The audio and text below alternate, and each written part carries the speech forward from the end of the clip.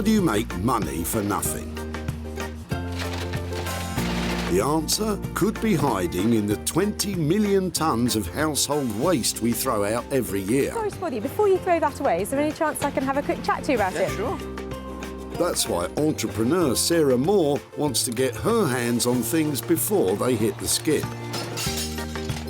I am a passionate buyer, maker and user of old stuff, and I've turned that passion into a money-making business. I turn old stuff into new stuff and sell it for a profit. Sarah's ready to sift through as many boots and bin bags as she needs to.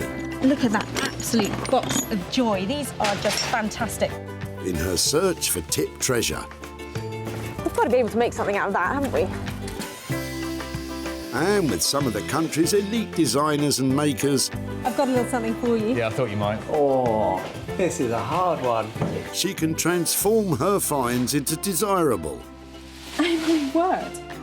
beautiful, valuable, Cha-ching. and hopefully saleable items. Well, I love this, so I would really like to have it.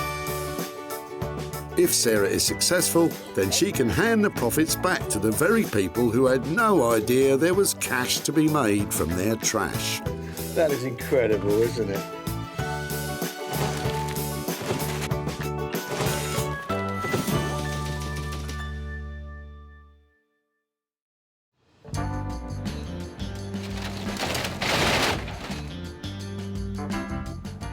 Sarah's at the Bredbury Recycling Centre in Stockport, just outside Manchester, where they can have over 200 cars a day through the gates. I am loving this place. It's so busy.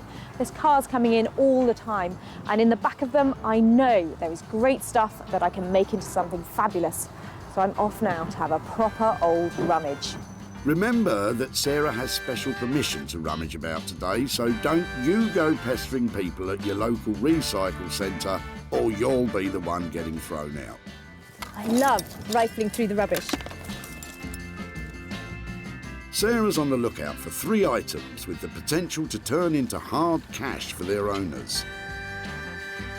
We're looking for stuff that we can recycle, so I'm thinking there's not much in there, but I think you should take the bunny home. Some things, though, are just destined for the dump. But coming in at the far end, Mike and Judith might be able to give Sarah a step up in her search. There's a ladder just coming up here, so I'd really like to take a look at that. I don't know if we're actually throwing it away, but must be able to do something good with that. Hiya. Hiya. Sorry to disturb you, I know you're busy. I was just wondering, are you getting rid of all of this today? Or? Yes, we are. Really? Yes. Yep. Where's it come from? What's happening? What are you doing? Well, we're clearing a house of wife's late auntie. Oh, really? Yes. Yeah, it's Is that a a lot lot- of hard work, really. A life leaves behind a lot of stuff, doesn't it? It does, it does. I'm just quite interested in the ladder. If it'd be okay to have a look at it and get it out and see how it works and all that kind of no thing. problem with that. Lovely, thank you. So was this only ever for domestic use? Was it just in the house, or was it? I think it was just domestic use, yes. I love the fact that it's got all the markings on it. It's Yeah. so funny, isn't it? Because you wouldn't think that a ladder would tell the story, would you? You wouldn't really. I no. love it. There is another set of ladders. Pair of step ladders is always better than one. If you have some, bring them down. Okay. Thank you so much. Sarah knows a moneymaker when she sees it, and with 2 sets, she can double her potential profit. But what does Mike think she'll do with them? Well, I'm not sure really. She might be able to strip them down and re-varnish them or repaint them. But it need a bit of patience. I'm really excited about this ladder. And the really good thing, they said they might be coming back with another one, and that is a whole new ball game. 2 of these, who knows what I can make out of it. I think it's a great idea. I mean, as a society, we chuck away far too much stuff, and if it can be used, that's great. Well said, Mike. So that's the first item found. But what to do with the ladders? Well, Sarah knows a man who might have a few ideas. Rupert Blanchard is one of the most imaginative bespoke furniture makers in the country, ever on the lookout for undervalued materials to rework into contemporary designs. I work mostly with reclaimed, salvaged and abandoned materials. Basically other people's waste. I find some kind of beauty in it and spend a lot of time and give rubbish a lot of attention to try and bring it back into use. Something that someone's really given up on. I like giving things a second, a third, a fourth chance. Bringing something back into use is incredibly satisfying. Rupert's been making furniture for over 10 years, and in that time has developed a thing for drawers. Look at that drawer. Look at that. What a beautiful drawer. He's the man to make old wood useful again, but making use out of those ladders might be a big challenge.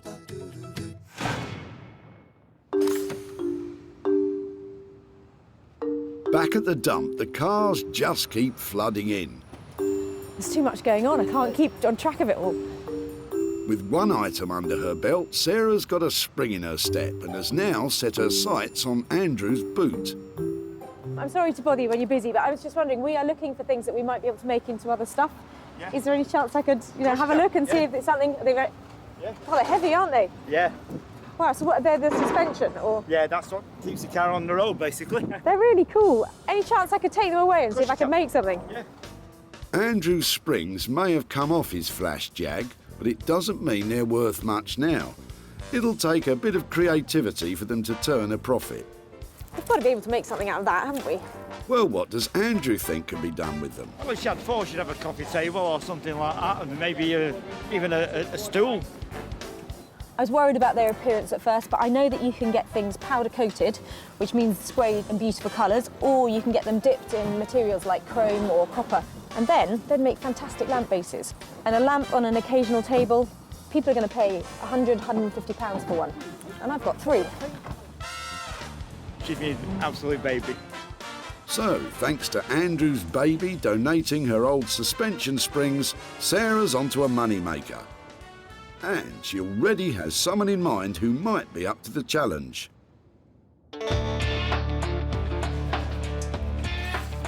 Beck Simon is one of the country's best artist blacksmiths, creating high-end interior furniture and bespoke metalwork commissions.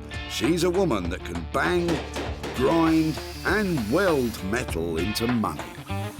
Working with found objects is quite different from what we normally do, because we work with our clients and we produce designs and we work with them. So this is kind of like really freeing up the mind and seeing, what object we've got and how we can make it work into something really cool, modern and desirable. So it's going to be fun. It's going to be fun, is it? Something tells me those springs are going to give you more bother than they're worth. In the meantime, that's 2 items found that Sarah can offload onto her designer pals. But now she needs to find something she can sink her own teeth into. But with the day getting on, she seems to be grasping at straws. Well, sticks. See, that might be your next... The catapult. Your next candelabra or something on your dining table. You won't believe you could get a full tree in a car. And it looks like word spread round the dump that Sarah's making money out of their rubbish. Any money, send it to me, not him. All right now. You'll be lucky. But what's this? Eagle-eyed Sarah might have just spotted her own personal project, because Eric could be throwing out just what she's been looking for. I'm really sorry to bother you. I can see you're busy. Yes. I'm just looking at your Monopoly sets. Can I have a quick look? They're my daughters originally. Oh my word, you've got hundreds of bits there. Yeah, hundreds of them, yeah. We're looking for things that we might be able to make into other stuff, and things like this would be lovely to get hold of and see if we could do something with. Yeah. Would you mind? No, I wouldn't mind at all. No, I'd rather somebody else have them. And you've got another one there as well. May I have a quick look at that? Yes, that's the very old one. See, that's when she had it, when she was 8. Wow, that's amazing. May I open it? Yeah, when she was 8 years old. Oh, that's so sweet. Yeah. That's amazing. Thank you so much for letting me take them. That's brilliant. Absolutely. Sarah can see potential profit in her own personal project. But what does Eric think she can do with it? Your guess is as good as mine. But I'm glad if you can recycle them. I prefer to recycle anything. There's 2 sets of the, I want to call them charms, because I think they look like little jewels to me. So altogether, I think as a collection, they make some fantastic jewellery. Lots of potential here, and something that I'd really like to play with myself and see what I can make. So lovely. I'm really pleased with that little lot there. All the toys, from Disneyland from 1986 and things like that. I've come to a point where I've had to let things go. I really like the board because what we're doing here is pretty much a game of chance, so that pretty much sums up the day, doesn't it? I'm hoping there's no luxury tax. I definitely don't want to go to jail. Right, stop playing about now. Down to business. How much do you think you can make from it? I'm aiming for 100 quid from my Monopoly box. I think I can do it. 100 quid profit to return to Eric. It's like landing on chance and getting a bank dividend in your favour. And with that, the list is complete. 3 potential money makers. But wait a minute. Oh, hello. Again. It's Judith and Mike keeping up their promise of a second set of ladders. Great, you know, a pair makes it really exciting. It more than doubles the potential of what we might be able to do with it. So now the list is complete. Rupert will reimagine Mike and Judith's ladders, Bex will bend Andrew's springs into shape, and Sarah will take a chance on Eric's Monopoly sets. We have had a fantastic day here. I've got some amazing pieces and just the right people lined up to make them into something fantastic and to make some money along the way.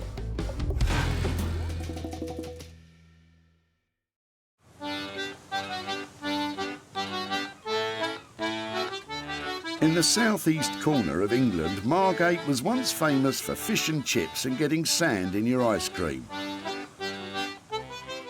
But now,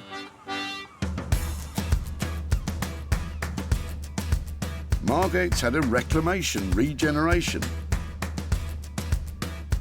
With its old town now home to a bustling vintage clothing and retro furniture scene.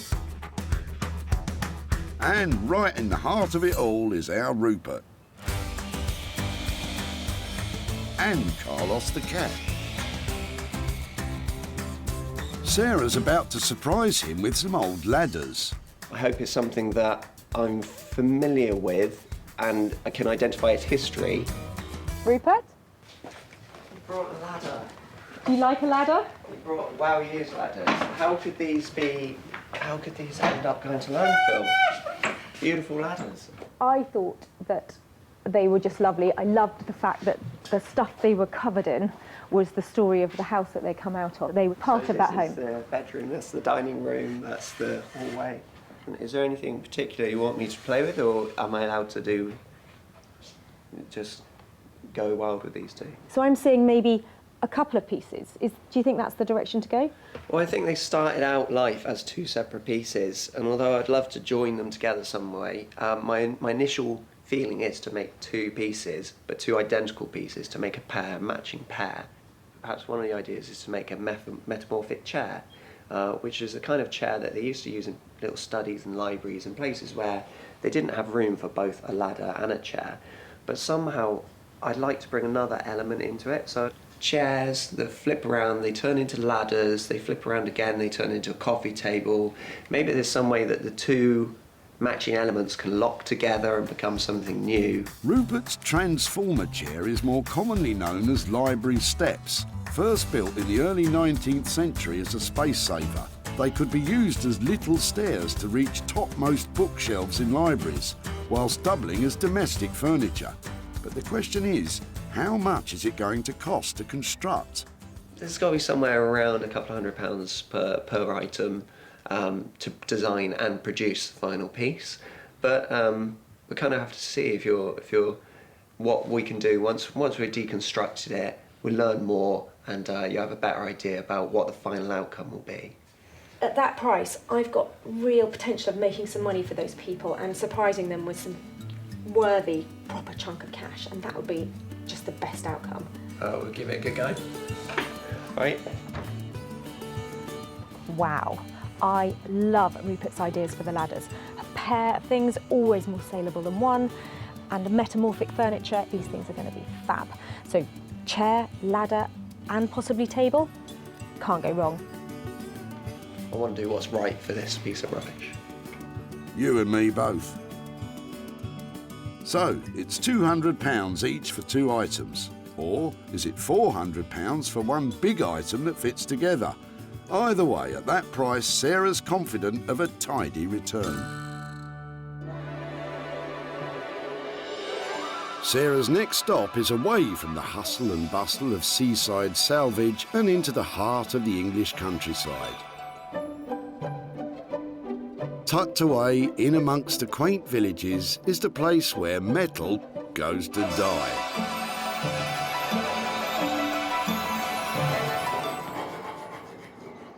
And then to be reborn.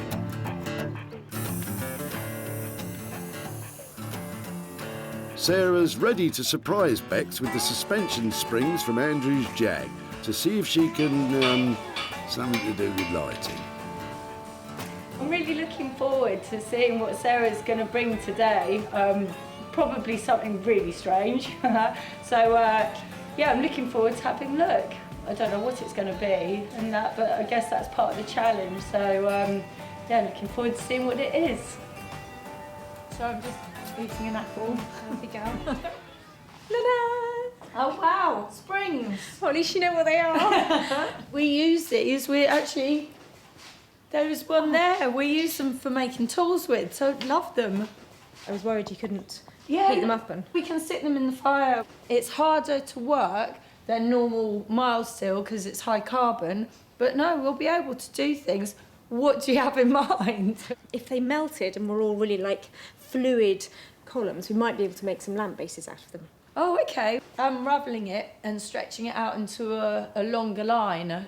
What about something like that? What? So we can make a floor lamp out of it? Yeah, completely. Like the mid-century ones that you get, it's like a marble base and then it comes up. That would sound great. And maybe if I could scavenge a lampshade, almost like an angle poise lampshade, to go on the end. Yeah. That might work. Perfect. Sounds good. In order for me to make a profit, is there any way you can get it done for, say, 250? It's quite a gamble with this because the steel is slightly tricky to work. So what I can say is we could do £250 worth of work and see, try to do at least one and see where we get with that. And obviously, if it's quite smooth running, no burns, then we can attempt to do another one. Great. I'll leave you to get on with it. If you can make one, I'd be really pleased. More than one, that would be excellent. Okay, perfect. Leave it with me. See you later. Bye. Finish my apple now. Sarah's putting Bex under an awful lot of pressure. Wish me luck. If Bex can get it done for 250 or under, Sarah's on track to make a chunk of money. But there's also the light fittings to budget in, and they could start eating into the profit. So, with two items safely in the capable hands of Rupert and Bex, it's time for Sarah to get to work. And she's taking her item back to her cottage/workshop in the Sussex countryside, She's been running off and trying to go and see the new lambs in the field. where she's got guard dog Bramble watching over the money-making Monopoly sets. At ease, Bramble. This is my Monopoly moment. I've just looked at it. Look, it's an American one. I didn't notice that when I saw it the other day. Baltic Avenue and Mediterranean Avenue. Oh, that's quite cool. I've never seen a US one before. I had a quick look at these pieces the other day and I was wondering why it had a jockey in it, because I've never seen one of those before, but that must be the American version. Sarah's decided to ditch the American board and focus her attention on the little metal pieces. But what to do with them? I was thinking that we should be able to turn these into jewellery, and I've done a bit of research, and I think for a dozen pieces I'm looking at roughly £30 to £40 to get them plated in silver. Maybe if I can turn a dozen of them into something to wear as a pendant, I think that maybe we might get £15, £20 each. So over £200 worth of profit potentially here. Now that has got to be a surprise after just chucking out a Monopoly set at the tip. It was actually the niece of Charles Darrow, the accredited inventor of Monopoly, who came up with the idea of using charms from a girl's charm bracelet as the Monopoly pieces, way back in the 1930s. So really, Sarah's repurposing them back to their original purpose, kind of. Having objects silver-plated can be done by mail order, and so is quick and easy and relatively cheap to do. But before they're shipped off to be silver-plated, Sarah's drilling holes in them so that chains can be threaded through to make necklaces or bracelets. Don't look what I'm doing with the dog. Ouch! The poor dog's getting the rough end of the stick. Don't look, Bramble. So these are my 14 fabulous pieces. So I'm really pleased with these, and I think they'll make lovely charms. I'm going to get them all silver-plated, including the jockey, to make a little memento for Eric, just in case we don't make any money out of this at all. With just £30 to £40 of silver plating to budget in, if Sarah sells them all, she could be laughing all the way to the bank. Back in Margate, Rupert has started drawing up blueprints for his transforming, multi-purpose, metamorphic library steps. And if you think that sounds difficult, remember he's only got those ladders to work with. Rupert starts this mathematical mind melter by taking the ladders apart. It's falling apart very easily. He unscrews the hinges to see the raw materials he has to work with. So now it's not a ladder anymore. It's going on to its new life as a multifunctional piece of furniture. With the very detailed blueprints drawn up, he prepares to start cutting. But one miscalculation and the whole thing could be ruined. It's taken quite a while to work out the exact perfect angle I need to cut. So I've only got one chance of getting this right. Once it's cut, and I can't just glue it back together. Rupert's using a circular saw with an all-important guide rail. This ensures accuracy to within a millimetre, setting the precise depth and angle at which the wood is cut. Timber! A little while ago that was a ladder, and now it's a pile of bits. I think I'm going the right way. I'm not entirely sure yet. There's a lot of complicated angles and cuts to make. Yeah, there's still a lot of problem solving to do. Well, you'd better get a move on. There's 2 of them to do, remember? Somehow, this needs to now flip together. This is a tricky bit. Somehow, this has got to work through 2 angles, which hinges generally don't do. It all hinges on this. Will Rupert's calculations match up and make fold-away furniture? Yeah, I can kind of see where he's going with this, but it's a long way from something I'd pay a few £100 for. It all will be revealed. Well, I, for one, cannot wait. Back in Surrey, Bex is making a start on uncoiling that coiled spring, soon-to-be floor lamp. Twist it. That's it. Bex's partner in grime is husband Dave, who'll be helping out. To make it malleable, they have to heat it in a furnace to 2,000 degrees Fahrenheit. Then they have to gradually beat out the bends on the end of an anvil. It's just really awkward, the shape, isn't it? They only have a short window before the spring needs to be heated again, and again, and again. It's collapsing on itself, so we need to open it out. High carbon steel is notoriously hard to keep in one piece when heated, so they'll have to be careful. Oh, wait. With progress slow and hot, after an hour of hammering, Bex decides on a different tactic. We're just gonna unravel the middle bit and then the end bit, and then we'll take it next door, do it on the fire bits of the slower and stuff. But yeah, it's tough. Bex and Dave retreat to the relative peace and quiet of their own workshop. Gone deaf. Well, that was fun. Once the spring is straightened, they're hoping to recreate the elegant curve of a classic mid-century lamp. But even after all that hammering, there's still a lot to do. We need to have this finished today, don't we? And Bex and Dave are feeling the pressure. We have to make sure we don't get it too hot so it just breaks. And just as they're making some progress, the spring has snapped. First disaster. With time running out and now 2 pieces of metal, it's back to the drawing board. Or chalk table. Or whatever. So keep the spring in the middle. I mean, we're going to have to now get that together. And then, yeah, it's got that spring detail. By keeping the coils at the end of the springs as a feature, it may save some time. But how to repair that break? I know. Oh, that was quick. So we'll turn that into a little feature. So we'll have about 3 rivets there. So I guess it's, you know, it gives it an industrial look and it covers up our mistake. So nobody will know. Brilliant. But before Bex can rivet the pieces together, there's still an awful lot of unravelling to do.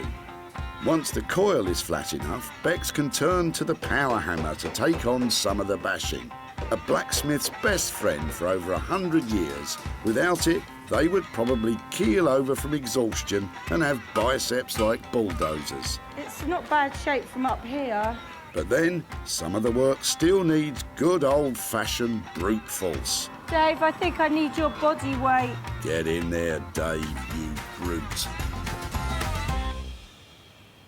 After a whole morning of unravelling, Bex and Dave are spent. With still a lot to do, they decide to tackle the rest in the morning after a well-deserved rest. We've got to cut ourselves off, you know, now, because we're sort of running into our critical time, you know, so, yeah. We need fresh eyes now, because it's got to look nice.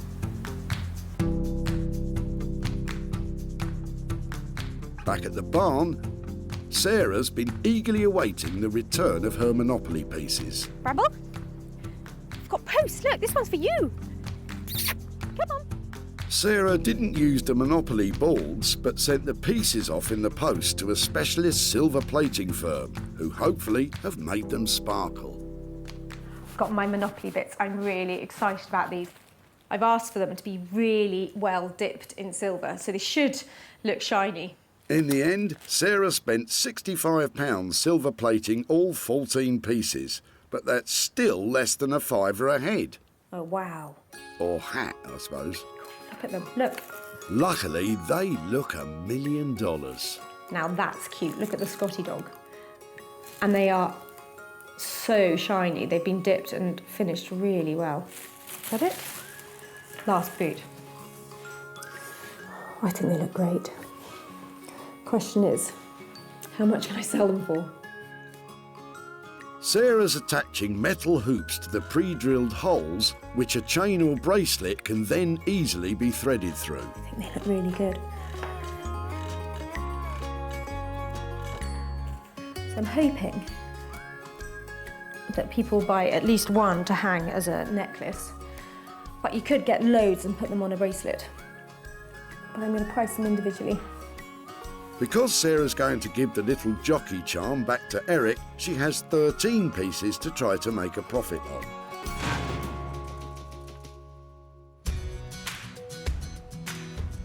Back at the dump, Eric was ready to say goodbye to his daughter's childhood board games. Can I have a quick look? I've come to a point where I have to let things go. But Sarah saw a potential in its little counters Oh my word, you've got hundreds of bits there. and formed a plan to make some money from them. Your guess is as good as mine. But I'm glad that you can recycle them. I prefer to recycle anything. With a metal makeover, the pieces are ready to be sold.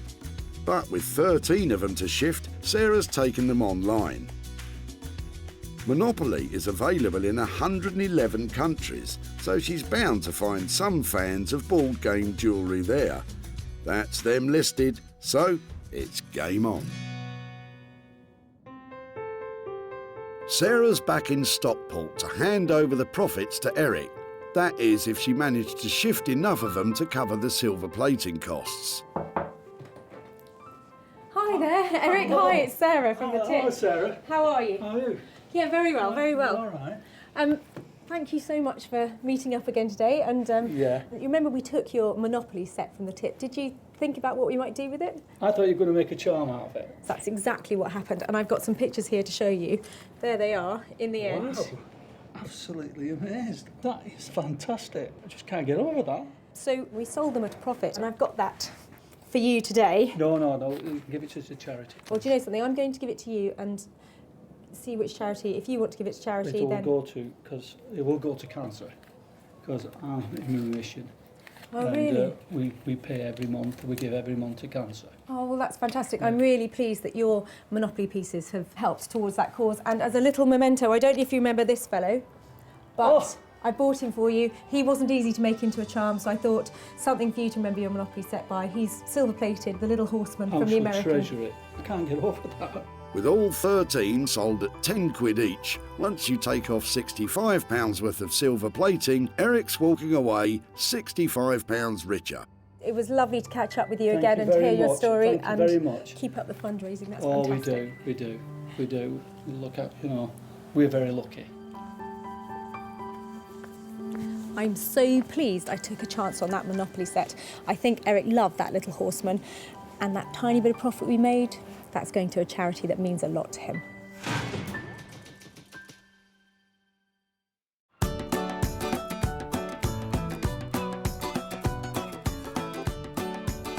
So, Sarah's back in Margate to see how Rupert's got on with his metamorphic furniture.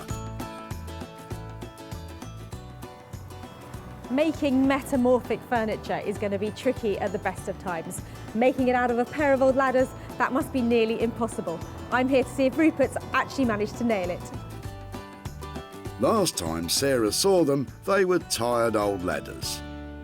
But now, they're still ladders. But what's that? Ah, you just managed one set. Well, I've spent quite a lot of time working out how to make a ladder into a chair, so I haven't really got much time left to work on this now. Oh, don't blame yourself. It was a tall order asking you to do both. I'm sure Sarah will be just as happy with one. Oh, I don't know. What should I do? Sorry, Rupert. I think your time's up on this. Hey, Sarah. Hello. How you doing? Really well, lovely to see you. I've got something for you. I've only got half of what I wanted to get ready for you, but this is it. Oh, wow. Oh, yeah, I can still see a ladder and a chair. This one was weird, but it's taken so much experimentation to get it right. I have run out of time this time, I'm afraid. But you know the way I work, I like to use exactly what you gave me, and with this one I added a couple more screws, and literally I've got one piece of ladder left. That's what you get when you have Rupert Blanchard. You get nothing left. I added the arms from the metal rail. If you remember, on the top of the ladder there was a metal rail. Does it actually work? Does it metamorphosize? It does, yeah. Shall I flip it over for you? Definitely. Who would have believed it? It's incredible. Well, he is a designer with a lot of fantastic ideas. But one instead of two means less profit. Let's hope he won't be budgeting in all that thinking time too. At the end of our creative chat, when we were sort of going for this metamorphic stuff, we said it was probably a couple of £100 per ladder. I know you haven't done the other one. Are we looking at 200 quid for this, or is it a bit more? Yeah, I think we're well within the 200 mark. It's taken some time, but it's come well within that. I've bought one can of paint and a few screws. That's all well within the budget. Before, they were ladders needing a step up. But now they're metamorphic library steps. Rupert planned this design with such precision, every cut, joint, hinge and nail had to be exactly right, or the entire piece would have fallen apart. The modern yellow midsection ties together the piece's two functions while keeping the paint splatter effect to tell the story of Mike and Judith's Magnolia moment. It's amazing. But will someone pay more than 200 quid for it?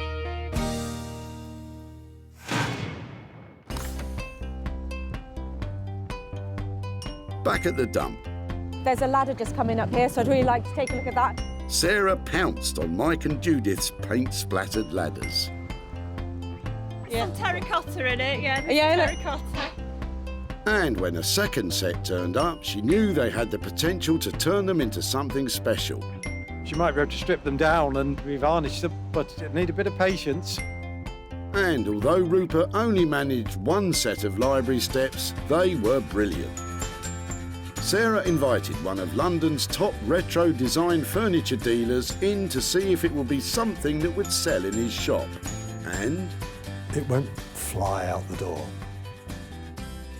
but someone's going to love it. he bought it. Sarah is back in Stockport to hand over the profit to Mike and Judith. Hi there. Hi. Lovely to see you again. Yes, you too. How are you? Yes, oh, we're fine. Nice to see you. And you, Yes. lovely day, isn't it? It is. I've got a bit of an update about the ladders that you dropped off. So I've got some pictures and things to show you. In the end, we actually ended up only using one because they were quite tricky to work with. We have a fantastic maker called Rupert Blanchard, and he was really enthusiastic about them, had a few different ideas, but in the end, he transformed them into... It's a chair. But it's not only a chair, it's actually a metamorphic chair. So it changes from substantial sitting piece back into a step ladder again. Oh, that's fantastic. That's really clever. And we've actually sold it as well. We managed to make £100 profit on Wow. it. And that £100 is for you. Well, that's Thank you very fantastic. much, That's yeah. unbelievable. Any ideas what you might do with £100? Well, it was my late aunt's ladder, and she had lots of charities that were very close to her heart, so it might go to one of those, or we could treat the family to a drink in a... And a curry. Well, thank you ever so much for letting me come back and show you Yes. what happened, and I hope you enjoy spending your money. Thank That was lovely. You will do it right. Okay. Take care, okay, Thanks very bye-bye. much. Spending on costs and materials transforming Mike and Judith's ladder came in at £200. The metamorphic chair sold for £300, meaning Mike and Judith are stepping out with £100 profit.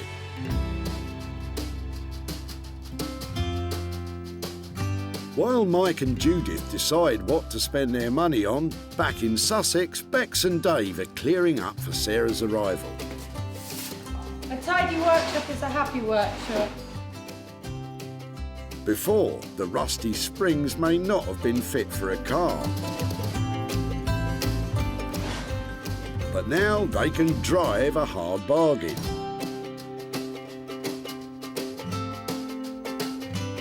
The elegant curve of the overhanging lamp is balanced at the base with polished concrete weighed precisely to keep the structure stable.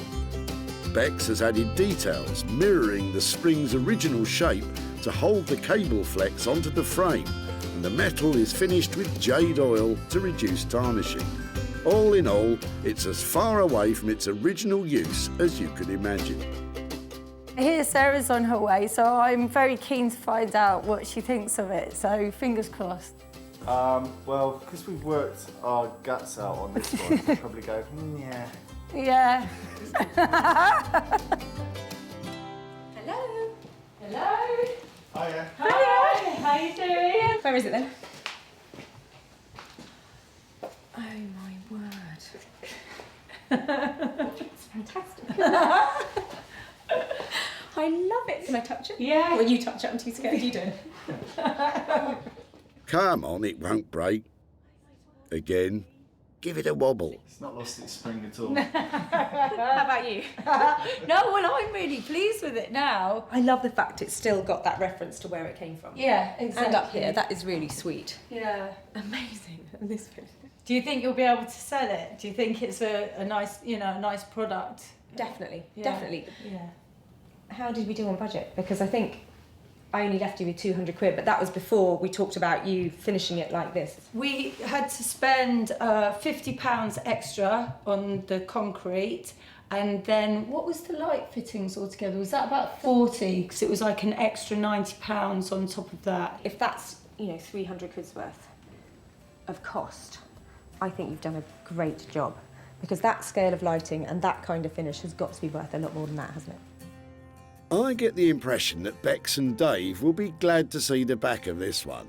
Now, all Sarah has to do is find someone to pay more than $290 for it, and she's in the money. That was good. Yeah. Went well. She seemed to like it. Yeah, no, definitely. Well, I'm really glad. No tears. Onwards and upwards, eh? Back at the dump, Sarah sprung into action when she got a look inside Andrew's boot. Have they just come off this then? Yeah. Really? Yeah, that's what keeps the car on the road, basically. Andrew and his car had a special relationship.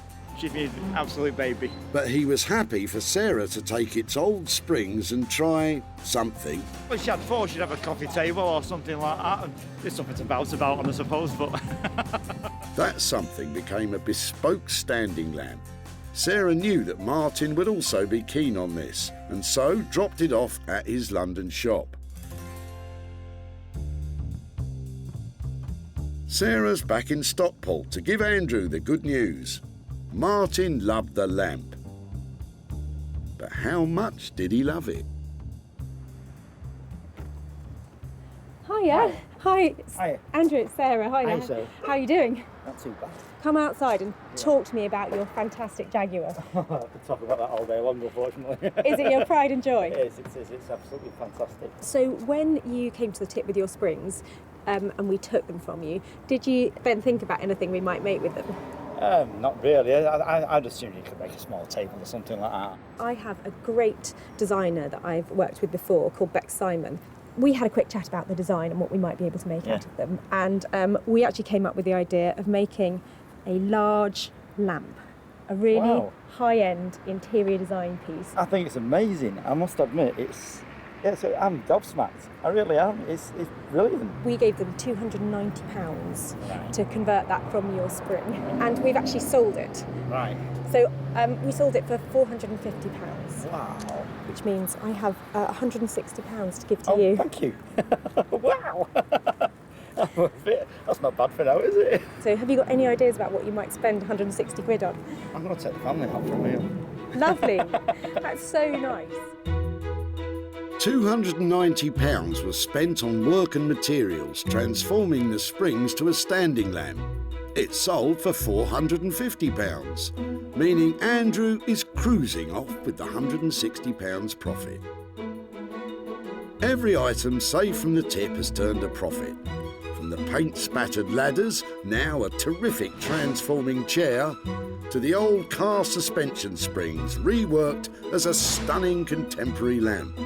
And silver plating the Monopoly pieces was a chance worth taking. It is such a good feeling. There's all that rummaging and then the designing and the selling, but the icing on the cake is the look on people's faces when you hand them over money for nothing.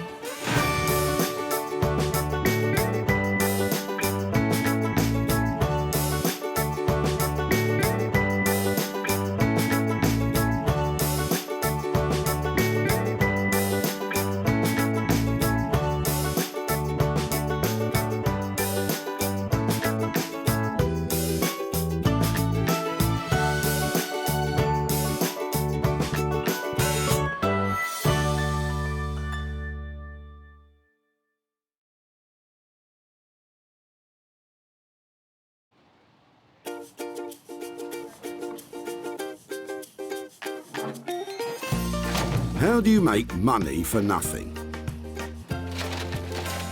The answer could be hiding in the 20 million tonnes of household waste we throw out every year.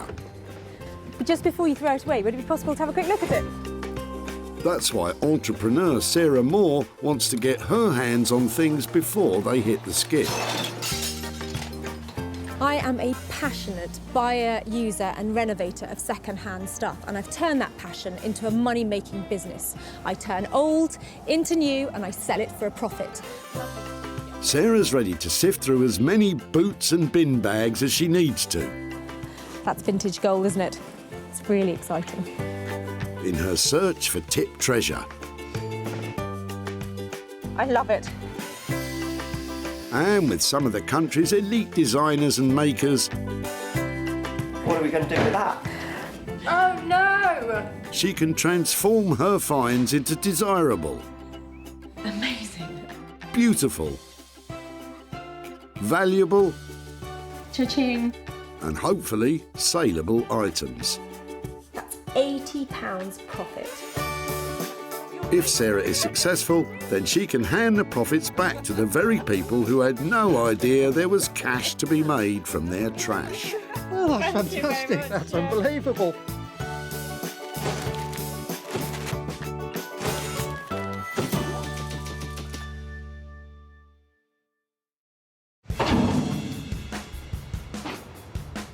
Today, Sarah's at Merchants Way Recycling Centre in Walsall, about 10 miles outside Birmingham, and there's a whole lot of dumping going on. Although much of what we throw away each year could have a newfound purpose.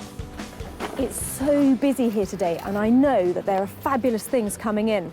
All I've got to do is find them before they get dumped. Sarah's search has been given the thumbs up by the local council, so don't think this is an invitation to start raiding skips in your local tip. That's not rubble, what's that? It's an old tripod, belongs to my dad a very long time ago. It's amazing what you find amongst the rubble.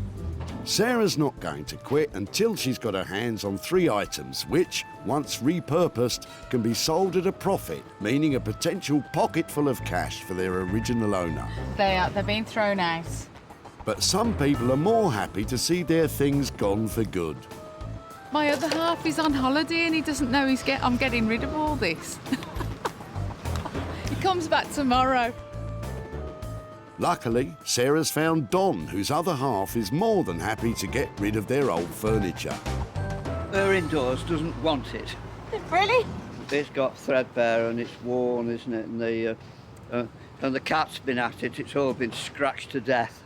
And this is how it is. No one wants old furniture. You just have to chuck it out.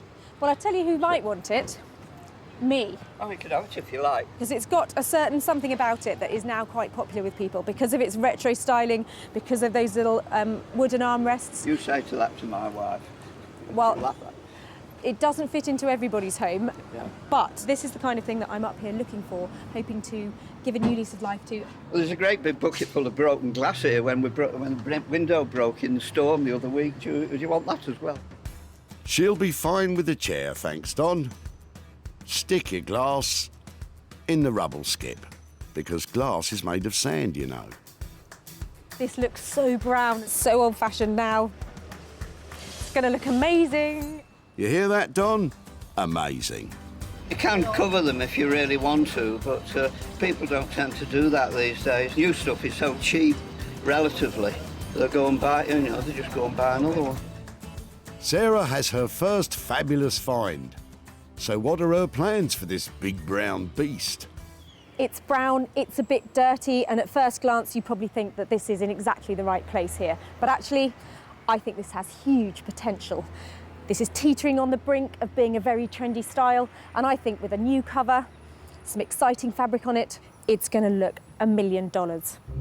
And Don's old scratching post is destined for Anthony Devine and his Ministry of Upholstery, no less. Mancunian Anthony is a passionate upholsterer who loves to combine the experimental with traditional techniques. And he supplied furniture for the likes of Harvey Nicks and the QE2, no less. I like to explore other things in what a traditional upholsterer would do, so I would use digital fabrics. I like to mix like kind of screen printing and printing your own fabrics. I like to explore opportunities. Which is good news, because Sarah has your next big opportunity lined up. Your next big brown opportunity.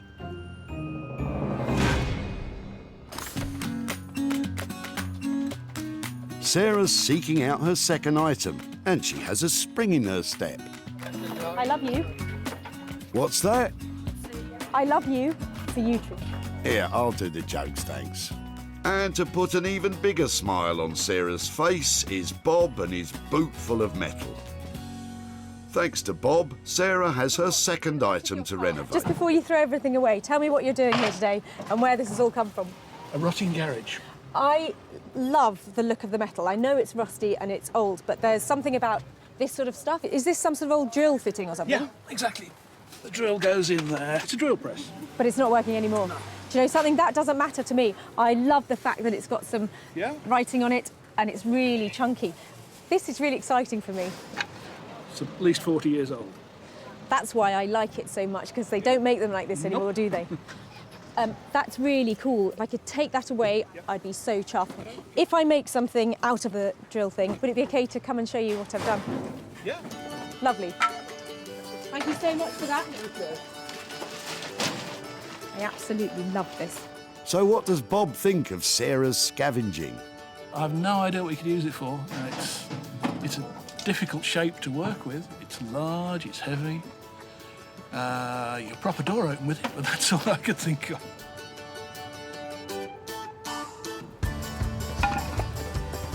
I'm so excited to have found this. I absolutely love it. This beautiful retro styling, the lettering, all the colour of the paint that's left on here. It's a really interesting piece and it'll look great as an interior design lighting feature. Bye. Thanks to Bob the Builder, Sarah has her second item to renovate. But she'll need help. Luckily, she has just the right man for the job. Say hello to the Rag and Bone Man, aka Paul Furbank. Launched during the London Design Festival in 2011, the Rag and Bone Man brand is best known for creating high-end interiors from salvaged heavy machinery. Normally we're working with, say, aircraft components or vintage motorcycle components, things that are really well made. I think people don't often throw metal away because it's worth some money and you can take it to a scrapyard. So yeah, it'd be interesting to see what somebody has taken down to the tip. Hopefully it's not a shopping trolley. Paul will be happy to hear it's not a shopping trolley, but I can't imagine he'll be much happier once he sees the rusty drill press.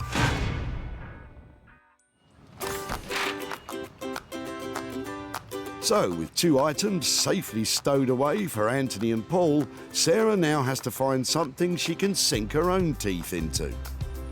So much going on, I don't know where to start. Look at them, they're queuing up round the block. Every time I look in the back, I have to see, is there something I like?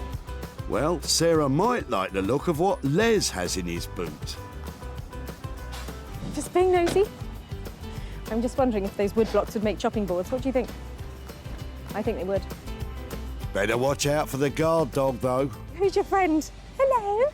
That's Gracie. What's the wood from? This is wood I use for my wood burner, but I make things out of them, see. Really, what do you make out of them? Well, anything. How many have you got? Come on, let's see. It'll be about 8, I think. Are you sure you've got more? You don't mind sparing them? No, no. I'm such a scavenger. Yeah. Are you a woodworker, or have you got the right tools? I just make little things. What have you made out of them? Well, I make a lot of signs for the caravan club. Okay. I feel really embarrassed taking them, but if I do manage to make something... Look, I wouldn't give you them if I needed them. Well, you're very sweet. I think Gracie approves. Sarah reckons these timber cut-offs could make adorable little chopping boards. Do you think she can do it, Les? I'm the clue. I don't know her skills. Clearly she's got some. She sees something in them to have them off me. It was that, the caravan or the fire. So she creates something, which it is created. Good luck to her. There are 8 or so chunks of these fat little bits of flooring joist, and I think I've got a plan for them. You know when you cut up the lemon that goes in your gin and tonic and it tastes of garlic because you've used the wrong board? Well, these are going to be beautiful, bespoke lemon boards for your drinks cabinet. Sarah's 3-piece treasure hunt is complete. Anthony will dream up something dazzling for Don's armchair. Paul will devise a new use for Bob's drill. And Sarah will be slicing up lemons in no time with Les's blocks. It's been a really good day here today. The people of Walsall have been brilliant, and in between the bin bags and the garden waste, I found 3 really excellent things, and I know I can turn them into hard cash.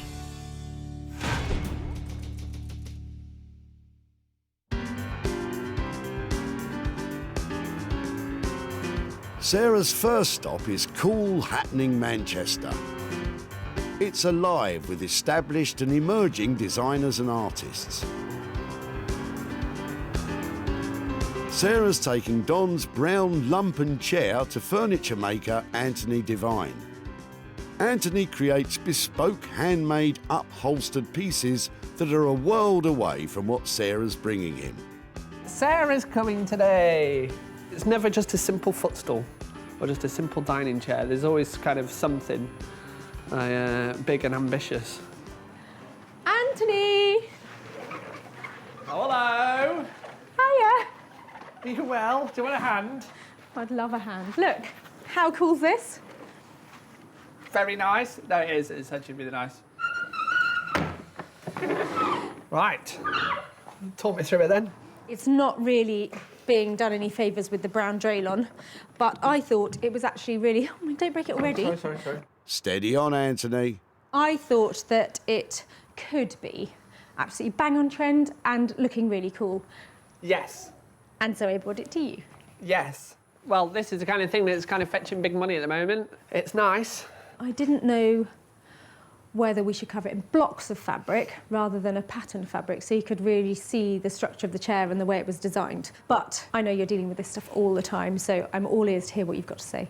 We're using some great fabrics from Guatemala, of all places. Really? All hand woven, and I think it would look amazing on this chair.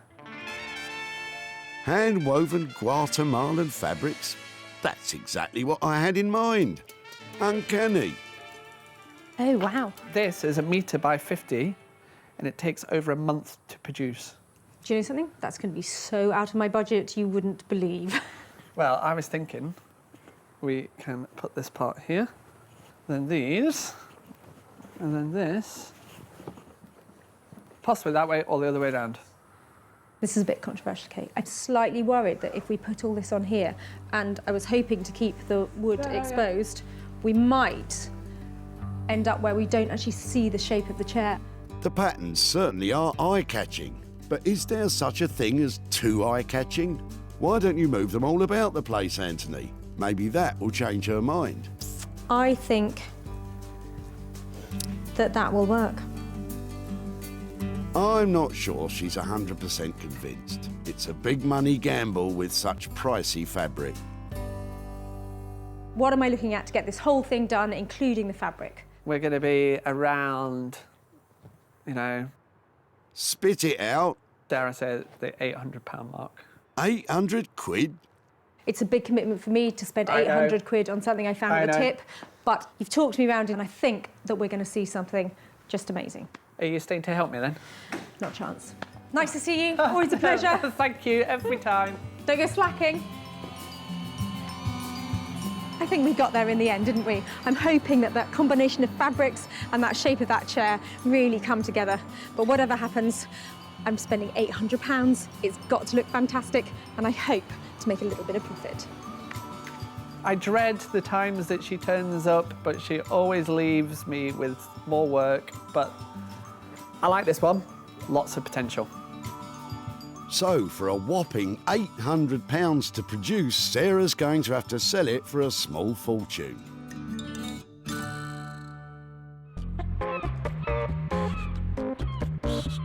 Next up, Sarah is off to Margate in Kent, which is rapidly becoming a hot spot for all things upcycled and vintage.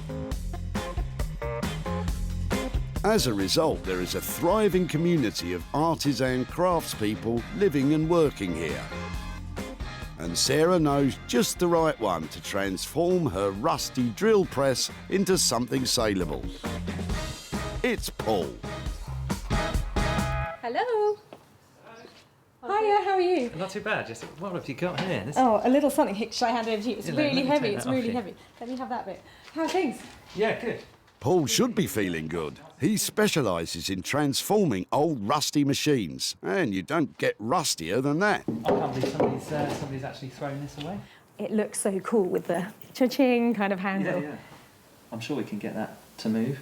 Really, because I had a few ideas. I mean, when the first time I saw it, I thought, it's kind of ice cream, coffee machine. There's something about it that has that kind of American diner sort of feeling. It'll probably take us a little while to kind of strip it down and actually get it all moving again.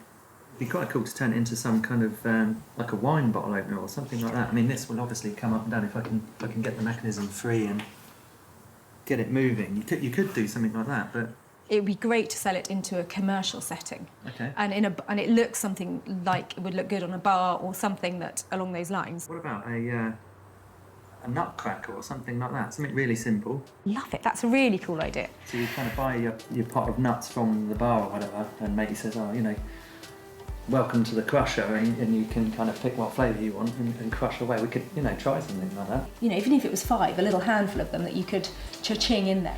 Sarah's got cha-ching on the brain today, and so she should. To produce a nutcracker out of the drill will cost upwards of £300, so she'll have to find a buyer with plenty cha-ching to make it worthwhile.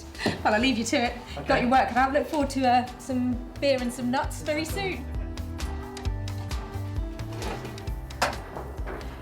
Every so often you come across somebody who just blows you away with the ideas they come up with and the creativity, and Paul is just like that. I am so excited about what he's got planned for that drill bit, and I just can't wait to see that nut crusher. It's going to be amazing. It certainly will be amazing. Sarah's not getting it for peanuts. With Paul's labour and materials estimated at £300, let's hope it's just the nuts getting squeezed and not the profit margin.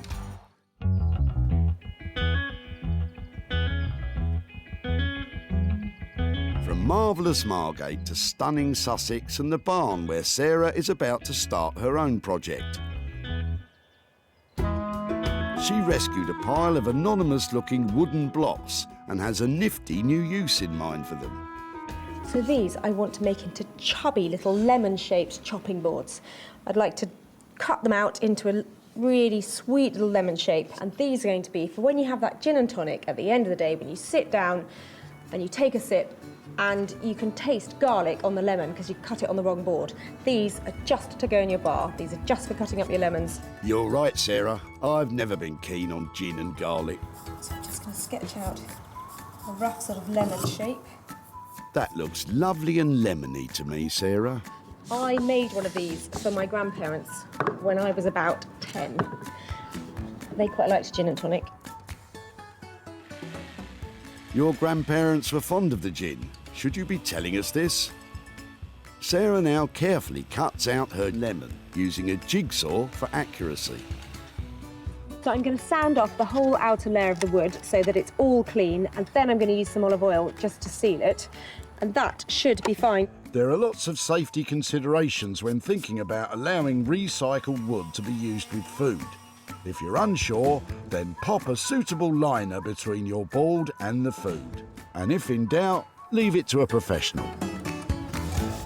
You have to hold it to really like this because it feels amazing. It's like suede or something. It's really smooth.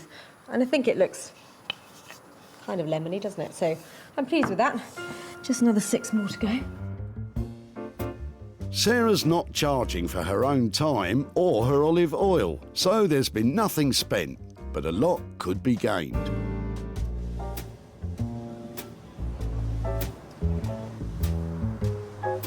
Back in Manchester,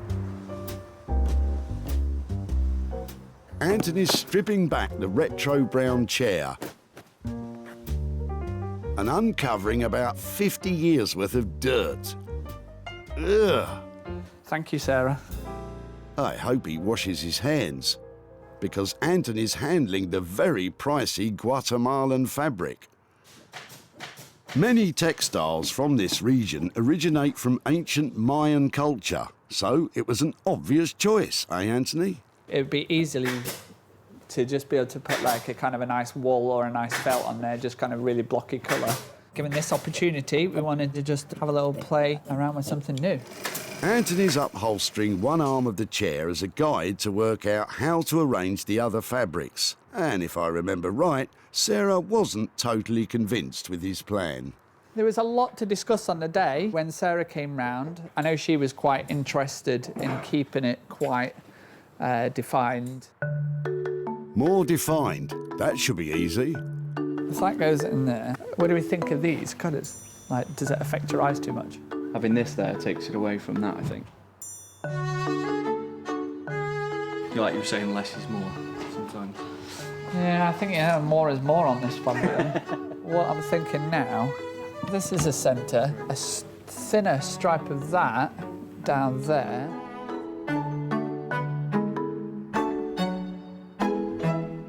Option number 2.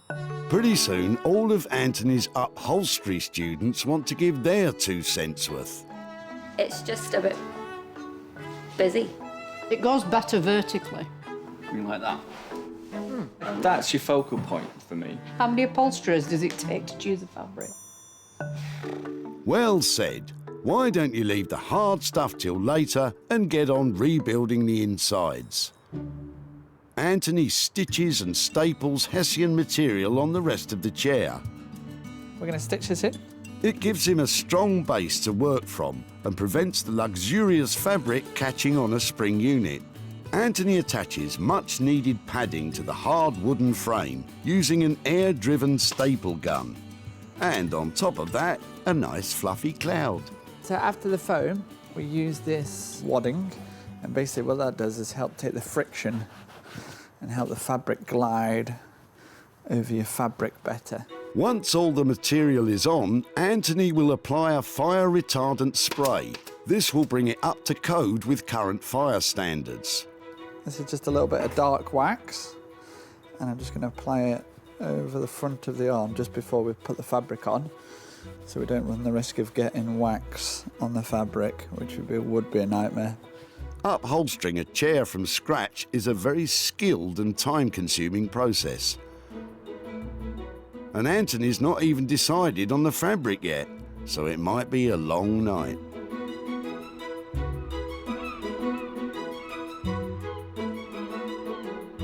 Back in Margate, Paul has been working on the new designer nutcracker. But after dismantling the old drill press, he's discovered a major problem.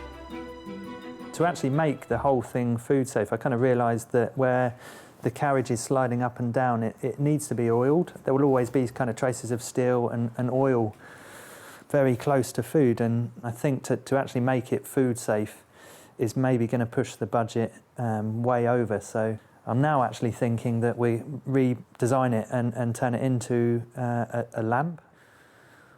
I hope Sarah's all right with it, but that's kind of what I'm thinking at the moment.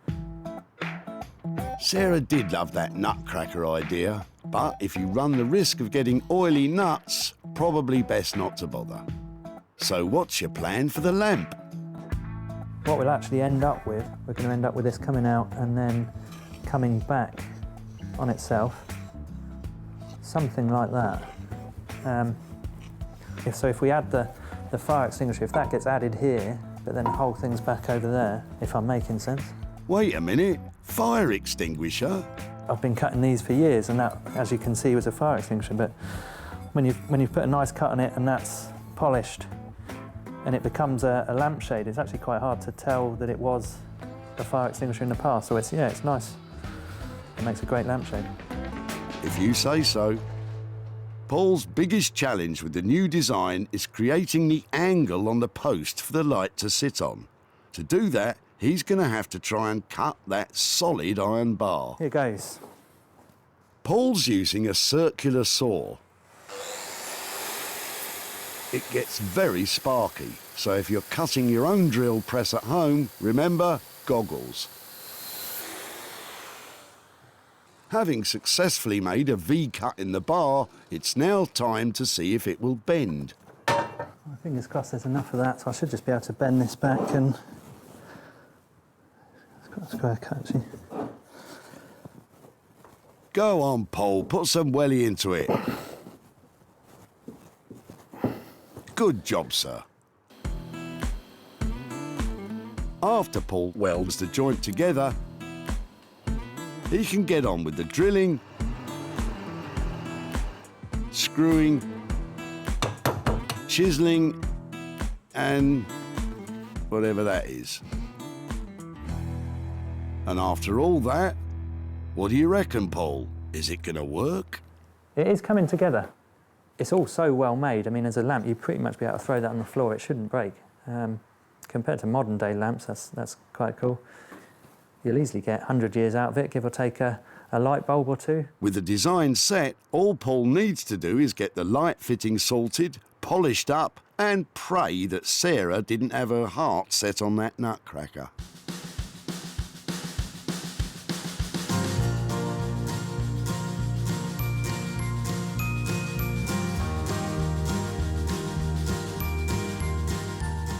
Back at the barn, Sarah's sanding her last lemon-shaped chopping block. Sarah took 7 sorry lumps of pine and created 7 sweet citrus-shaped lovely lemon chopping balls with a silky smooth finish sealed with luscious olive oil. I have really enjoyed making these, and they're a simple project. They're approachable if you want to have a go at home.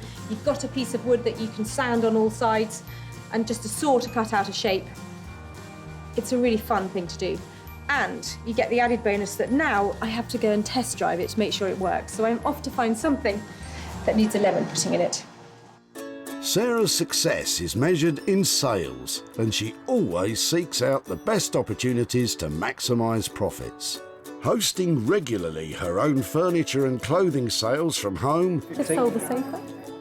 advertising and selling online, Get that online. or meeting commercial buyers in person to sell direct. Seeing this is really refreshing, and it's good, and people are going to want more of it. It's going to grow, this thing, I think, that you're doing. With opportunities galore in the things we throw out, Sarah's always looking to make money for nothing. Back at the dump, Really interesting. You sure? Bob's wooden blocks almost went up in smoke.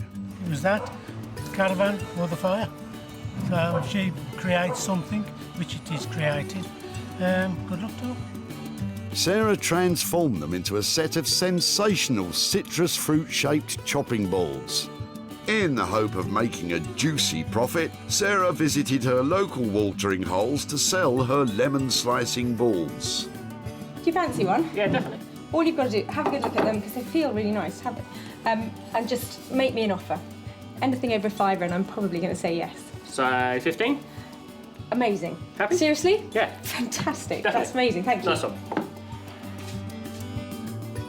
She is now back in Walsall to see Les to hand over the cash and to show him what became of his wood blocks.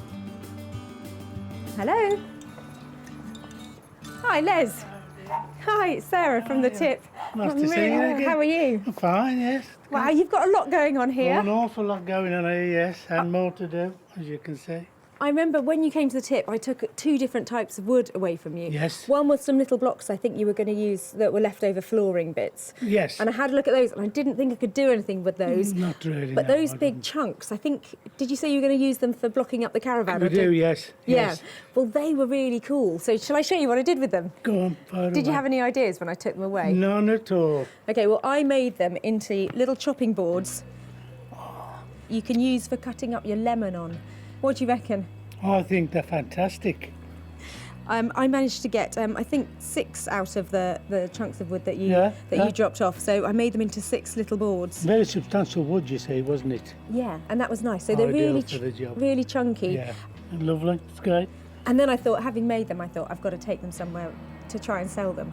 So I've been round all the local pubs. Yeah. Now have one of your chopping boards on their bar to cut their lemons up on. I just said to the guys there, anything over £5 I'm going to be really happy with. And so different people in the pubs bid me, and actually all together we managed to sell your boards for £60. So I bought that back for you. Oh dear, no. No. No. No, do you know something? Don't. No, let me explain. You can explain as much as you like. I'm sure you know a charity you could give that to. Well, do you know something? This is money for nothing because it was made out of nothing and we brought it back for you. We'd love you to take it if you'd like to give it to a charity. That's absolutely lovely. I certainly will be able to do that, and I will do that. If you'd like to give it to charity, that's great. Thank you so much. If you'd like to spend it and think about... Truly touched. Oh, that's so sweet. Les, it was really lovely to see you again and nice to Pleasure see meeting all the bits that you're getting on with here. Yes, sure. Yes, Take care, and I hope to see you much. in Sussex in a pub very soon. Yes. Bye-bye. All that was involved in the making of the lemon chopping boards was some elbow grease. Sarah managed to sell them for £60, making it all profit. I think they're absolutely fantastic what she's done with them. I mean, I've always wondered what on earth she could make out of them, because to me they're scrap. But what she's done is absolutely fantastic. I think possibly there could be a chance that I shall be having a go myself.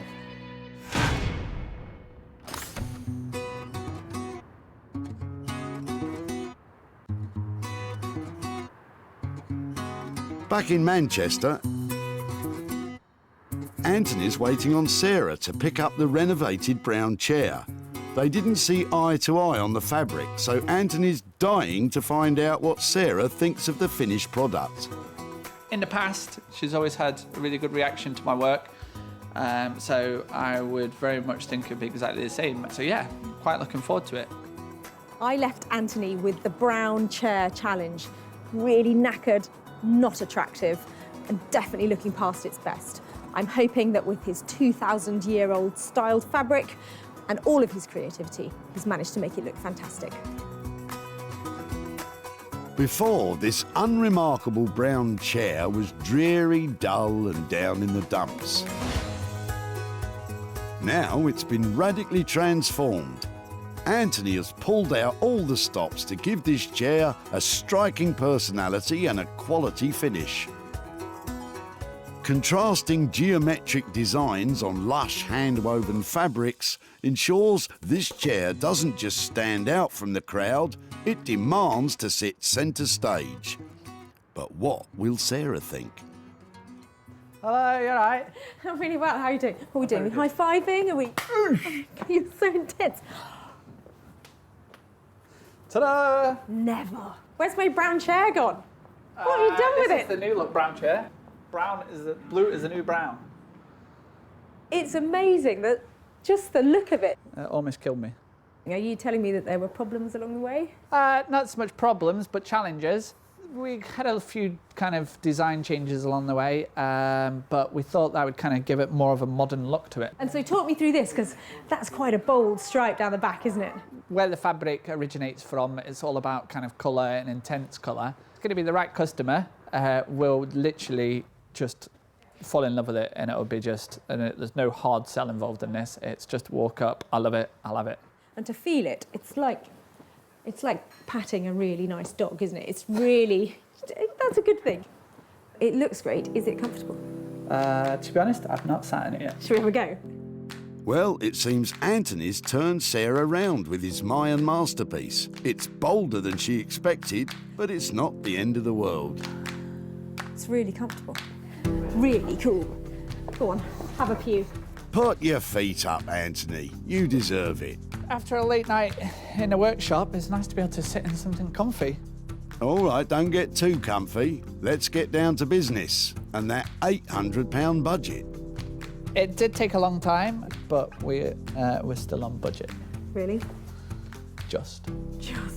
I think it looks absolutely lovely. Really cool. For £800, I would hope it looks cool. But Sarah now has to find a buyer who agrees.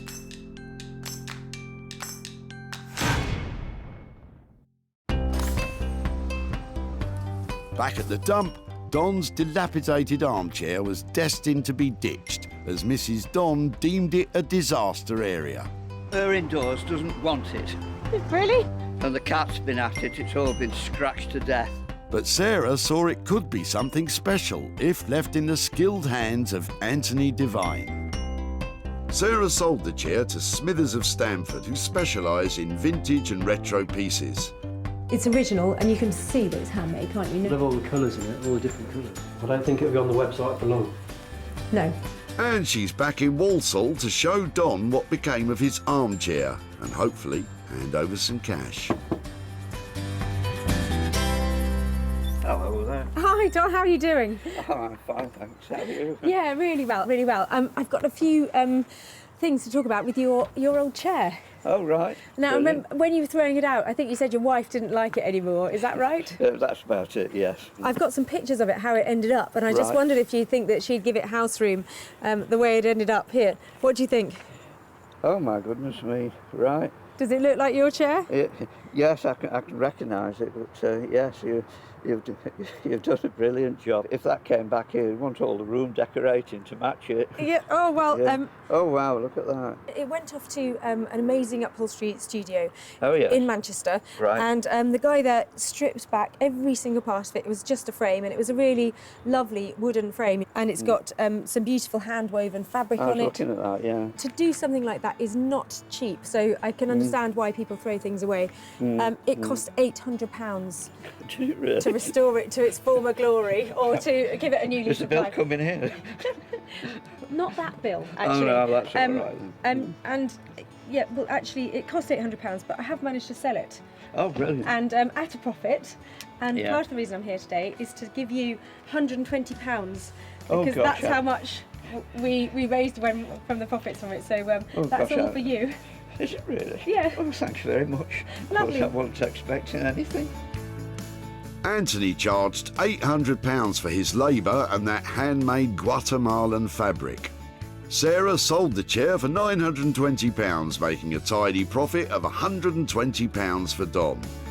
So is there anything on your list that you need to spend £120 on? Well, yes. There's the. I've just had to buy a new tyre for the Land Rover, and they're quite expensive now because they're special. Yeah. So that it'll go very nicely towards that. And thank you very much for that. Yeah. Lovely to see you again. Okay. And, Thank you. Thank you very yeah, much. enjoy your Land Rover proceeds. Yes. All right. Take care. I'll do that. Right. Well, thanks very much indeed.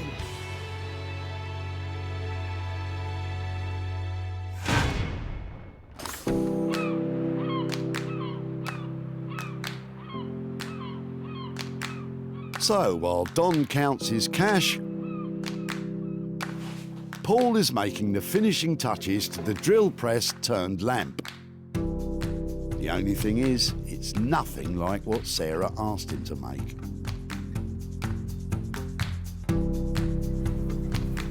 It is an absolutely cracking day here in Margate today, and I can't wait to see what Paul has done with our drill press. It was quite a tall order. I'm hoping he's made the nutcracker to end all nutcrackers. When she dropped it off, the old drill press was in a sorry state. But Sarah and Paul were convinced they could turn it into a designer nutcracker. However, Paul has totally transformed the rusty drill press into a shiny and stylish contemporary lamp. By modifying the stand, adding a Ferrari gear shifter to the handle and a repurposed fire extinguisher for the shade, Paul has created an incredibly bold designer piece. The question is, will the unexpected lamp do Sarah's nut, or will it light up her life? Hiya. How are you? Is that it? Yeah, it's hidden. How you doing? I'm really well. How are things? Good. How was it? OK, Paul, it's time to come clean about the lamp. Good luck, mate. Is that it? That's it, yeah. It's not quite what you think it was going to be, but it is what it is. So what happened? Was it difficult to make? What was the? Well, shall I just see? What is it? Let's see. Let's just go for it. Oh my word! So it isn't quite, as you can see, it's a lamp, but I absolutely love it. Oh, thank goodness. it wasn't quite what I was thinking. I was quite excited about making a nutcracker because I've never made anything quite like that before. Forget the nutcracker. I mean, Okay. that is sweet. It is amazing. Does it move? It does move. So there's a little lever on the side that kind of fixes it in position, and then you've got some height adjustability on that. I think it looks amazing, and I can't wait to see it turned on and stuck on a desk. And can we try it? We can turn it on. Oh, it's a beautiful filament bulb as well, isn't it? I think you have just transformed it. That was a rusty, seized, industrial but pretty hideous piece of kit when it arrived here, and what you've transformed it into is a designer piece of fantasticness. And I'm going to have to think really carefully about where I go and sell it and make sure I hit the right mark with it, because I think it's one somebody with a large desk, I think. Big desk and hopefully a big wallet. Yeah. Cool.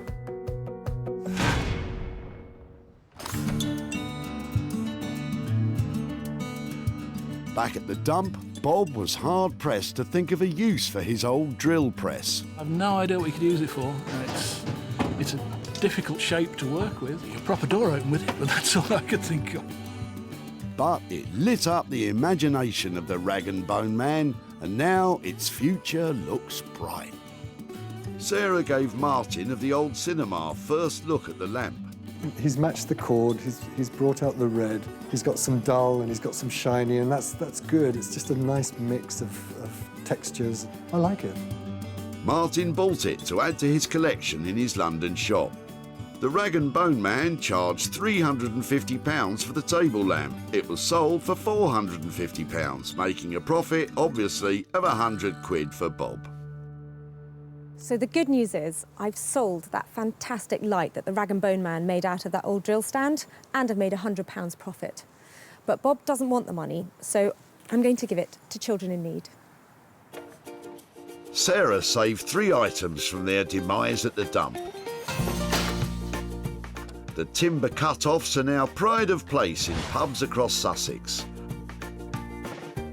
The old brown bedraggled chair is now a stylish and striking armchair. And the rusty drill press has been thrust into the limelight as a top-notch table lamp. So we've given a whole new lease of life to some blocks of wood, a drill stand and an old chair, and turned a profit too. Maybe next time I'll see you at your tip and make some money for you.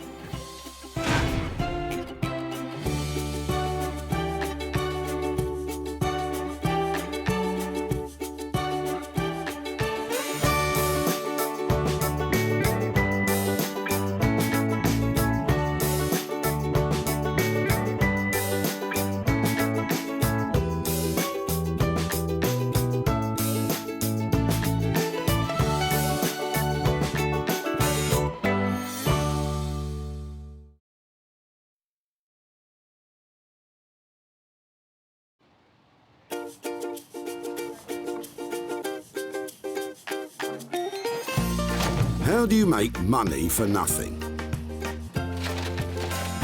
The answer could be hiding in the 20 million tonnes of household waste we throw out every year. Sorry, Spotty, before you throw that away, is there any chance I can have a quick chat to you about it? Sure.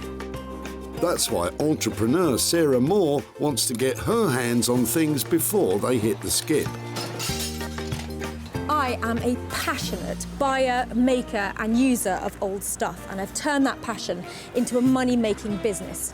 I turn old stuff into new stuff and sell it for a profit. Sarah's ready to sift through as many boots and bin bags as she needs to. Look at that absolute box of joy. These are just fantastic. In her search for tip treasure. We've got to be able to make something out of that, haven't we?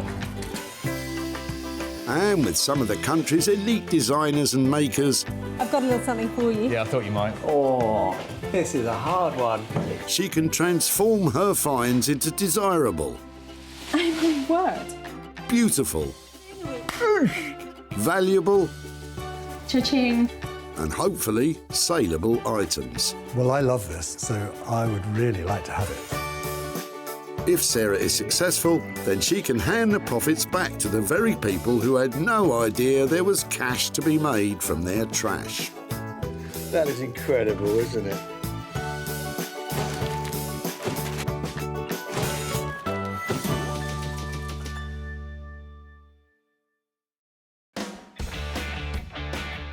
The Bredbury Recycling Centre in Stockport near Manchester. Every year we throw away 10 million pieces of furniture at centres like this. Most ends up in landfill, but some could be reused. There is tons and tons of rubbish coming through this place every day, and I'm a woman on a mission. I'm out there to find those little pieces that are worth their weight in gold.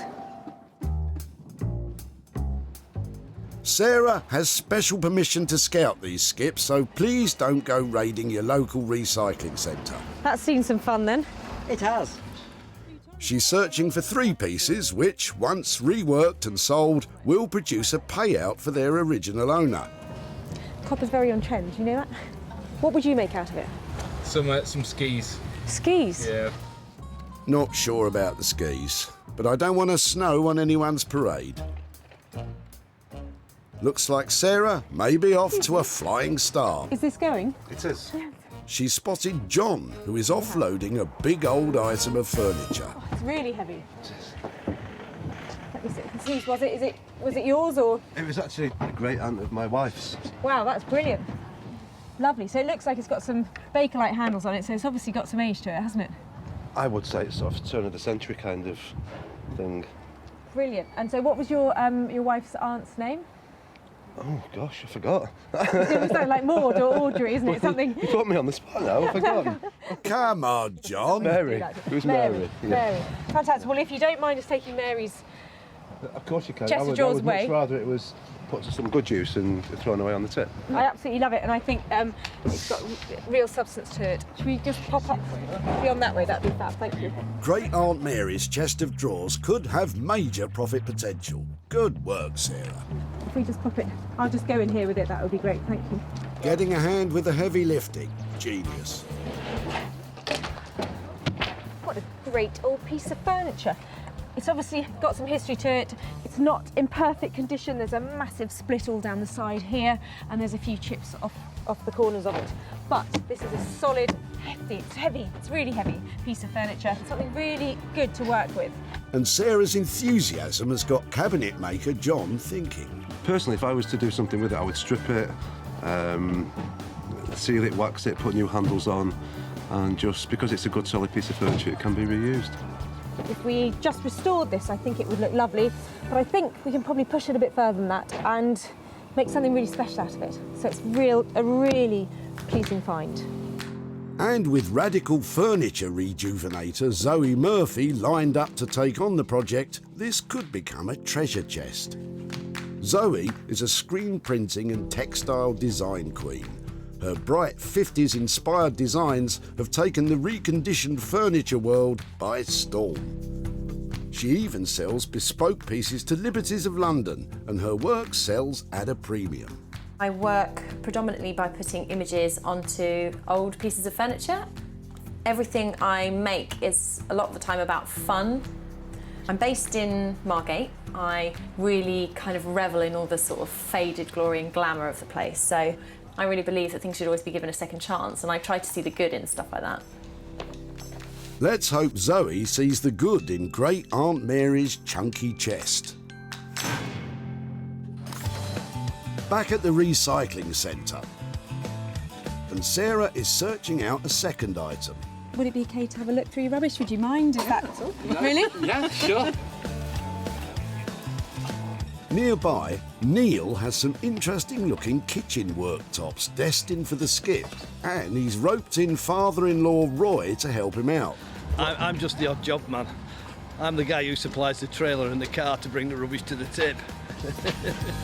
Do you mind if I have a look at your rubbish? No, help yourself. Yeah, it's fine. What, new kitchen, is it, or old kitchen, or? Well, it's part of what we've just put a new kitchen in, and it's what's actually left over. Really? Yeah. And so you're getting rid of that bit? Yeah. Yeah, it's heavy. No, don't worry, I'm not going to touch it. I was just looking at it. Would it be something that I might be able to work with, or? Well, yeah. When we put it in, I thought, crack, it's a shame to throw it away, but it's very. Oh, you've got more of it. Yeah. Fantastic, this is my lucky day. Just here would be lovely, thank you. That's amazing. It's got a lovely luxury feel to it. I bet your kitchen looks great, doesn't it? Does your kitchen look good, Neil? Yeah. Yeah? These worktops are sometimes known as engineered stone, which is essentially ground up stone. In this case, marble, bound together by resin. Is there any care that they told you about using with it? It's man-made, so it's a resin. Okay. So you polish it all up. Okay. Polish all the joints out of it. It's a bit like corian. Yeah, that's what I was thinking. Oh, fantastic. I don't know what I'm going to do with it now. Just big chunks of it, make it really useful. Yeah. That's brilliant. Thanks ever so much. And straight away you can see that these could be made into, Neil, Roy? I have no idea. Make a desk out of it. No, I don't know. Make some chopping boards out of it. Yeah, chopping boards, yeah. Yeah, but the big piece, that might do for a worktop somewhere. Yeah. You know, in a small kitchen, maybe. I don't know. And Sarah's got her thinking cap on too. It's really heavy, it's really chunky. It feels, you know, it's got a cold stone-like feeling to it, so that makes it quite appealing. There are a couple of little side tables there. Is that something that goes in somebody's garden on a really cool pair of legs? Perhaps reworking this man-made marble is a job for a woman. And if anyone can repurpose this surface, it's artist blacksmith Beck Simon. Beck's mastery of some of the toughest materials around allows her to create original, organically inspired design pieces. And although it can be hot, heavy work, it can also be truly rewarding. This sort of thing is quite new to us because we normally work on a commission basis. So to be presented something and turn it into something else is quite exciting for us. So I like the challenge and I'm really interested to see what she's found and what we can do to it. So yeah, it'll be good. Let's hope the man-made marble sparks Beck's imagination, providing a searing profit for Neil and Roy.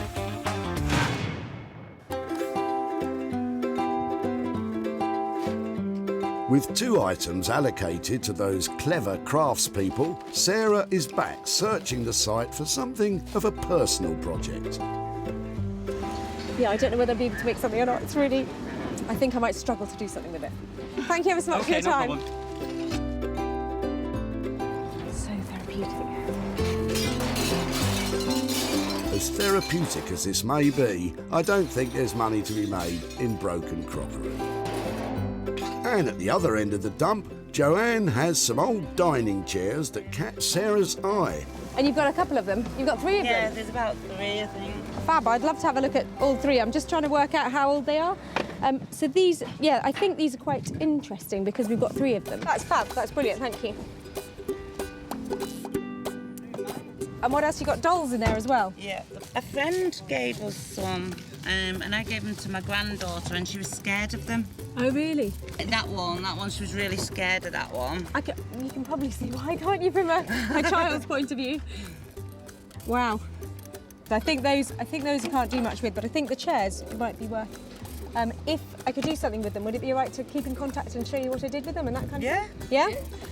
Fab. Yeah, so you're going to restore things like that, is it? Yeah, and these have got a recognisable retro style to them. So if somebody's doing up their house and they want it to have a sort of 1950s, 1960s look, then people are trying to buy up things like this to complete their look. So they might... It would be really interesting to see what you could make out of something like that. Yeah, well, I think it will only ever be a chair, but it just might be, you know, just modernised a bit.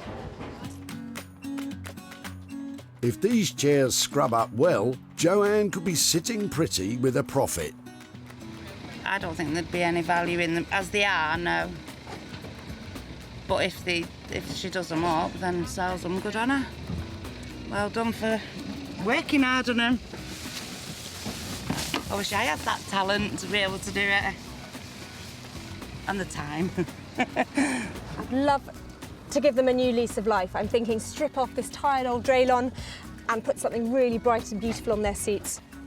It would be really great if after a little makeover we might be able to get over £50 each for these beauties. And after we've taken out some expenses, I reckon £100 to hand over. That'd be great, wouldn't it? Now Sarah's designers each have their restoration projects. Zoe will reimagine John's chest of drawers, Bex will cook up something fantastic with Neil and Roy's kitchen worktops, and Sarah will set about Joanne's old seats, hopefully ending up with something sensational. I've saved 3 fabulous pieces here today, and I'm going to make lots of money from them. I hope.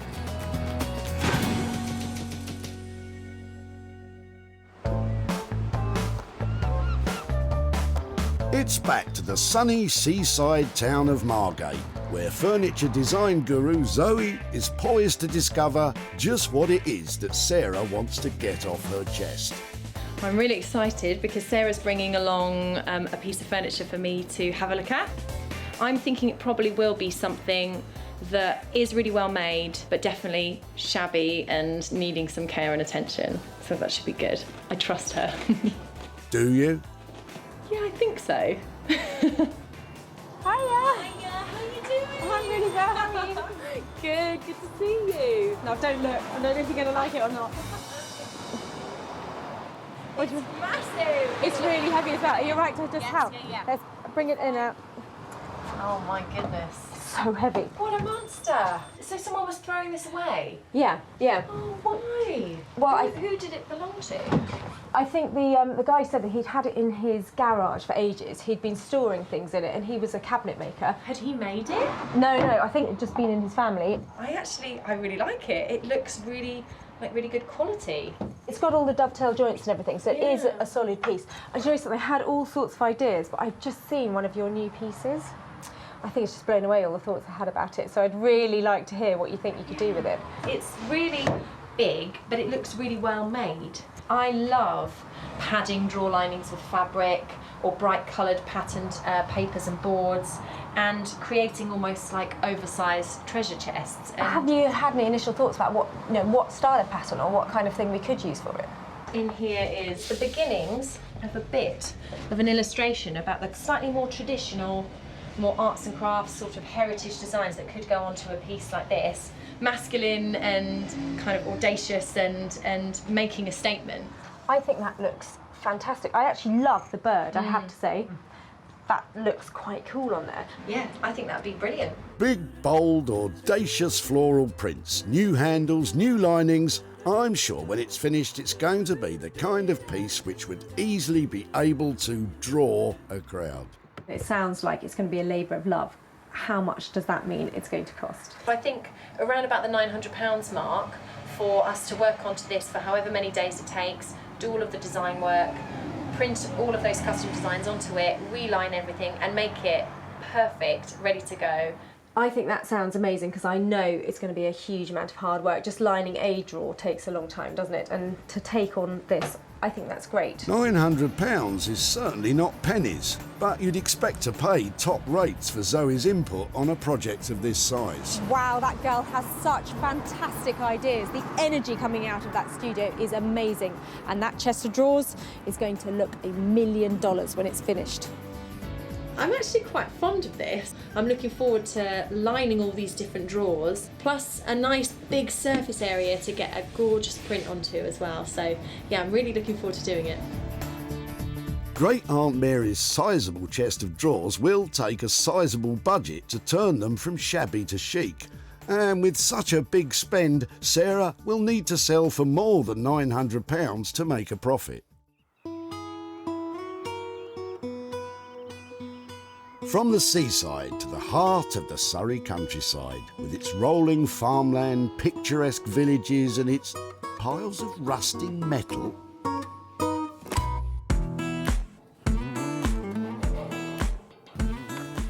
Sarah reckons her newly acquired worktops are best in the hands of Bex Simon. Bex and husband Dave create all manner of metal fixtures and fittings in their blacksmith's workshop, and they simply love a challenge. I'm really looking forward to seeing what Sarah's going to bring today. What do you reckon we're making? A coffee table? A chair? A boat. We think we're building a boat today. Well, whatever you end up making, she's hoping her man-made marble will float your boat. Hiya! Oh, both of you, how are you? Got a little something for you. Oh, let's have a look. I've got quite a bit of it. Yeah. I've got 3 nice bits. Ooh, brilliant, thank you. It's quite heavy. And you might be thinking, it's not very metal. Yeah. It's very posh. Yes, it is posh. That's exactly what I thought. So I was wondering about making some tables out of it with metal legs. Oh, yeah, sure. I mean, how many pieces have you got? I have got 3. I think this is. I bought this one because it's the smallest and the lightest. Shall I go and get the other bits? Let's have a look. This material is a bit of a departure for metal worker Bex, but at least Sarah's looking for metal legs.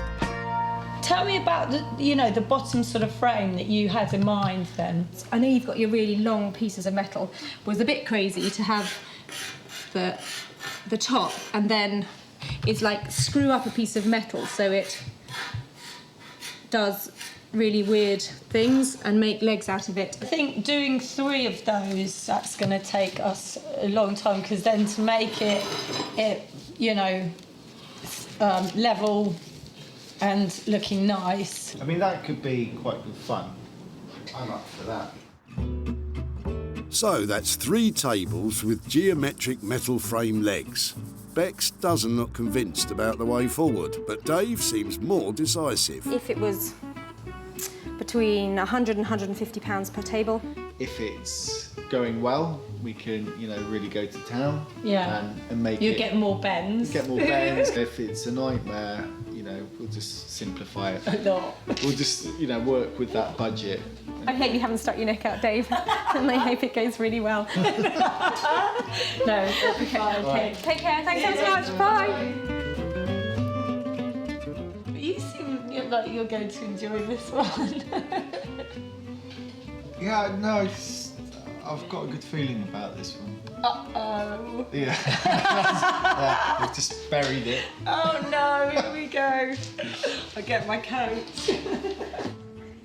I hope I haven't caused too much marital disharmony there. Didn't seem like they were both thinking along the same lines, so fingers crossed that's all right. I'm hoping with the marble and those really funky geometric shapes, they should look really cool. With an approximate cost of £150 each for 3 tables, we're looking at a total bill of around £450. Selling them as a matching set could mean that Sarah might make a decent profit. From the rural idyll that is Surrey, we're shifting the action over to Sussex, where it's time for Sarah to get busy with her very own project. I've been dying to get started on these. They look so dated at the moment, and I'm sure that if I sand them down, I can make them look pale and modern and have a think about what to cover on that. They'll look great. Sarah sets out by unscrewing those sad seats. So this is not the first time that this chair has been recovered. You can see there's a nasty brown draylon I'm thinking must be about 1980. And underneath it, the original vinyl that would have been on the chairs when they were bought. OK, so that's how they would have been originally. So that would be pretty easy to recover. And these chair frames are really solid, so we've got a great base to start with. Just need to get sanding. Wherever possible, it's a good idea to sand along the grain of the wood, as sanding across the grain can lead to unsightly scratches. I've literally been sanding this down for 5 minutes, and I think that the transformation is amazing. It looks crisp and clean, fresh and expensive. And an expensive look is just what we're after if we're to pocket a profit. Now, I'm thinking, for the new covers of the chair, I need to have something that is fitting with the frames that I've created. So I do have a couple of bits that are sort of on era for this kind of thing. Maybe that's a bit early, a bit of 1940s. That's probably more about me again. But that might be really cool. I bought this in a charity shop for £2. So this is not going to cost me a lot of money. That looks amazing. That looks great. It's just different. It is almost geometric. We've seen a lot of geometric shapes in furnishings recently. It's really unusual, it's really bright, and it's really commercial. That could be the one, couldn't it? That could be the moneymaker. Looks like there's a bright geometric future ahead for these chairs. So all I've got to do now, I reckon, is about an hour's worth of sanding for each chair, pop some staples onto these, and then make my £150. Piece of cake. Walk in the park. Work of a moment.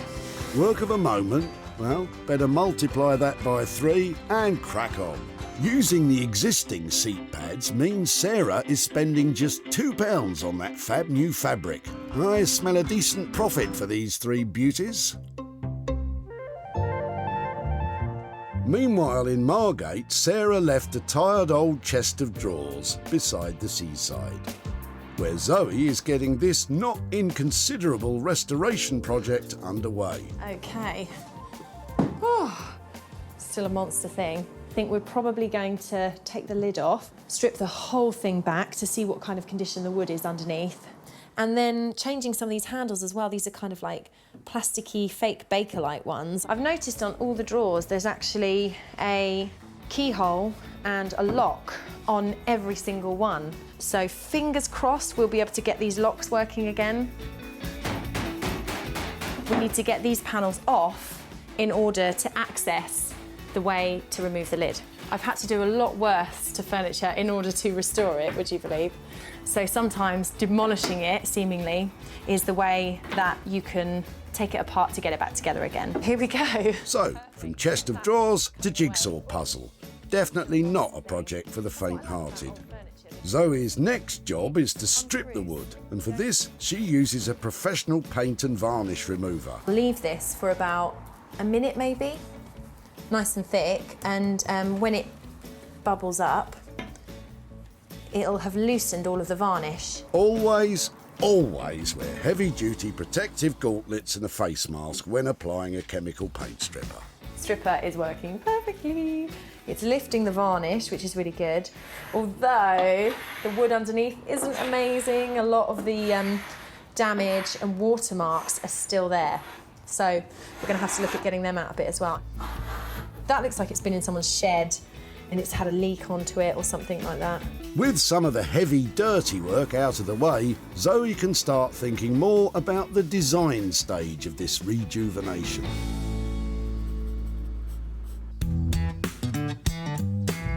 Back in the blistering heat of the Surrey countryside, Bex and Dave are getting even hotter under their respective collars with Sarah's triple table challenge. We're starting work on these slabs. We're going to make a couple of coffee tables and a console table.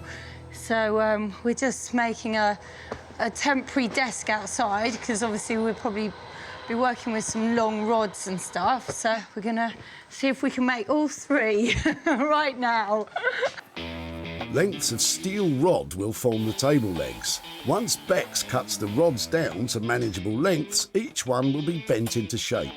Bex starts work on the legs for the smallest table by welding rods to a piece of steel plate. That will just hold it in place. What we'll do now is we'll sort of heat it and start bending.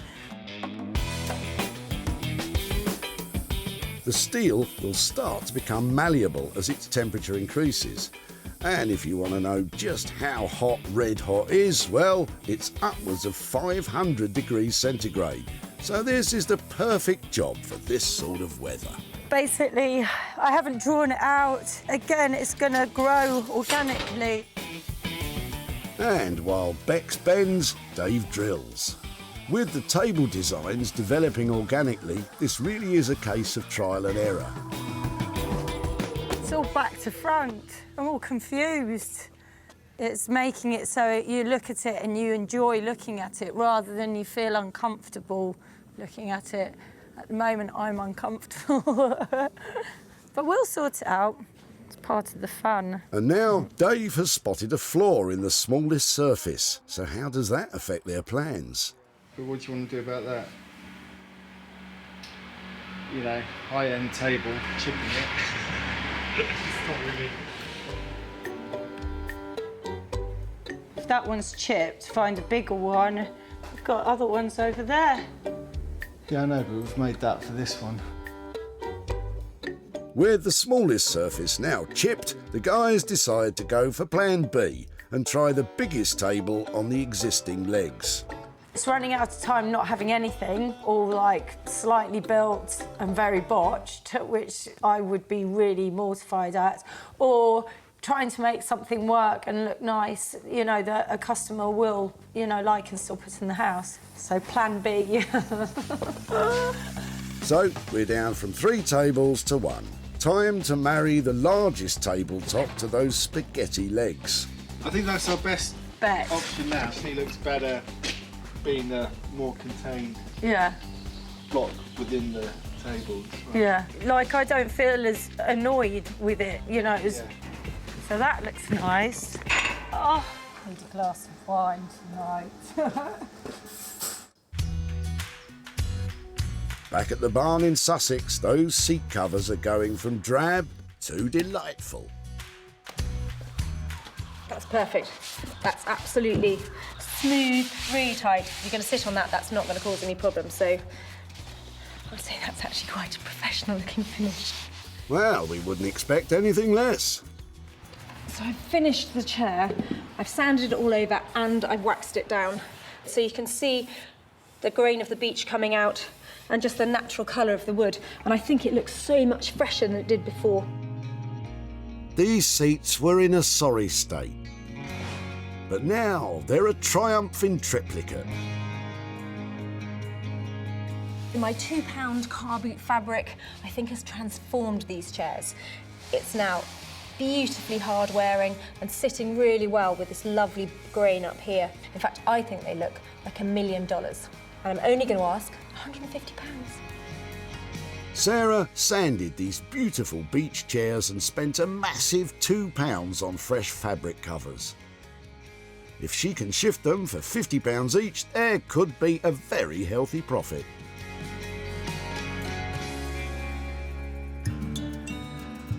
Back at the dump, Joanne's chairs had seen better days, possibly in the swinging 60s, but Sarah spotted their potential. These have got a recognisable retro style to them, so love to give them a new lease of life. I don't think there'd be any value in them as they are, no. But if she does them up, then sells them, good on her. Sarah invited retro furniture dealer Martin to check out her chairs. So, what did he make of them? This is 1950s, 60s, and people love this look. For Martin, these were a must-have for his shop in London. Sarah has come back to Stockport to update Joanne on her 3 forlorn chairs. The refurb was inexpensive, so just how much profit has been made? Got friends. Hello. Hiya. Hello again. How are you? I'm fine, thank you. I've got some pictures to show you of your chairs that we found at the tip, but I was trying to remember where you said they came from and their history. Ah, right. Well, originally they were my husband's before we lived together. I rubbed them down and did Wow, that look at to them. them. They're dead bright. They were dead dull before. They're really nice. They're really nice. I don't think it'd go in my wallpaper though. No, I don't think. And it turns out that somebody did really like them, and Oh, really? they were what they were looking for. So I did actually make a profit. right. And that profit is for you. And wow, there's £100 there for you. You're joking. Never expected that. Sarah has only spent £2 transforming the chairs, and she managed to negotiate a sale of £102 with Martin, so that she could hand over the full £100 to Joanne. What will you do with £100? Well, we're going camping next week, so I think that will cover the petrol. Fantastic. I hope you have a lovely time Oh, camping. thank you. Thanks for doing that. Yeah, and I'll think of you. I know, yeah, that's brilliant. Take Thank care. you very much. Bye-bye. Bye. I can't believe that the profit on them was £100. That's amazing. It's absolutely brilliant. I really enjoyed working on those retro chairs, and I love the idea that Joanne's going off to spend that money on her camping holiday.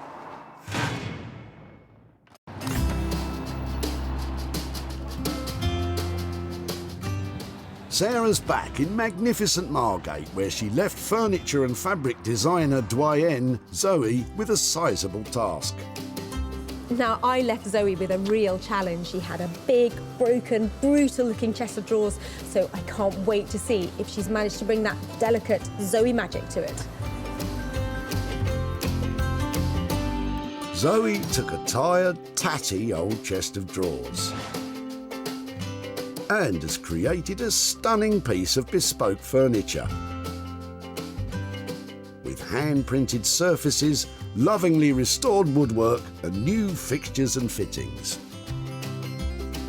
I'm keen to know what she thinks about the all-over print on the front, because that's something a little different. I don't normally do that, but I loved making the pattern for them, so hopefully she'll love them. Hiya! Hello, how are you? Really well. How are you? Very good. It's amazing out there today. It is very nice. Thank you for bringing the good weather to Margate. I have something to show you here. Is that it? Yes, I can see it. Are you ready? Yeah. What do you think?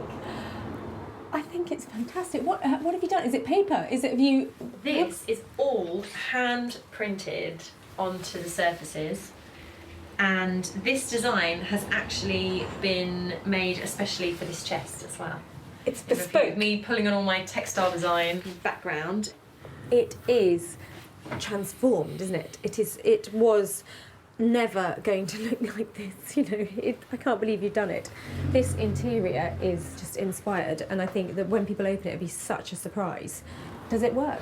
Yes, I hated the idea of passing on something that had a function but that was redundant, so I jimmied out all of the locks and took them up to my local locksmith, who kind of winced a bit when I said, oh, can you fit some keys for this and stuff, but he did an amazing job, and actually we've got 2 keys that fit every single one, and they've even got little tassels on as well, so.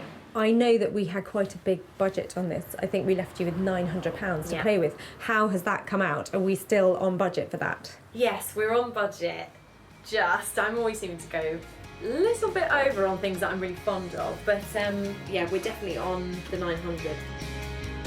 I think it looks lovely, and your finish is always surprisingly good for what you can do with an old piece of furniture. So I don't know how you do it, but I'm so pleased that you do. This restoration wasn't cheap, but then creating a unique design classic was never going to be. Zoe's design and labour costs came in at a whopping £900, so Sarah needs to beat that to make a profit.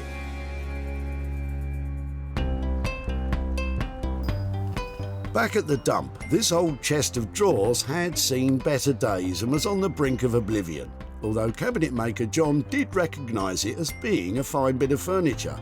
I would strip it and seal it, wax it, put new handles on, and just because it's a good solid piece of furniture, it can be reused.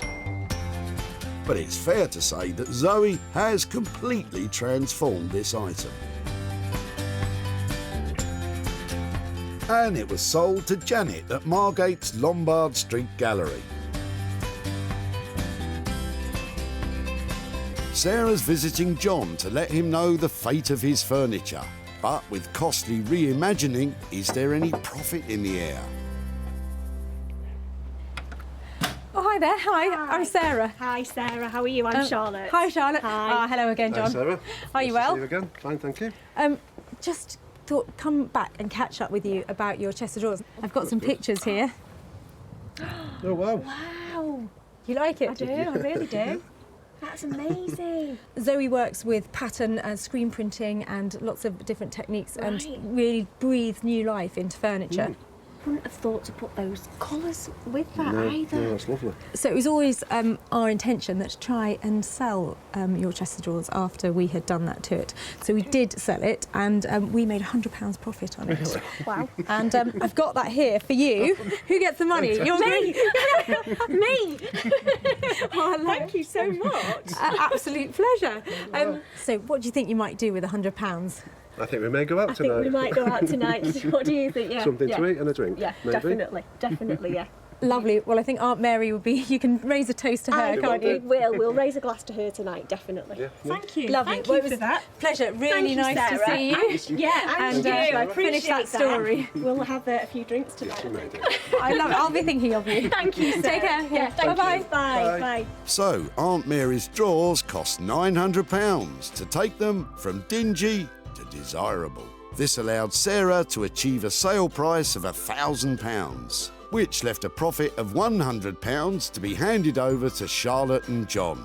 What's done with it is something that we could never have envisaged being done. No, we wouldn't have done that ourselves. Absolutely not. No. And the colours that we used. It looked fantastic. Absolutely brilliant. Brilliant. We've never imagined that No. to look like that. No. It was wonderful. Wonderful.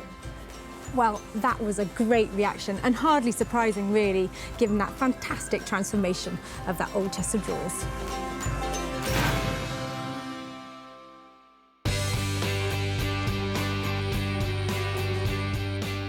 Back at Bex's Forge, the largest kitchen worktop cut-off has now been transformed into an eye-catching, iconic coffee table with the best-looking yellow legs in town, setting off the composite marble and creating a unique designer piece. I'm here to pick up my white marble coffee table. I've only got one, and I was hoping for 3, but there is a chance if it looks really good that I'll still be able to make some profit out of it. Bex and Dave are anxiously awaiting Sarah's arrival. So how's this gonna go then? Tears? No tears? This is the no tears. No tears. Sarah asked for 3 matching tables with gilt legs. So, how would she feel about her single coffee table with yellow metalwork? That's what she asked for, basically. Yeah, but we have gone down to 1 and 3, but it's a very good 1 rather than 3 slapdash ones. But no, it is good. It's worked out really nice. It's a smiling table. Hi, guys. What have you got there? Do I want to see? Do I want to see? Oh, wow. Now that is a real bit of fun, isn't it? It looks very cool. Oh, that's mad under there, isn't it? God, it's huge as well. I don't remember it being quite that big. The finish is beautiful as well, isn't it? Yeah, it's worked out really nicely, that top. Like with those lovely crisp edges. It's really cool. I like the way all the angles change, somewhere wherever you go. Yeah, it's organised chaos. I think when you think it was literally about to be hoofed over into a skip, you know, I think you should be very proud of what you've done with it. Now, you were quite enthusiastic about the work, and you weren't, so how did it work out in the end? Well, it was harder than we thought, getting it so it's level and it works and everything like that. So, you know, we wanted it to look right. So, no, I think it's worked out really nicely. So I know in our initial chat we thought we might really go for it for 3 tables, and that was at £150 a table. How much are we looking? Well, I think we were saying that 250 to cover this one. I think that it looks great, and that money, I think I'm really pleased with it. Yeah, oh, brilliant. That's good. Another result. Another result, yeah. I think it's so cool to see the transformation of leftover kitchen scrap into fantastic designer coffee table. And I think there's some money to be made out of it as well, even though there's only 1. That did go well. So, phew. Yeah, another one down. Yeah, another one bites the dust. Oh, I'm starting to get all singy again. OK, we're down from 3 tables to 1, but the single coffee table has cost £250. So, can Sarah sell it for more than that and turn a profit?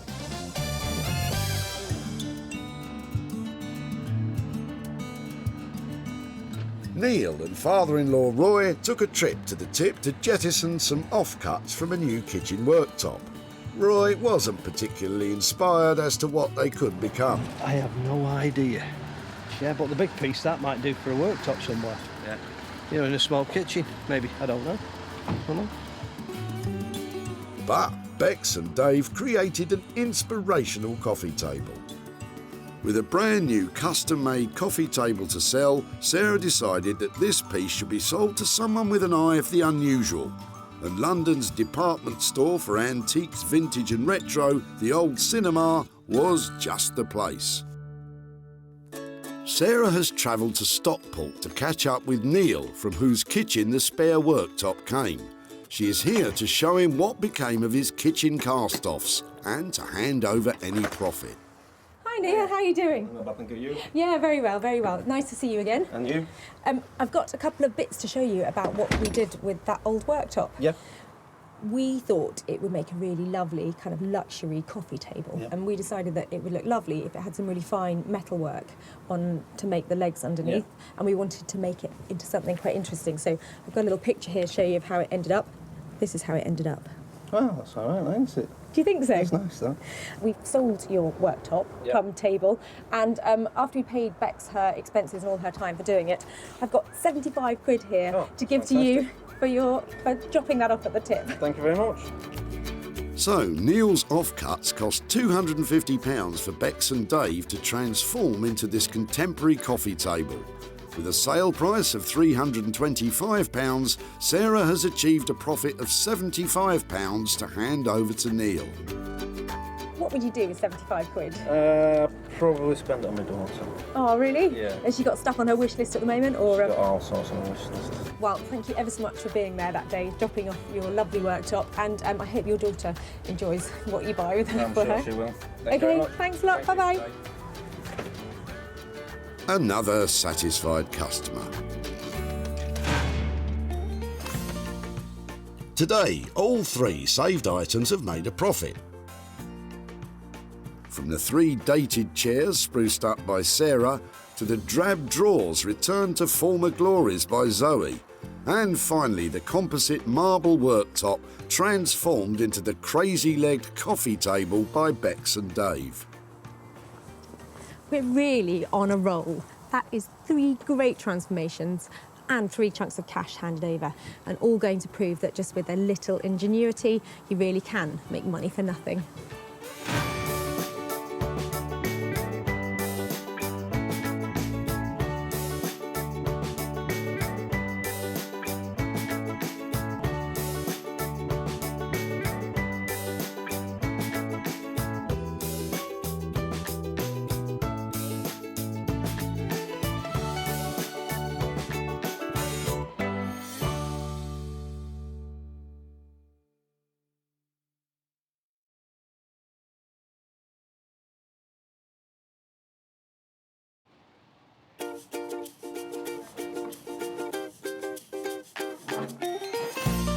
How do you make money for nothing? The answer could be hiding in the 20 million tonnes of household waste we throw out every year. But just before you throw it away, would it be possible to have a quick look at it? That's why entrepreneur Sarah Moore wants to get her hands on things before they hit the skip. I am a passionate buyer, user and renovator of second-hand stuff, and I've turned that passion into a money-making business. I turn old into new and I sell it for a profit. Sarah's ready to sift through as many boots and bin bags as she needs to. That's vintage gold, isn't it? It's really exciting. In her search for tip treasure. I love it. And with some of the country's elite designers and makers, What are we going to do with that? Oh no! she can transform her finds into desirable, Amazing. beautiful, valuable, Cha-ching. and hopefully saleable items. That's £80 profit. If Sarah is successful, then she can hand the profits back to the very people who had no idea there was cash to be made from their trash. Oh, that's fantastic. That's unbelievable.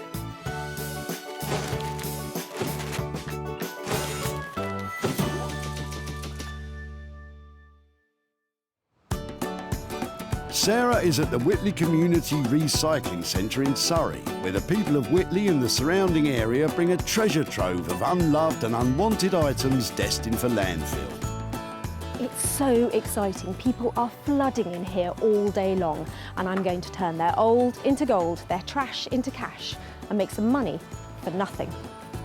Sarah's here looking for 3 items with the potential to be turned into something desirable again.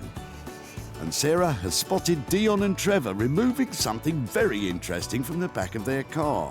Sorry, just before you throw that away, sorry to bother you. I like your jerry can. It's yours. Really? No, tell me about it. So where's it from and how long have you had it and why are you chucking it away? I've had it for 8 years and it's got a hole in the bottom. Oh, that says it all. I know why you're chucking it away now. I'm throwing it away to be recycled. Do you know something? We're trying to take stuff from people and make things out of it that we think might give things a new lease of life. There's something about that that's so classic. It would be really cool to see if we can make something out of it. What could you make out of that? I don't know, but I'll have a think about it. What am I going to make out of that? It could be turned into lighting. Maybe we could get some really cool legs on it and just make it into a little occasional table, something like that. You could do, if you want to. Well, if I did, and I did manage to make something, could I come and show you what I've done or keep in touch to... Of course you can. See it? That would be fab. Thank you so much. You're very welcome. Occasional table, lighting. I'm sure Trevor and Dion can't wait to see how this one turns out. I don't hold my breath, if I'm really honest, but who knows? I don't know what I'm going to do with this, but I just love its styling. I love the fact that when it cleans up, I'm going to get left with something really shiny and cool. I've got to think of something fabulous that this can be made into. So, with Trevor and Dion's old petrol can safe from the dump, all we need now is someone to fuel those ideas. And Sarah knows just the person. Headphones. Rob Shear has years of experience bending, shaping, grinding and welding metal. Years of libraries of mental libraries of experience, know-how, tips of the trade, so to speak. Graduating from art school, his work is now regularly in demand by architects and artists. Rob has no idea what Sarah's going to bring along today, but he definitely knows what he'd like. An old-fashioned copper hot water boiler, like a really big one, about 5 foot by 500. You know, nice and substantial, like a torpedo, a copper torpedo. That's what I want. Hopefully Rob will be able to redirect that passion for plumbing towards Sarah's punctured petrol can. At the dump, Sarah's picturing her next opportunity. What do you reckon? How am I looking? Is it? I think the point is, Sarah, you don't appear to be looking, and the search is still on for 2 more items. I've just seen a table in the back of this guy's car and I'm hoping he might be dropping it off and he might be able to share it with me. Hi there. I'm really sorry to be loitering outside the back of your car. I was just looking at your table and wondering if that's something you're dropping off today as well, or...? I am, yeah. My family's got increasingly bigger. Right. It's too small. So we've had it for 20 odd years. But sadly, it's not got nowhere for it to go anymore. And with 6 of us in the family, it's too small. It's got a lovely scrub top to it though, hasn't it? It's got loads of appeal to it. Yeah. Is it something that I could take away and try and remake something? I'd be delighted, because I'd hate for it to go to waste. This table really is on its last legs, but the top is fantastic. This is really cool. They're really solid boards and they've got that patina of age to them that you just can't recreate. That's a second item found that's now destined for a new beginning. Sarah won't be tackling this tatty table alone. She has someone in mind who specialises in working wonders with other people's waste.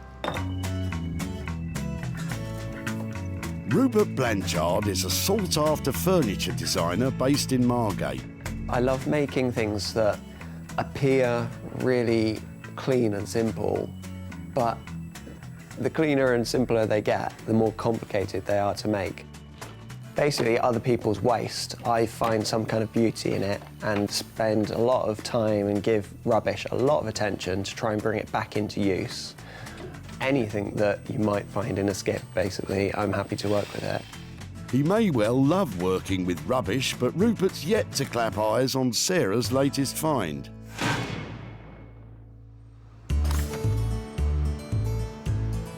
Of course, it's important to remember that not all that glitters is gold. Don't you love the dump? Probably not as much as you, Sarah. With one item left to find, Sarah spotted Janet and her sister Julie, who are helping their mother move by clearing out items which won't make it to her new home. Hi there.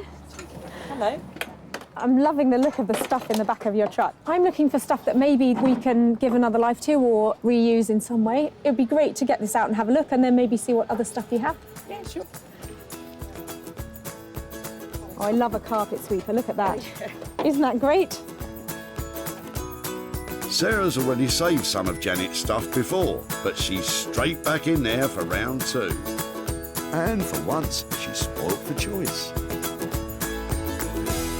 Don't know what to pick first. I'm quite interested in the chair because I know things like this recovered are perhaps really good to go into bedrooms and you know, they're usable pieces of furniture because they're quite small. It was given to my mum by a friend of hers, so she wanted something in her hall. And the cat, as you can see, sat on it most of the time. I'd love to have a go at giving this a new lease of life. That would be fab. It'd be nice to see it revamped.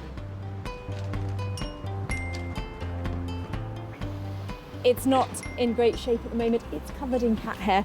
It's got lovely brown velour on it. So at the moment, it's not looking lovely, but it's a really easy makeover, this. It's got a wooden frame. It means you can staple stuff to it and cover it, and it will look fantastic. The chair is going to look lovely, actually. I think if that's covered in a nice tapestry sort of material, vintage material, that would look really lovely. But, you know, wait and see what she does. It'd be interesting.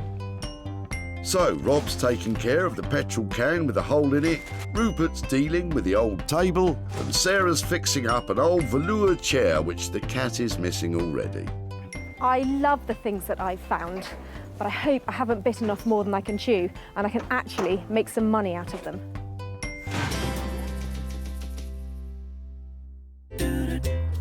Walthamstow is not only a suburb of East London, but also the name of the first album of East 17, one of the 90s most popular boy bands.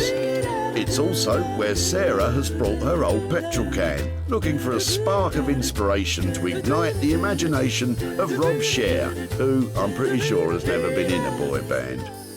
I think Sarah's coming along today. I hear she's got a few bits and bobs for me. Got no idea what they're going to be. A real mixed bag of stuff she brings, a real surprise. Sometimes good, sometimes absolute trash.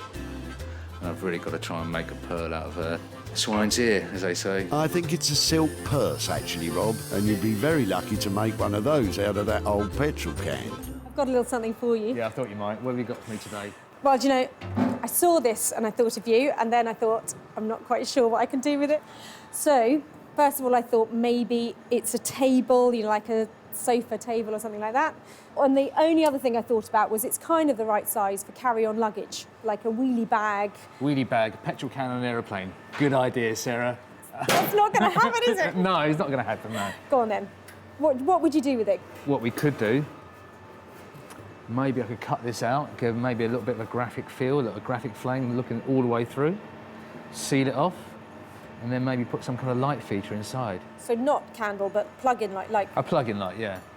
That's really cool. So something, what, for somebody's, like a man office or the garage, you know, like... Man office. Do you know what I mean? Like I know, a den. yeah. I think that's really good, and lighting is a great option. It's going to appeal to the boy in the man. Man in the boy, boy in the man. Clearly designed to appeal to a cross-section of the male population, this old rusty, punctured petrol can is about to become a unique designer lamp, perfect for gracing any man office. So what are we talking about money-wise to get that done like that? Well, I've got to take the surface off, I've got to cut it open, I've got to make the tube which goes inside, finish it, rivet it on. I mean, it's about 250 to 300. So we're looking at quite a high-end item here in the end, aren't we? This has got to sell for a load of money. It doesn't look great now, but I have every confidence that the next time I see it, it's going to look really fantastic. So I give you the challenge. Always a challenge from you, Sarah. Don't worry, it's going to look lovely by the time we come back. Rob is a genius. That light is going to look amazing. I can see it going into all sorts of different places, so I couldn't be more pleased. Brilliant. Sarah's going to have to spend up to £300 for Rob's expertise. But with premium price tags for lighting, Sarah is still hoping to make a profit from the old petrol can. Margate is a traditional British seaside town which has recently been rejuvenated by a cultural renaissance, a part of which has been the burgeoning revival of all things retro. It's where Rupert Blanchard has his workshop. Today I'm hoping that Sarah's going to turn up with something really rotten, really, really far gone, something that most people would only assign to landfill, and hopefully I can pull something out of it. Sarah knows that if anyone can save Andrew's table, it's Rupert. There's a really sweet story behind this table. The guy was dropping it off, he's got 4 kids, and you can see where there glitters all over it and everything, and they've just grown out of it. So they've got a new, bigger table, and this one, surplus requirements. But I was wondering if there's anything we can do to make it into something like smaller or cubey, or just not a table. Oh, this is a hard one because it's such a nice table, but it's obviously outgrown its use and it is actually rickety. If we're working with the material as it is, yeah, it is a lovely worn kitchen table, so why not have it as a worn kitchen table? Maybe just becoming a bigger table. You're talking about putting slabs of new product in here to make it into something really substantial. You can have a split, perhaps it does pull apart, if another element comes in, something that just really brings it up to date and celebrates what it is. It looks like Rupert is convincing Sarah to see the inner table in this dinner table. I love that idea, and I love the fact that it was redundant because it was too small, and now we're making it into something really impressive and bringing everybody together around the table again. That will be brilliant. However big the table becomes, Sarah will be hoping the cost stays small. So if we're looking at some kind of insert in stone or something like that, are we looking at 400 to 500 quid, depending on the material a little bit more? It's about 2-3 days work, depending on what we're casting or, as I say, the material. So, yeah, I think you're about right. Brilliant. OK, that's a great place to leave this and then go forward. Hopefully come back and find something much more substantial. I love the fact that Rupert has recognised that that table has been at the centre of so many good times. And I know with his radical redesign, it's going to be surrounded by a lot more fun in the future. With this transformation costing as much as £400, Sarah's going to have to sell the table at a premium before she sees any profit.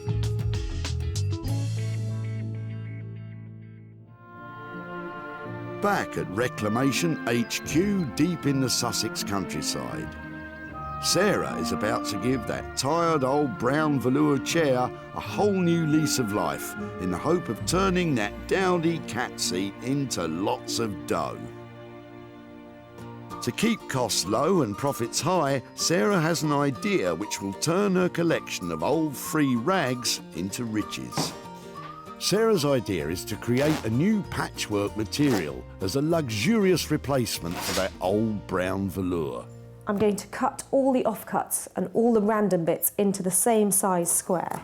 I'm going to sew them in strips first and then sew the strips together to make a whole panel of fabric. So I'm going to put the fabrics with their good sides facing each other and then sew along. And then I'll do the same again and again until I get a long strip of fabric, but just using all the scraps, and that makes it cheaper. That's really pretty. And that, on the back of the chair, that'll make money. I've given the chair a good old clean up because I'm going to cover it completely as it is. I've got some fire retardant calico here, which will bring it up to the right regulation, so I know that it's safe to use.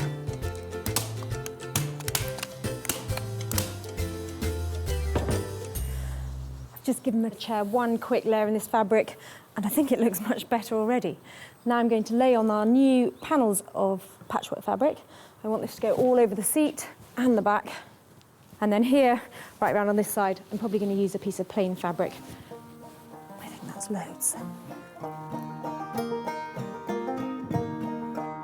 A tip of the trade is to begin at the front edge of the chair with the fabric turned back on itself. That way you can achieve a nice neat finish with the staples hidden below the fabric. Okay, so that's a really good neat start there. Quite lucky there, I've got a line going all the way along the back. That makes it look like I almost planned it. Very well, it's fine. With the new patchwork cover securely stapled, that old brown velour chair is already totally unrecognisable. It's pretty, doesn't it? In Margate, Sarah's tatty old table find is revealing to Rupert the reason why it ended up in the tip. Okay, so this one, beautiful table, Sarah dropped off to me. Although I say beautiful table, it's had its day. It's sadly knackered. I'm just trying to work out how it's made. So I'm just going to try to separate it all. It shouldn't be too taxing, given that it's already ridden with woodworm and barely hanging together as it is. I can already see that this table's had a strong history. There's marks and glitter and PVA glue from the previous children playing around the table. And sadly, the family that this came from, they just outgrew it. Often with old wood like this, when you start playing with it, you reawaken old smells or all sorts of things. Every meal and every glass of wine that's been spilt on it. A nice old kitchen pine table always makes me hungry. Could go for a nice sandwich around this table right now. And that's the last piece of the top. Walthamstow was lucky enough to have a new fire station built only 3 years ago, but hopefully we won't be needing their services today. This kind of goes into the risk assessment. Let's put that there. Headphones. Of course, we all know there's a perfectly valid reason why we avoid all forms of ignition when dealing with petrol. Okay, so more importantly than any of this is to get the proportions right. So what I've got to do now is cut this right. I'm only going to get one chance. So tape measure. Oh, look at that! Look at that! Look at that! Look at that! The form's right across this line here. That's good. That's good. It's meant to be. It's meant to be. Now, at the moment, you may be thinking of a flame silhouette light for a man office, but Rob has had a spark of inspiration. Potentially a dangerous thing when dealing with a petrol can. Having noticed a striking resemblance to the shape of a Zippo lighter, Rob is now going to cut the top from the can and have a light in the lid. Not sure what Sarah's going to think of this radical rethink. Okay, here we go. Not looking good.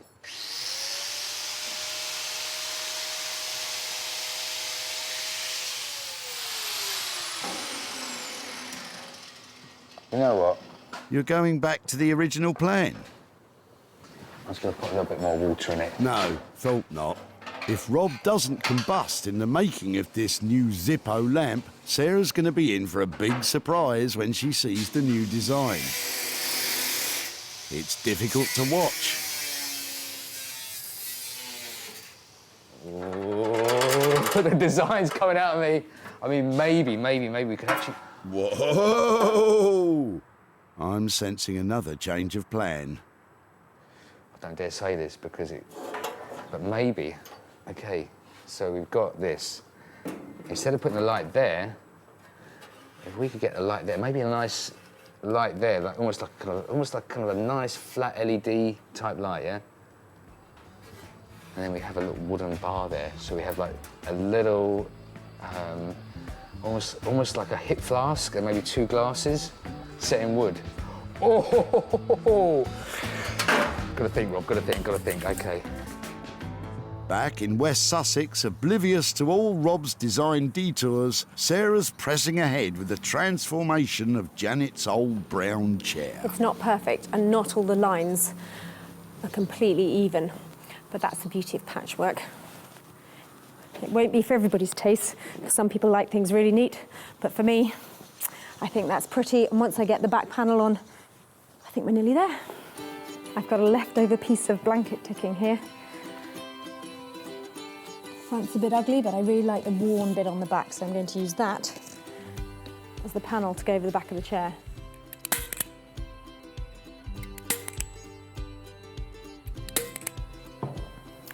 Because I want to get a really neat finish all along the sides, I'm actually going to hand sew it in place, tucking it under as I go, like that, so I don't have to buy any expensive braid or anything to finish it off. And I think some little hand stitches, happy for them to be visible so it looks handmade. Just catching the chair and the fabric. And that means the whole of the chair is going to feel really tight and the fabric underneath won't be moving around.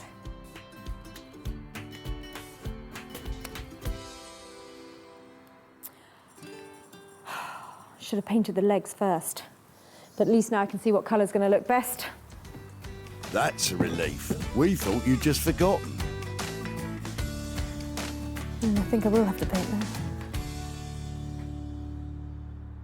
From a chair to a table, in Margate, Rupert is thinking on his feet as his design develops. I talked to Sarah about just cutting the table in half, pulling it apart and inserting a new material. I'd rather do it more randomly, almost as if the table had been blown up and glued back together, introducing some new materials, but they're reclaimed materials. Every time I walk past a building site or a skip on the street, I always have a look at what they've got. These came off of around the hoarding, around a development site, and I think this sort of colour might be perfect for the table. So I'm going to just take a few of these and start playing with it. I've kind of worked out what I'm going to do with this project, and it's just a case of doing it now. Assembling the many pieces of this jigsaw back together. I've got to work for quite a while to get it all nice and level, all sanded, all lovely.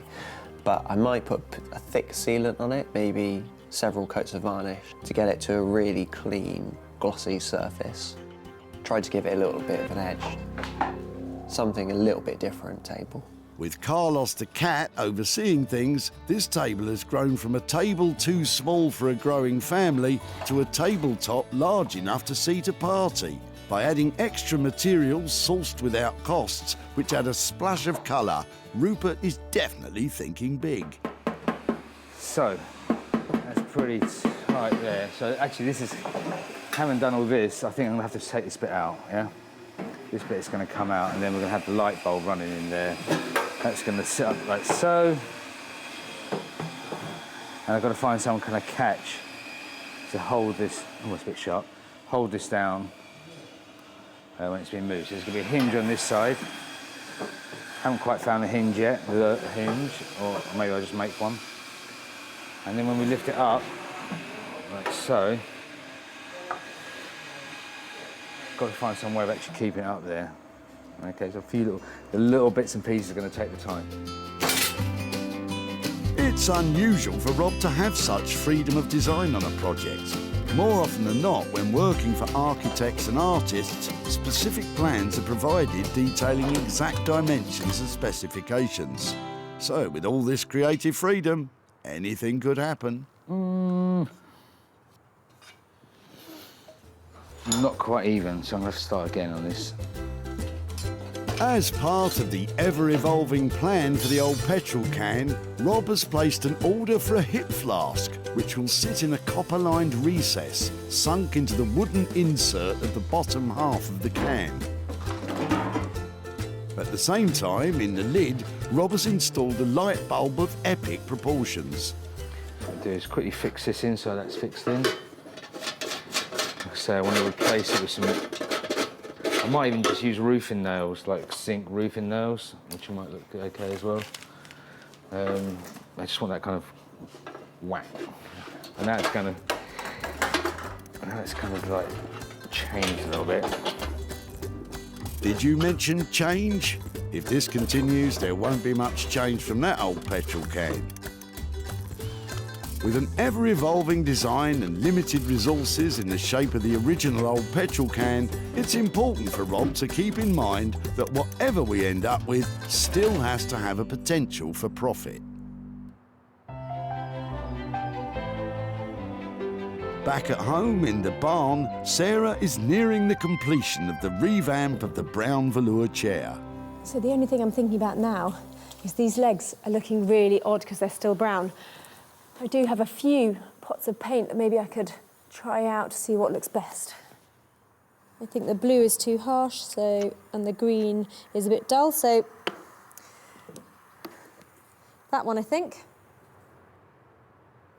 I hate painting.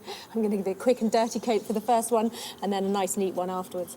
Of course, if you'd remembered to paint the legs before covering the cushions, it wouldn't be a dirty job at all. It wouldn't have been worth a £5 before.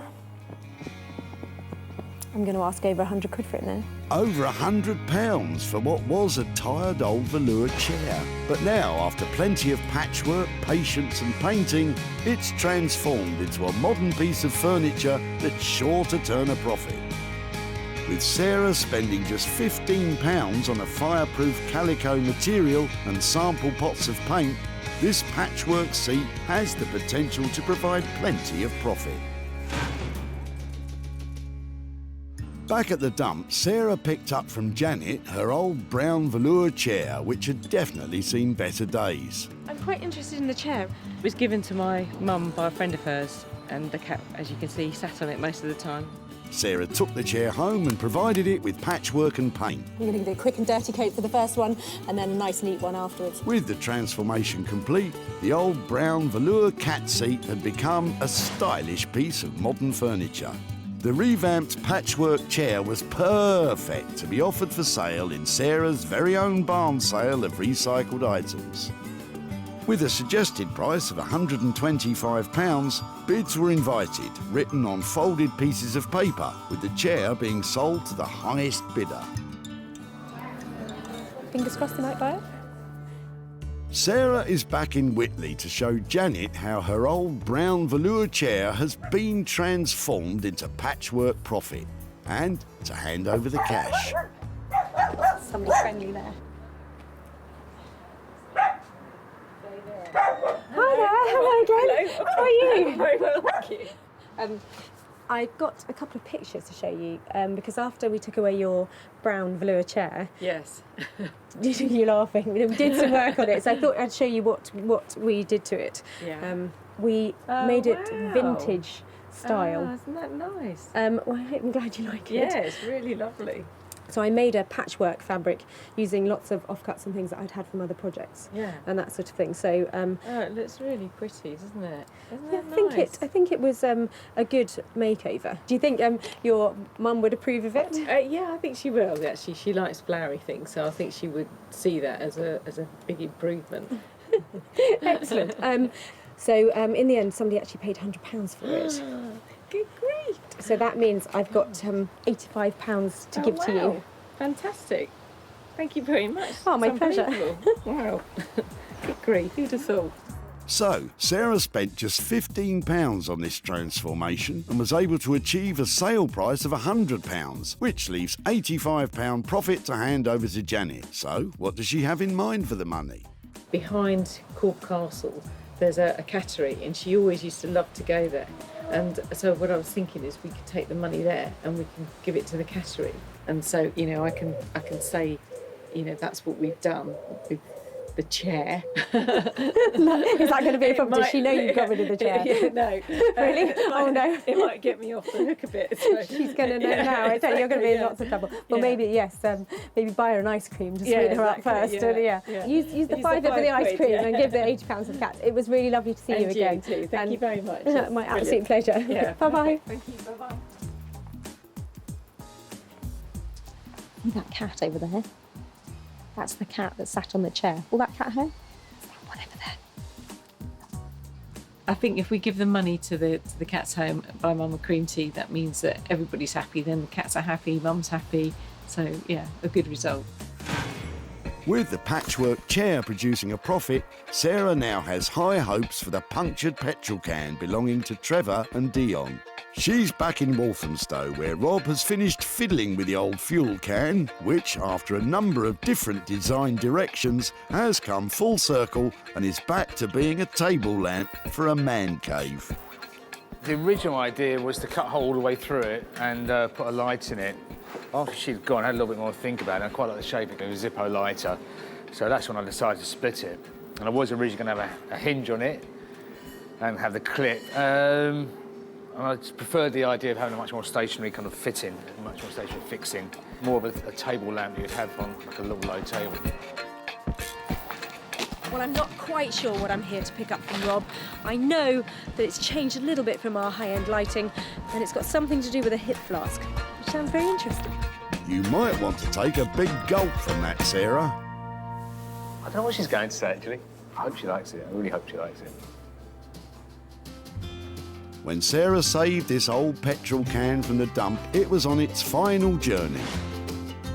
But now it's been refitted and repurposed with the intention of reselling for a profit.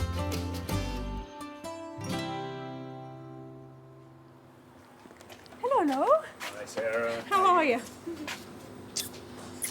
Dark in here today. Yeah, we didn't have any money for the meter, but... Oh no, is that my budget blown?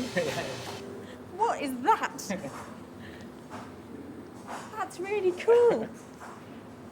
Oh my word. What have you, so talk me through, what have you done to it? Let's have a look. Ah! Is that where you wanted the... And so turn the lights on. Let me have a proper look at the finish, if that's all right. Yeah, of course. It's really cool, isn't it? So was it a tricky process? It looks like it might have been through a few stages of development. It went through a constant stage of development. It was, you know, it was designed on the fly, really. So... Rob was left with a budget of up to £300, but including the price of the hip flask, the final cost has risen to £330. I have just some reservations about the finish for that kind of money, just to tidy it up. I mean, if I know that I think there's a few little things you could do, and one of them was actually putting a car trim. You know, like the trims you get on the windscreen. Yeah.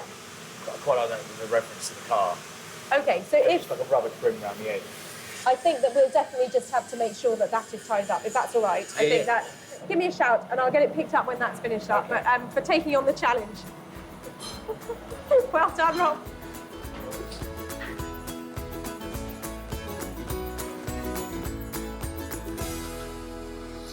I love Rob's imagination. That looks really quirky and it's an interesting piece, but I do have my reservations about the finish. And I hope he doesn't mind me asking him just to push it a little further, because with something like that, the devil's in the detail. I think Sarah liked it. I think she was pleasantly pleased. Pleasantly surprised. Pleasantly pleased. Pleasantly surprised. Rob finished his petrol can creation for £330, so all that remains now is for Rob to smooth out those rough edges and for Sarah to find it a new home.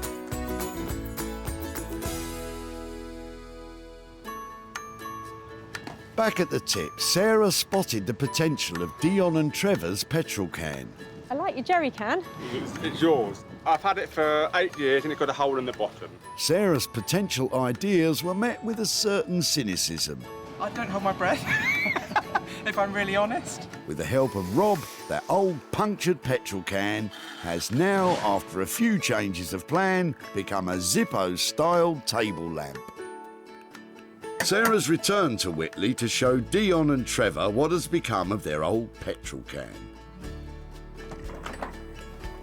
Hi there. Hello, Tara. How are you doing? Very well, thank you. Hello, hello. How are you? All right, thank you. Nice to see you again. I've got a few bits here to show you about your jerry can.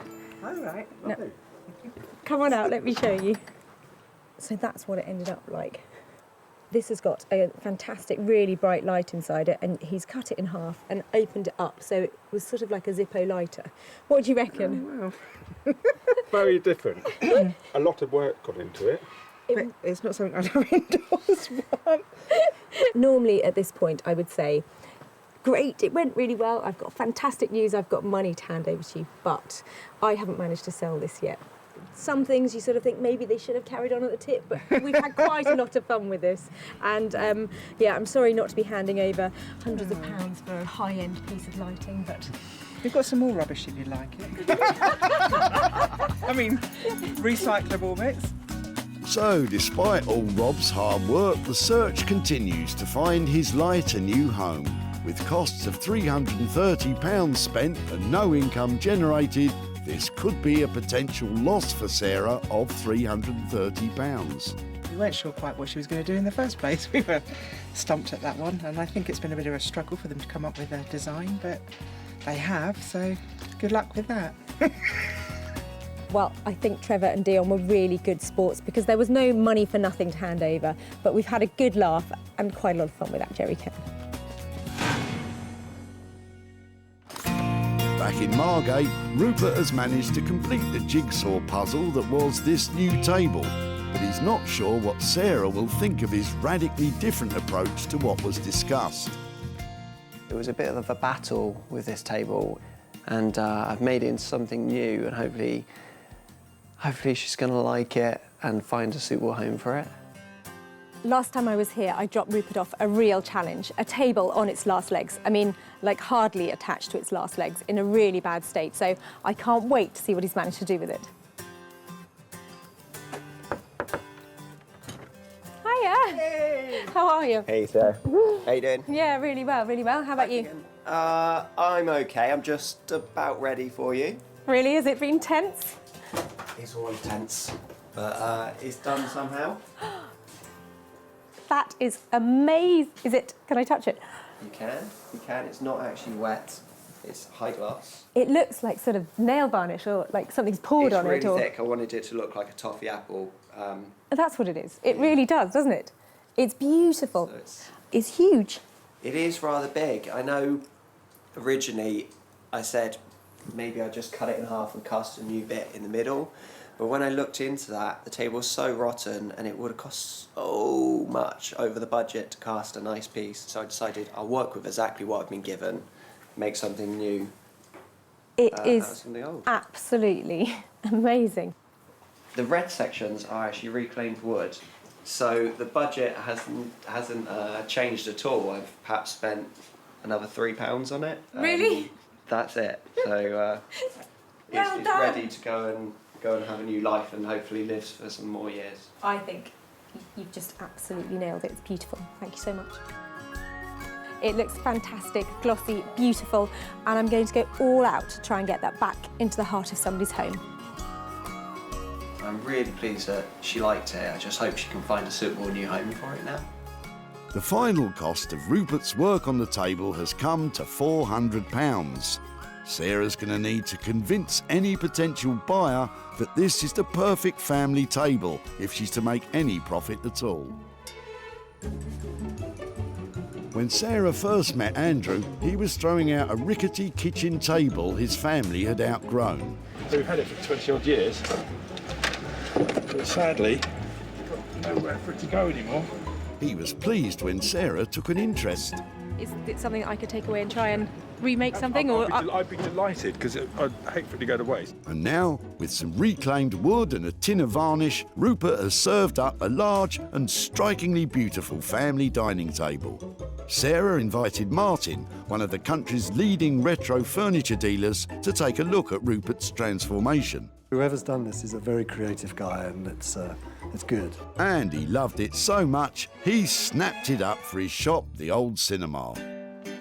Sarah has returned to Whitley to show Andrew and his family what has become of their kitchen table and to hand over any profit. Hi there. Hi, Andrew, Sarah. Hi, Sarah. Hi there. Oh, hello, girls. Hi there. Hello. This is the big family you were talking about. Yes. Some of them. Most of them. They're four, aren't there? Yeah, there's my son's hiding away somewhere. I don't know if you remember what your dad dropped off at the tip. Do you know what we're here to? The table. Yeah. And did you all grow up with that table? Do you remember it being in your house? Yeah, the old kitchen table. Do you know what we did with it? We made it into a table. I've got some pictures. This is how your table ended up. Oh, wow. It's had a whole new lease of life. Your table went to the most amazing designer called Rupert Blanchard. So he spliced every single bit of your table together with some new material to make it into a table for 10. Wow, that's incredible. Somebody has already bought it. Oh, have they? Yeah. Somebody who wanted a big table paid 750 quid for it. Wow. So we spent £400 with Rupert, which means that I have got 350 quid to give to you guys. Really? For your table. No way. Yeah, really. So that money is yours to do whatever you like with it. Pub? That'll be a really good night in the pub. Well, I'm amazed. Thank you very much indeed. So transforming Andrew's table from a table into a table has cost £400, but Sarah was able to sell the finished item for £750, which leaves Andrew with a profit of 350 quid. If he can keep it from the bar, does he have anything else he would like to spend his money on? A new bed, probably, for me and my wife, because we've been sleeping on the same one for 25 years and it's pretty worn out. And having just come back from holiday, my wife has got used to sleeping in a proper bed, so it'll go towards that. So a drink at the pub and a new bed. What better way to spend money for nothing? So Sarah managed to make a profit on only 2 of the 3 salvaged items. The dining table restructured by Rupert and the brown velour seat seen to by Sarah. Rob's petrol can lighting has still to find a new home. Well, that's 3 things saved and only 2 things sold. Sometimes it's not as easy as you think to make money for nothing.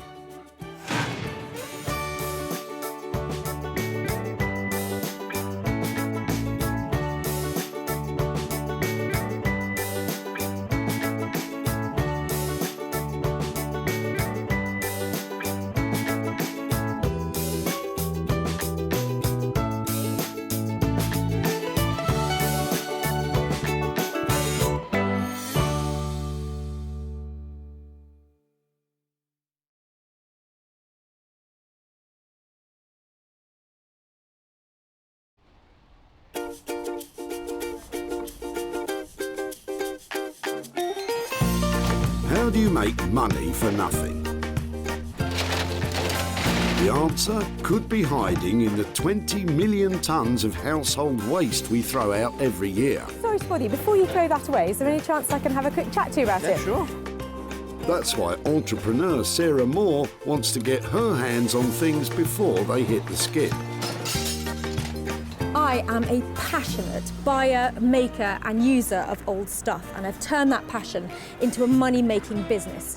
I turn old stuff into new stuff and sell it for a profit. Sarah's ready to sift through as many boots and bin bags as she needs to. Look at that absolute box of joy. These are just fantastic. In her search for tip treasure. We've got to be able to make something out of that, haven't we? And with some of the country's elite designers and makers, I've got a little something for you. Yeah, I thought you might. Oh, this is a hard one. she can transform her finds into desirable, Oh my word. beautiful, valuable, Cha-ching.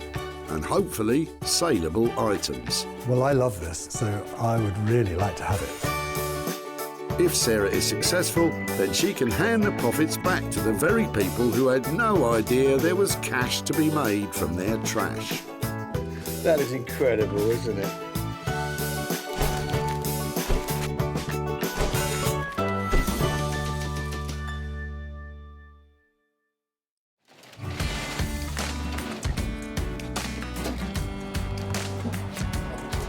Today, Sarah's at the Bredbury Recycling Centre in Stockport, where up to 500 people a day turn up to chuck out their unwanted items. That is, if Sarah doesn't intercept them first. It's really embarrassing to be caught looking in people's cars all the time. I've got to do it because they might have something good in it. Remember, Sarah's got special permission to rummage about today, so don't go pestering people at your local dump or you could be the one getting thrown out. All right? Would it be okay to have a look through your rubbish? Would you mind? Is that... Really? Yeah, sure. Sarah's searching for 3 pieces, which once reworked and sold, will hopefully produce a payout for the people dumping them. You look like you're having a good clear out. Oh, well. Sarah always has high hopes. I get really excited every time somebody pulls up. I think it might be a Rembrandt. Don't think there's going to be a Rembrandt in there, I've checked. But you never know. And it's clear people have cottoned on to what she's up to. She's a rubbish burglar. Yes. But the contents of John's boot could mean all that prowling is about to pay off. I was just looking in the back and seeing some of the older pieces in here. Yeah, some of it is the mother passed away recently, so we're clearing the house out. Okay. Some of the... It's got that sort of time warp look to it, hasn't We've got it? some old 78s in here. If you Oh want really? them. I was just looking at the case actually, Yeah. and the So were these weren't yours then? No, these were my father-in-law's. Oh wow, they're fantastic. Yeah. Yep. I would definitely like to have a look at them, and I really like the case as well. Yeah, look at that. And you've got a sewing machine as well. They're normally really heavy, aren't they? Yep. So get them out of the way. Got this. You know how to. Oh wow! Look, that's almost like brand new, isn't it? Wow! Look at. I absolutely love that. Look at that badge and stuff on there. There's something about that that's just so appealing. I think the little badges and all the bits on it. Don't make it like that now, do they? I haven't got anything else hidden in the trunk. No other old stuff. I don't think so. All right, Sarah, don't get greedy. We're just clearing, mainly from my house, out to my shed, which I'm clearing out for a new shed. But the sewing machine looks as though it's never been used. And as Sarah pays homage to the humble sewing machine, Oh look, it's even got its own instruction manual. John keeps unpacking his trunk and brings her something with even more potential. My word! Forgot I brought this. That's amazing. So original Bakelite. Yes. Whose was that? I used to be on the removals. Okay. Somebody gave it me about 30 years ago. That is the most fabulous thing I've Yeah. seen here. I absolutely love it. Apparently, if they're working, they're worth about £150, but it's got a bit messy, so I couldn't be bothered. I'm going to turn this into something fabulous. I tell you, this is so exciting. Bakelite is an early type of plastic, and radios like John's are collectible pieces of social history from a time when the radio was the focal point of the home. I love it. You've made my day. That is tip gold. Thank you so much. It's brilliant. See, bye. So, John's radio trumps the sewing machine and the old 78 to become Sarah's first item. She's got someone in mind who's sure to take it from the pits to the Ritz and make some money for John. Trot on Mark Phillips, also known as Horse. Electronic superbrain Horse was chief engineer for a world-renowned audio recording company for over a decade. He's now taken his love for restoring vintage sound equipment and made it into a business. I enjoy refurbishing vintage equipment. It's always a shame to see stuff like that go to waste. I think it's great giving a second life to something that would have essentially just been smashed up, thrown in the rubbish. So yeah, it's definitely a job and a passion. Something tells me Horse is in for a treat with John's Bakelite radio. So it's one item saved from the skip and two more to find. Yes, loads of people here. I just can't, I don't know which end to go first. So I'm going up this way, see if there's anything coming in. Oh man, I can't tell if Sarah's coming or going anymore. But as long as she doesn't go, that's the main thing. Come on you, get back to work. There's still loads of tired old stuff coming in. So that's a nasty bicycle tyre habit you've got going on. The middle-aged men in Lycra Brigade. Oh no, God, I'm not one of them. You're not? No, Lycra, I'm not. You'll be shaving your legs soon. Not a chance. Really? Not a chance. It's a slippery slope, you know, Lycra. Less Lycra banter, lass, and more searching for item 2, please. Hang on, what's this? Sarah's swooping in on Peter. I'm just wondering if I could talk to you about your rubbish. Yeah. Are you clearing something out? Are you? Clearing the garden out. Okay. Yeah. Okay, and I'm just looking at your table. Do you mind if Yeah, I? sure. So it's been outside, has it? Yeah, it's got weather beaten. Came from my friend's house and his mum and dad had it, so it's quite old. Yeah, it's got that sort of 1970s feel. Yeah. Is there any chance I would be able to take it away and see if I can make something out of it? Yeah, you can use it. Fab. Okay. I'm glad you can use it. What a find! There's a big market for retro furniture. Well, when it's not covered in mould, that is. So I saw the legs of this sticking out of the back of somebody's car, and it is screaming Urkel. So they're sort of 1960s, 70s British furniture makers, and it's got a sticker on it here that you can see to back it up, the original one. The good news is that Urkel is collectible. The bad news is that somebody's left this out in the garden, and it's in really poor condition on the top. If this can be reconditioned and brought back to life, I think that maybe £100 profit. 100 quid? What do you think, Peter? I don't think she'll make much. We'll see about that. And with Peter's mouldy Urquhart, that makes 2 items ready to renovate. The table's going to take a lot of work, but Sarah knows exactly where to take it. Jay Blades is a builder turned philosophy graduate turned furniture restorer. Jay has his finger on the pulse of modern design interiors. He loves reworking the very best of original British craftsmanship and bringing it bang into the 21st century. I've always had a passion for the kind of heritage that the British designers have produced over the years. Traditionalists would love to keep it as it is, but to be reintroduced into the market, I like to just add a bit of colour and add something a bit quirky. I really enjoy adding my bit and not necessarily worried about other people's reactions. It's more about, do I like it? If I like it, then it's good. The 60s table Sarah's bringing Jay sounds right up his street, but he hasn't yet clapped eyes on the state of it. So Sarah's got 2 items with Horse and Jay's names on them. But what about Sarah's own designer talents? She needs to find something she can put her stamp on. Here you go. Why don't you ask Ian what he's chucking? Excuse me. Sorry to bother you. I'm just here today looking at what people are throwing away. Any chance I have a good chat with you about your rubbish? Just general rubbish that's been accumulating in the garage for a while, and just time to get rid of it. I was just looking at your suitcase, and I was just wondering if I might be able to have a closer look at it. Absolutely. Did you know where it came from? Or Yeah, any... it's my case from when I was a kid. It's been sitting around at home for ages. I would love to have the chance to take it away and give it another life or use it again. I would love to see something like that happen to it. I'm sorry I stamped on it beforehand because I broke the hinge to be able to get it in. I'll be able to sort that out, but that won't be a problem. Yeah. But no, I think it's just got a lovely shape, and these details and the fact they've been worn and had a previous life, I think would be great to incorporate into a new something. So that's fantastic. Thank you ever so much. Okay, you're welcome. Thank you. You're welcome. Don't think that's ever been out of the country. I think it was when I was a kid or a teenager. It's been on family holidays in the UK, and I think when I was a student as well, it was one of the cases I took to Polytechnic with me. So it's not really had that special a life. I just really like the look of this case. It's just so 1960s. It's got some lovely lining on the inside. I really don't know what I'm going to be able to do with it, but it'd be nice to be able to think that I can send it on another journey. Sarah's 3-piece treasure hunt is complete.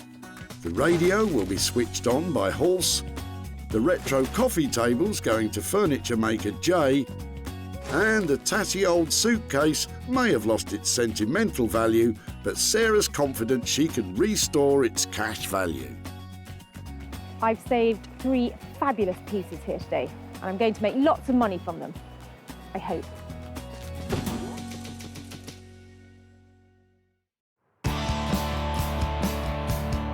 Sarah's next stop is Manchester, where the cultural scene is buzzing with a task force of talented designers and artists. Riding high on the city's wave of creativity is electronics restorer Horse. He'll be working on the knackered old radio, but he doesn't know what's coming.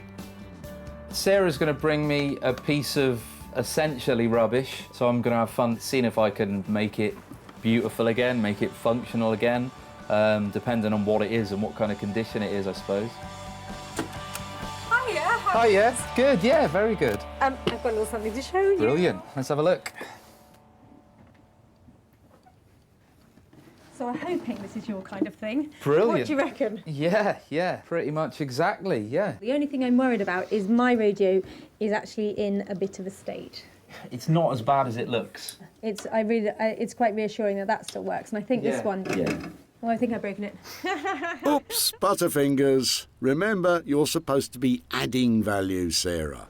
It would be really nice to think that sound could come out of it again, and I was wondering whether that means it's an accessory for somebody's phone or whether it's just a radio, but possibly something a bit cool. Yeah, the ideal application would probably be a universal kind of small powered speaker. That sounds fab. So basically, it's going to be something that somebody can listen to their music through with their phone or their laptop or something like that. Yeah, yeah. You can plug essentially anything into it. You can probably use some of the existing components. I'm going to use valves in it as well. They still make them for certain applications, mainly guitar amplifiers and high-end audio, hi-fi equipment. But they're just a specific warm sound to them. That looks really cool. I mean, I just love that, just as it is, you know, Yeah. That's stunning. Shame those valves are going to be hidden away inside, really. Now, Horse really knows his onions when it comes to modifying vintage technology to accept modern gadgetry. He'll make sure that smartphones and laptops with mini jack sockets can be plugged into this old valve-powered speaker. Who'd have thought it? Hopefully will be a beautiful object that is functional and will sound really nice, and it's completely unique. Horse will target a higher-end clientele with his finish on the radio, but how much will he charge? You might be looking at sort of like £300 or so. On that basis, I reckon full steam ahead, let's go for it. Brilliant. I think that radio is in really safe hands. It's going to sound amazing, and I think I might make as much as £100 from it. Sarah's confident, but is Horse on the same wavelength? I think it's definitely doable. I think it's in good enough condition. I'm looking forward to the challenge. Yeah, it's gonna be great. With a bit of horsepower, the old radio could pump up the volume and the profit. Horse's expertise and materials will cost around £300. So Sarah will depend on that high-spec finish to make any money.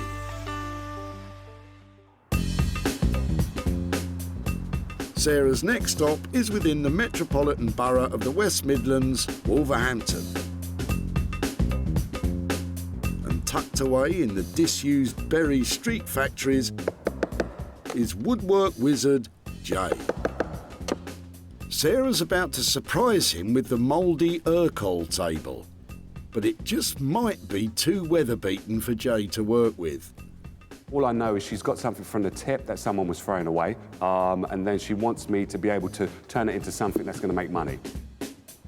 Could be anything with Sarah, but hopefully she'll bring me something that isn't chipboard. Real wood is what I'm after. Hi, Jay. Hi, how you doing? Yeah, I'm doing really well. How are things? Very good, very good. What have you got today? Oh, wow, table. This is the good side. This is the good side, okay. This is the not so good side. Wow, wow. Okay, it's been outside, obviously. Yeah, I think the guys who dropped it off said that they had been storing their plants on it in the garden. Oh, that'll do it. That'll put it in that state. Okay. It's beautiful. Even though it's in the state that it's in, I really like it. I really do like it. I've seen many Urkel tables, but I've never seen one with this kind of round, oblong kind of shape to it. Urkel was a prominent British furniture manufacturer dating back to the 1920s. Its mass-produced furnishings found a ready market in post-war Britain. But now, vintage enthusiasts will pay through the nose for well-preserved pieces. Alas, this one's on its last legs. The only bit I'm concerned about is here, where the plant pot has been down there for quite a while. But if you bear with me 2 minutes, I'll just get this machine on. I love the machine. Everybody has better toys than I do. Everywhere I go, everybody has got these really cool things. I end up doing everything by hand, takes me ages.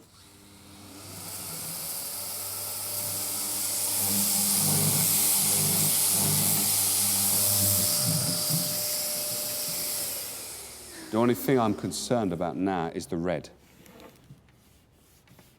Oh dear. Worst case scenario is that we rub it down and then that stain has gone straight through to the piece of furniture. Then what we will more than likely have to do is, I would say, paint it, because no one will want that kind of colour.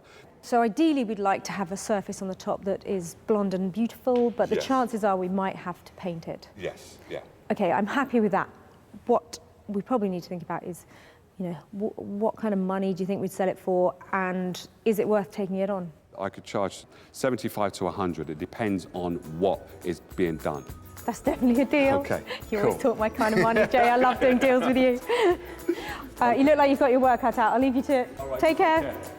Jay absolutely loves Urkel, and I think whatever he does to the top or the legs, it's going to look fantastic. I'm just excited to be working on Urkel. This is something that someone was going to throw away, totally discarded it, put it in the garden, put some plant pots on it, and allowed the weather to do what it's doing, and the table never gave up. It never gave up on life. So all I can do is just make it look not as great as Urkel did back in the 1950s, or 1960s, I should say, but make it look as good as I can make it look. Jay can always make Sarah smile when it comes to money. 75 to 100 quid? What could go wrong?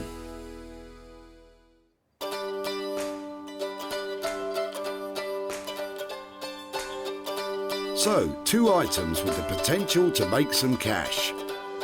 Sarah's on a roll, but now it's time for her to put her money where her mouth is. Back at her barn, she's hoping to transform Ian's battered baggage into something profitable. Well, this poor old suitcase has definitely seen better days. It's in a right state. It's been taped up. It's never going to have been a valuable object, and it is certainly not worth much at the moment. But I'm hoping that I can make it look just beautiful. They work just. Oh, it's quite tough to get it open. My plan is to paste some pretty fabric all the way over it. Probably not very big pieces, so I can use scraps of it and just patchwork the surface of it so it just looks bright and pretty and you don't see any of this black. Maybe I can get a price tag of 50, 60 pounds on it. Sarah starts by giving it a gentle rub down, being careful not to get it too wet.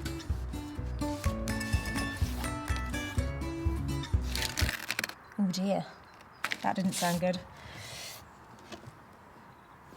I'm loath to take the paper out. Once I take the paper out, I've got a world more work. But I think I might just have to take out the loose bits.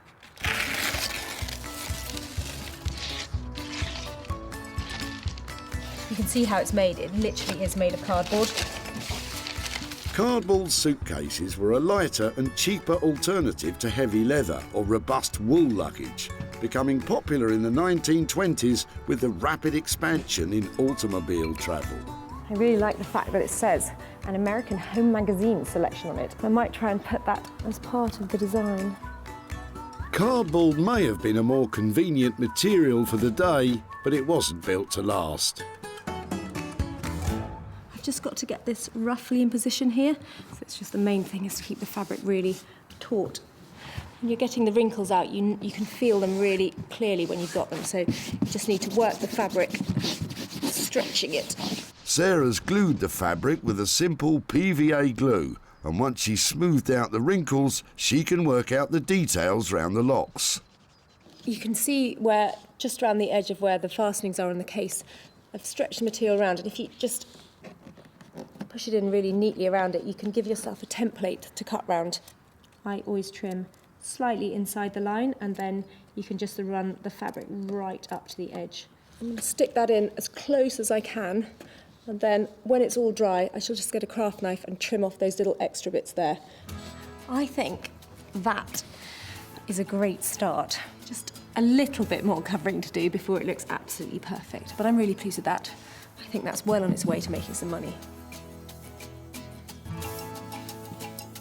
Sarah's scraps and glue should only set her back about a £5. So if she can sell it for more than that, she's onto a winner.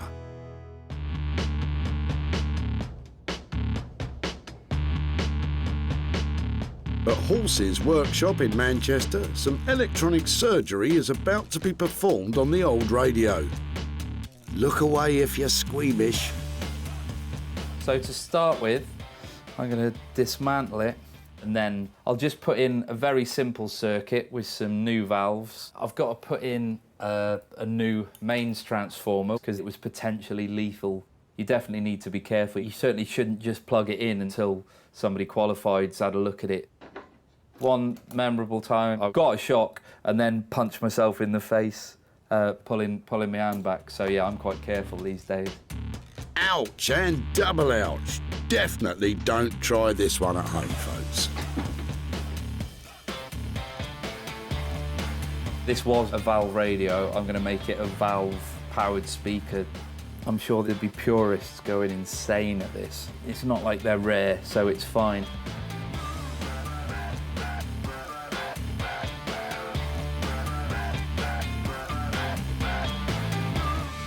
This is just the chassis, so what we need to do with this is clean it up and then put the bits back in that I'm going to be using, and then start building the circuit around that. The case needs some serious cosmetic work too, and that's Halsey's biggest challenge. What you can do is use what's called wet and dry paper, which is an abrasive, bit like sandpaper. You can start off with quite a coarse grit, and then you move to a finer grade and kind of keep doing this. It can be quite rewarding because it's quite nice to get the scratches out, but yeah, it's not.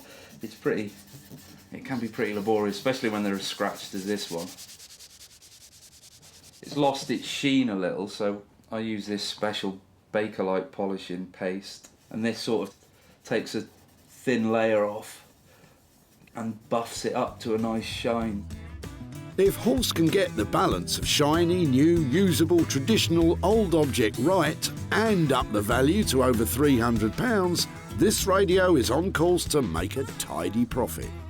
It's nice to have a finished product that actually sounds good and is usable and means that you can kind of have such a nice looking object that's useful again. All's tickety-boo in Manchester then. Back in Wolverhampton, Jay is sanding down the Urquhart tabletop to determine if the stains can be removed so he can keep the natural colour of the wood.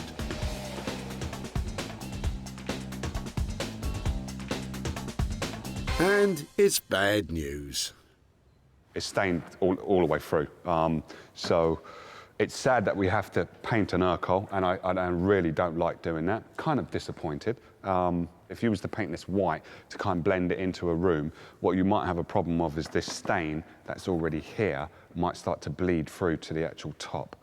So getting the red and the green out and also the black is virtually impossible because I don't know what that red is. It could be wine, it could be anything, but if we put a good primer on this, it should be okay. The legs are going to be the wood colour, but once I've sanded down the problem legs that have the stain, then I'll be able to tell if we can keep the legs as neutral as possible. I have to sand all of this. I have to especially sand that leg.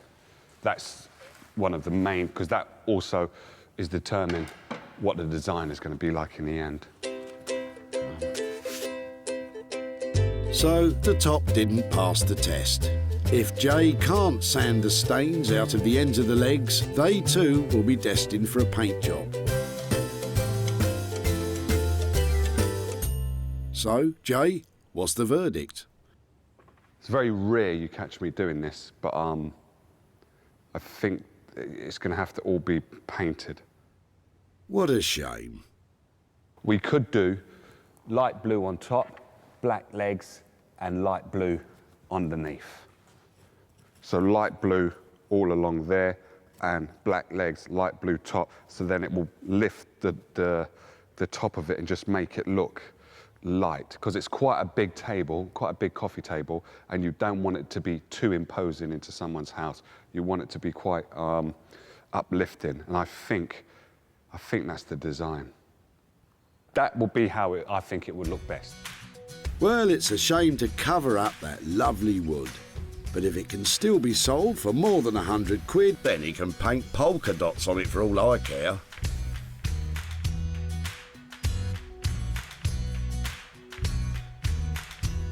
Back in Sussex, Sarah's nearing the end of her own restoration project.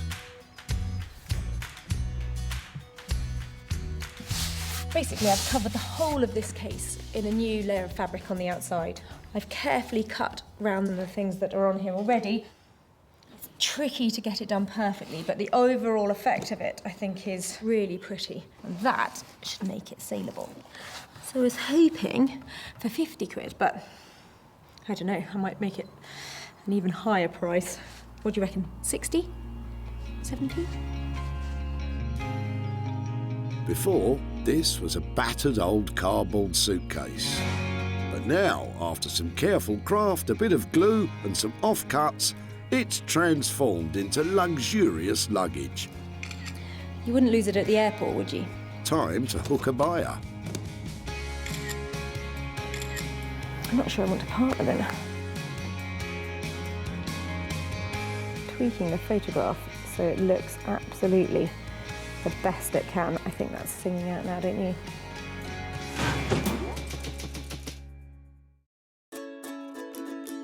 Sarah's success is measured in sales, and she always seeks out the best ways to maximise profits, hosting her own clothing and furniture sales in her barn. Just sold the sofa. Advertising and selling online, or selling directly to specialist shops. With opportunities galore in the things we throw out, Sarah's always looking to make money for nothing. So, Ian's old suitcase has been on one heck of a journey. I was just looking at your suitcase. Picked up by Sarah just as it was sailing over the edge of the tip. I shall cherish it and make something amazing out of it. Yeah, I'm sorry I stamped on it beforehand because I broke the hinge to be able to get it in. And transformed into something saleable. Now, Sarah's back in Stockport to show Ian what she's done to the case and to hand over the cash. That is, if it's sold.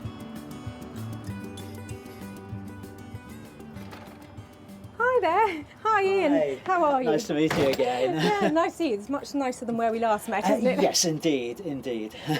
Well, since we last met, I took your case, and it actually turned out to be a project that I worked on, and I had a lot of fun with it. Am I right in thinking that it was just yours? It had one careful owner? Well, I don't know about careful, but one owner, yes. Lovely. Well, in the end, I actually made it look like that. Wow. I used lots of scraps of fabric that I had left over from other projects and pasted it all over. I think that's amazing. It had a very battered cover to it, so I was wondering what you were going to do with that. I'm actually quite pleased that you've made it into a case so it can still be used as a case. I shared it online and there was quite a lot of interest in it. Wonderful. Because it only cost £5 to renovate, there was a bit of profit from it. Right. I sold it to somebody who has a vintage shop who wants to use it as a display piece for her window. Oh, wonderful. And it turns out that in the end, she paid £85 for it. Oh, that's amazing. So, Ian, for you, £80 for your old suitcase. That is incredible. Thank you very much. It was going to be thrown away as far as I was concerned. So thank you very much. Sarah sold the suitcase online for 85 quid. Take off a fiver for materials and Ian's walking away £80 richer. But what are his plans for the money? I think really to me it's all about memories. The case is an old case and memories of holidays with it. So I think I'd like the money to go to a society that deals with memories, something like one of the Alzheimer's related charities.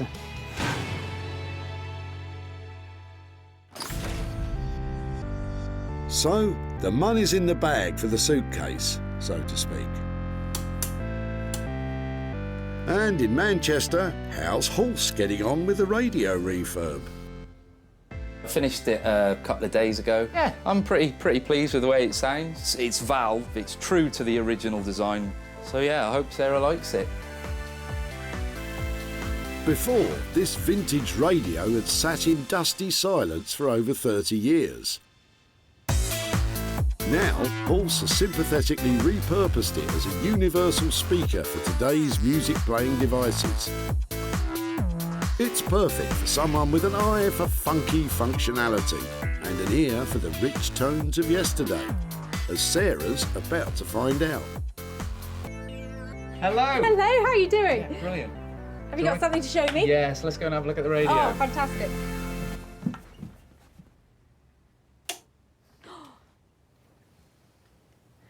Does it work? It does, you just have to wait for it to warm up. Ah, Brahms. Piano Concerto No. 2 in B flat. I've never heard it sound quite so good. It's amazing. And it lights up.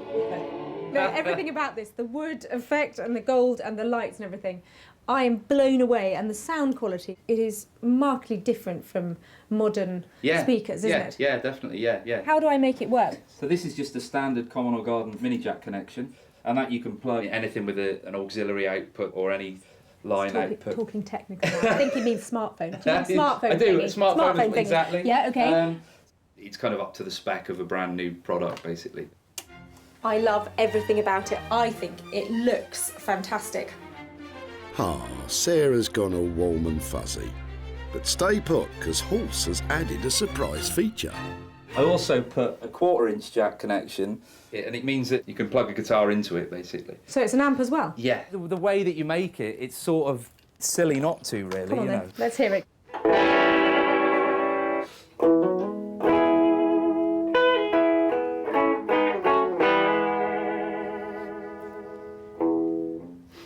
Horse, you're a genius on so many levels. I think that just is the icing on the cake. That was lovely, wasn't it? All right, Sarah, enough of the mellow jamming sesh. Let's get down to business.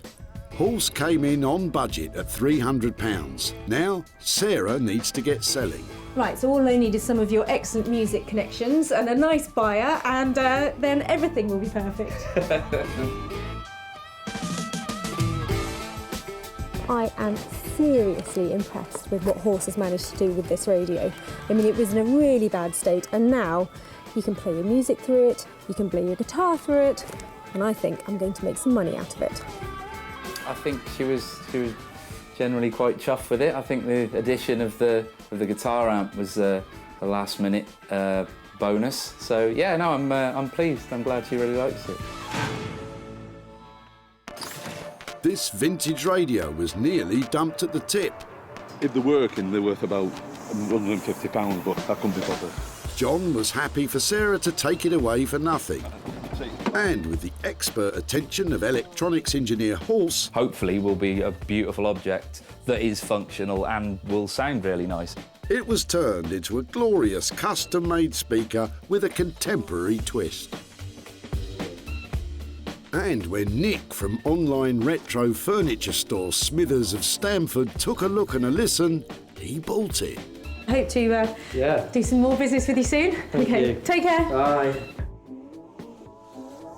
And now Sarah's back in Stockport to show John the radio's transformation and hopefully hand over some cash.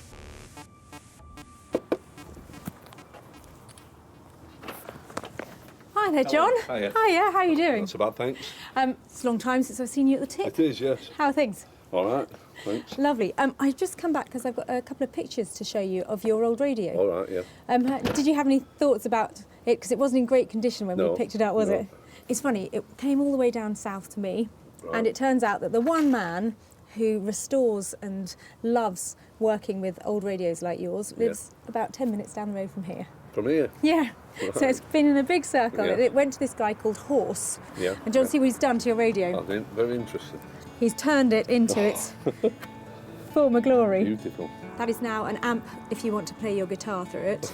And also if you have a smartphone or something like that, you plug that in and it plays all of your tunes. It's got lights in it as well, so when you turn it on, all that lovely, all those old stations and everything, it all lights up. It does look and sound just really lovely now. Unbelievable. I can't believe that. So the good news is that in that condition, it did sell, and I've got some money here to give to you. I've got £50 profit from the sale of your radio, and so that's for you. Sure. Yeah, definitely. What do you think about that? Absolutely amazing, really. Are there any ideas what you might do with that? Well, I'm just going to buy a new shed, garden shed. Are you? To fill up with more radios? Yeah. That's the reason why that came out, ready to buy a new one. Well, fantastic. I think that's a great idea, that something that came out of your old shed is going towards, a little bit towards buying a new one. So, brilliant. Sarah paid Horse £300 for his specialist work on the radio, and it sold for £350, making £50 for John to put towards his new garden shed. Bloomin' marvellous. I was a bit astounded really to how good it was. I thought about having it renovated myself, but I don't think it would have come up as it has done. I think it's quite amazing what he's done with it. It's so satisfying to see an old piece like that radio restored to its former glory and sounding amazing. And I think that £50 might have been music to John's ears too. With 2 out of our 3 items sold for a profit, it's so far so good. But Sarah has got one more pickup to complete the set. Maybe Jay's painted Urkel will leave her feeling blue. I think it looks really cool. I hope Sarah would like it. I hope she will. Evidently, she's got to sell it. She has to sell this on. So if she likes it, then she will be able to sell it more. I like it, but I'm not going to be selling it. I'm not sure how this is going to go. Well, there's only one way to find out. Get her in. I love pickup time. I've got an Urkel table in here, but I know it had a few problems and I'm hoping Jay has managed to turn it around. When Sarah picked it up, the table was on the brink of being lost forever. But now it's a fresh, modern gem with a new lease of life.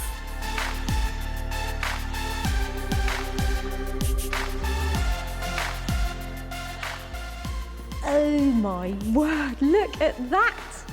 You like? I love it. What a relief. It'd be all right to have a quick look underneath to see what you've done. All it is I've done underneath is just painted it black, is all I've done. Yeah, it's amazing how well the black suits it, isn't it? I mean, it looks like it was made like that. Yeah. It looks like a massive, beautiful blue egg, doesn't it? It's stunning. It does look like a blue egg, actually, yes.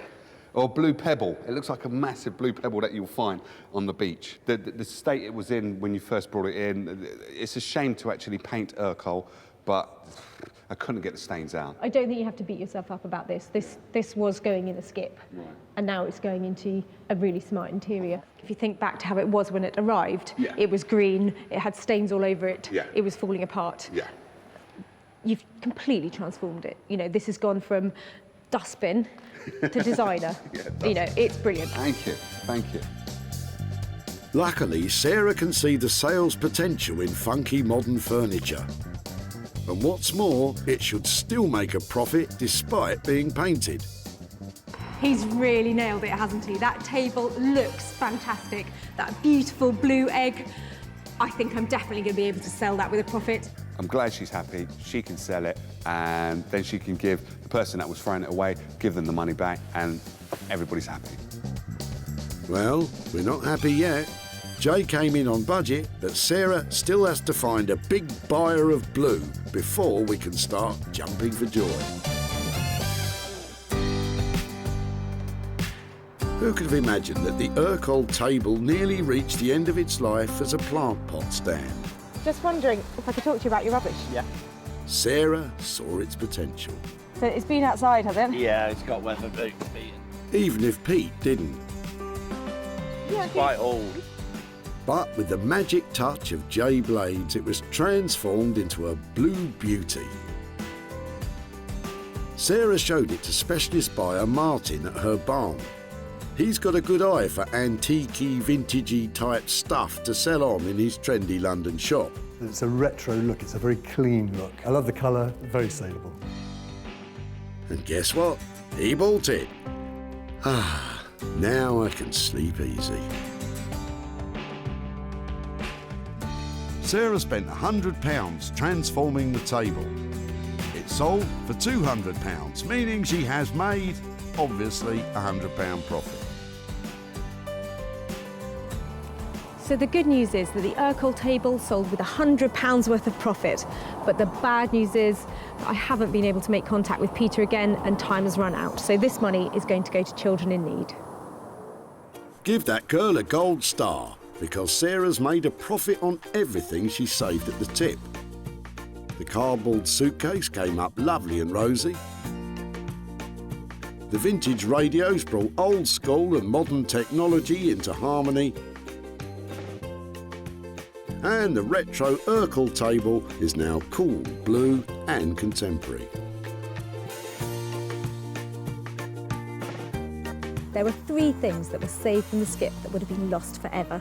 And who knows, maybe next time you're at the tip, I could be taking your rubbish and turning it into money.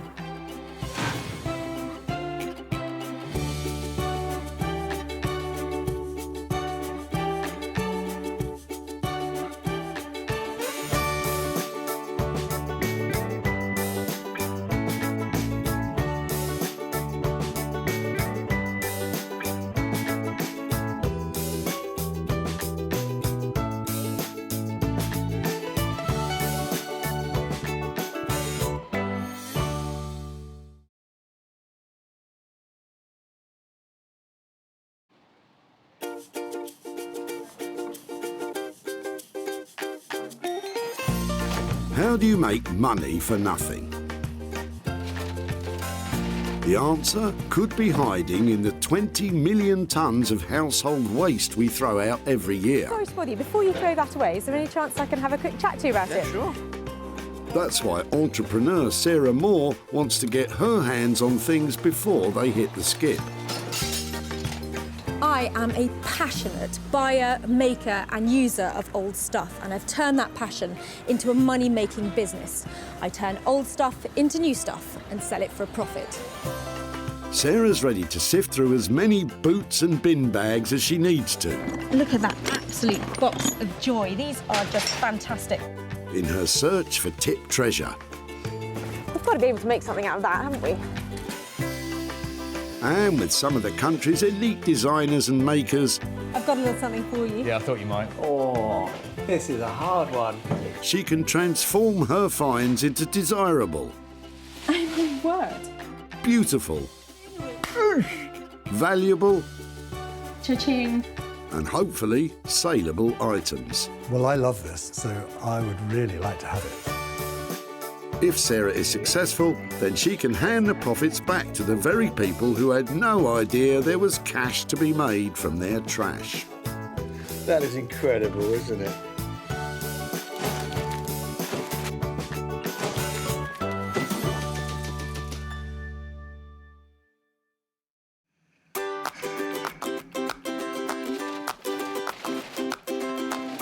For most people, a trip to the tip is about as exciting as rearranging your sock drawer. But most people aren't Sarah Moore. It's loads of fun here. There's stuff coming through the gates all the time, and I'm hoping in the trunk of one of these cars is some real tip treasure. Sarah's been given special permission from the Bredbury Recycling Centre near Manchester to search for 3 items before they get skipped. We're looking for things that we might be able to reuse and recycle. But she's not after just any old rubbish. Just wondering what that was. Old vacuum attachment of some shape or form. So, Oh my word, look at it. Sarah needs to find things with the potential to turn a profit. And it doesn't take her long to spot her first item poking out of Justine's rather glamorous-looking convertible. Hiya. Hi there. What are you throwing out today? It's a cast iron soil pipe, having a new bathroom fitted. Oh, really? I just love the fact that it's got this really old paint on it. Yeah. And I don't I know... did speak to my decorator about that, and he said that to rub all that down and repaint it when he paints the outside of the house is not cost effective, because it would be about a day's labour just to rub the whole pipe down. Really? And it had to be changed anyway because of the new bathroom. I know it sounds really strange that somebody might want to take away a soil pipe, but we're looking for old stuff, you know, particularly stuff that has a bit of integrity and like we can remake into stuff. Right. I'm not sure if anybody will take on a soil pipe, but would you mind if we kept it just to see? Not at all. Really? Do me a favour by taking it. You might want to wear some gloves for this one, Sarah. A soil or sewage pipe is usually attached to the side of a building to remove waste from the upstairs toilets. And there's just one more section to it. Keep them coming, Justine. After all, you can never have too much old soil pipe. It looks like it hasn't been used for a while. Has it not been used? Oh, it's been used. Really? I don't want to think about that, do I? Yeah. Thank you so much. If we just pop it here, that would be great. By the looks of things, this pipe has seen quite a bit of action. But exactly how old is it? It's a very old terraced house, in 1926. Okay. It was built, but it's the original cast iron pipe. Yeah, well, do you know something? It's going to a better place. Oh, that's good. Thank you so much. You're very welcome. Bye. Bye. Sarah seems happy, but what's Justine thinking? I'm just glad to get rid of it. I don't know what she'll do with it. Justine does have some concerns, though. I'd have put my makeup on if I'd have known I was being on the television. Not to worry, Justine. While you pop off to the powder room, Sarah can take a closer look at her first item. It's a really old cast, probably Victorian downpipe. It's really battered and I'm not quite sure why I've saved it, but I do know somebody who might have some good ideas to turn this old thing into something valuable.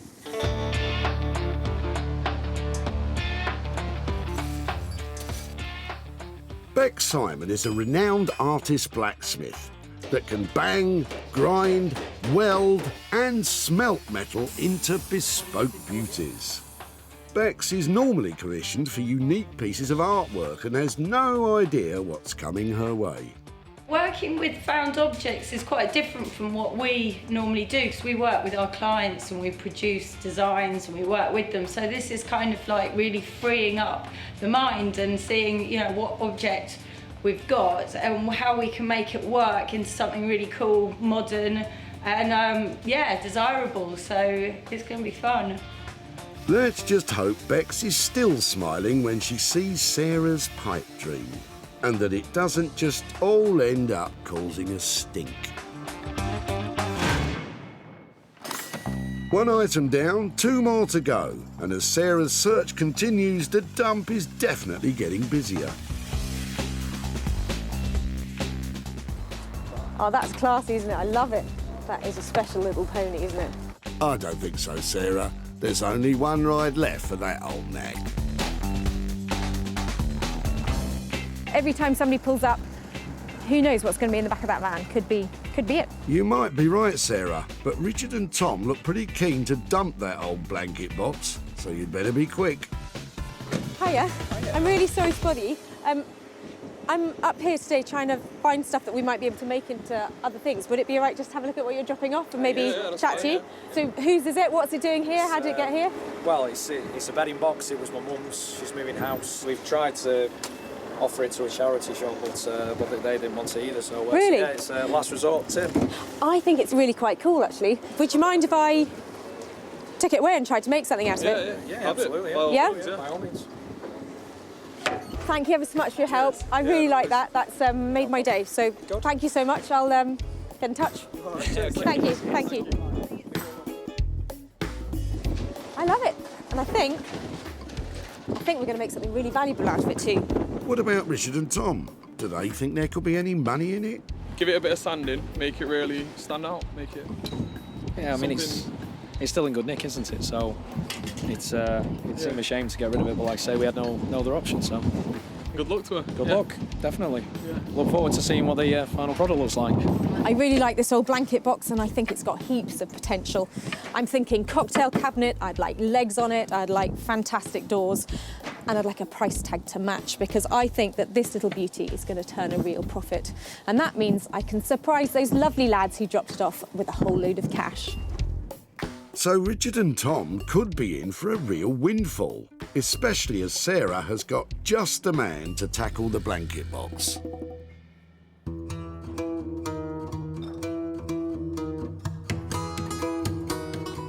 Rupert Blanchard is one of the country's leading bespoke furniture makers.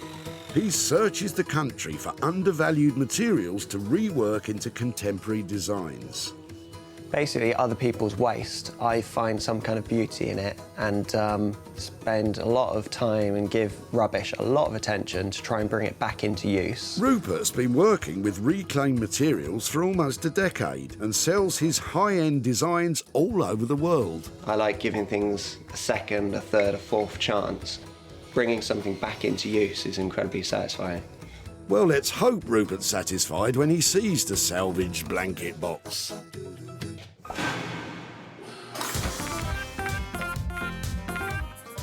Sarah has already found 2 items at the tip.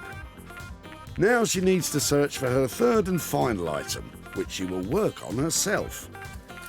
But time is running out, and the crushers have already swallowed most of the day's offerings. I just find it difficult to watch that because they're just crushing great stuff. So I think I'm gonna have to go and get back to work now because that's just too scary. Lots of things, just sometimes it's just not quite right. What's it for? The toilet roll holder. Really? Yeah. I've never seen one like that before. Hang on, Sarah. Vicky's just pulled up with a trailer load of potential treasures. Hiya. Sorry to bother you. I was just wondering, before you chuck everything out, if it'd be okay to have a look at what you're throwing away and just see if there's anything we might recycle? Yeah. Are you clearing something out, or? Yeah, my granddad's house. No. So a lot of my grandma's old belongings. Okay. Sadly, but bit of everything. So some old wardrobes and cupboards, and then like sewing machines. Okay. And would it be really bad to just rootle around and have a look? Help yourself. Really? Yeah. You sure? Yeah. There are some sweet little bits in here. Really lovely, and I feel a bit funny rifling through them. They're really sweet things. But sometimes, you know, it's like you get to a stage where it doesn't fit in your house, it doesn't go with your look or whatever. There's a few bits in here that certainly has an appeal. I really appreciate you letting me have a look, especially as it's your family stuff. If it's okay, I would love to see if there's something in there and then come back to you, and that's brilliant. If you're happy, I'm just going to take this off. Thank you so much for sharing. Sarah's found her final item. But exactly why is Vicky letting go of her grandma's stuff? Helping my granddad clear out my grandma's old room. He's finally ready to let go of a few things of my grandma's because he's getting on a bit. We needed to clean out the room so he's got more space to move around. It'd be nice if it could be reused for someone else who'd get pleasure out of it, because I know my grandma certainly did with a lot of these things, so it would be nice if it could go elsewhere rather than in the bin. So this is a really eclectic little collection of stuff. Part of the stuff she dropped off with these plates, this china. Now, I haven't had a proper chance to look at them yet, and I'm not sure if there's going to be any value in this box, but I couldn't let her throw it away without having a proper look. So you never know, there might be some value in here yet. Well, let's hope you're right, Sarah, because it's now time to try and turn your refuge picks into pounds. Working on the soil pipe will be artist blacksmith Bex, while Rupert will be unleashing his creative carpentry on the blanket box. And Sarah's hoping to find some hidden treasures in Vicky's grandma's box of china. We have had a fantastic day here. I've got some amazing pieces and just the right people lined up to make them into something fantastic and to make some money along the way.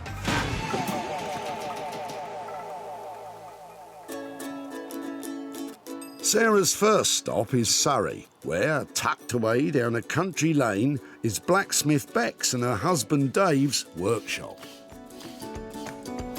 So I'm waiting for Sarah to come. I don't know what she's bringing. So, yeah, let's hope it's something really interesting. Oh, don't worry, Bex. It's interesting, all right. Hi, guys. Hello. Look what I brought you. Oh, no. Oh, no. It's a downpipe. I've got like a whole house worth of downpipe. Oh, wow. So probably, what have I got? About 15 feet of it altogether. Gosh, wow. God, it's got beautiful pitted. Yeah, it's got some good finish on it. It is lovely, but it is a downpipe. There you go.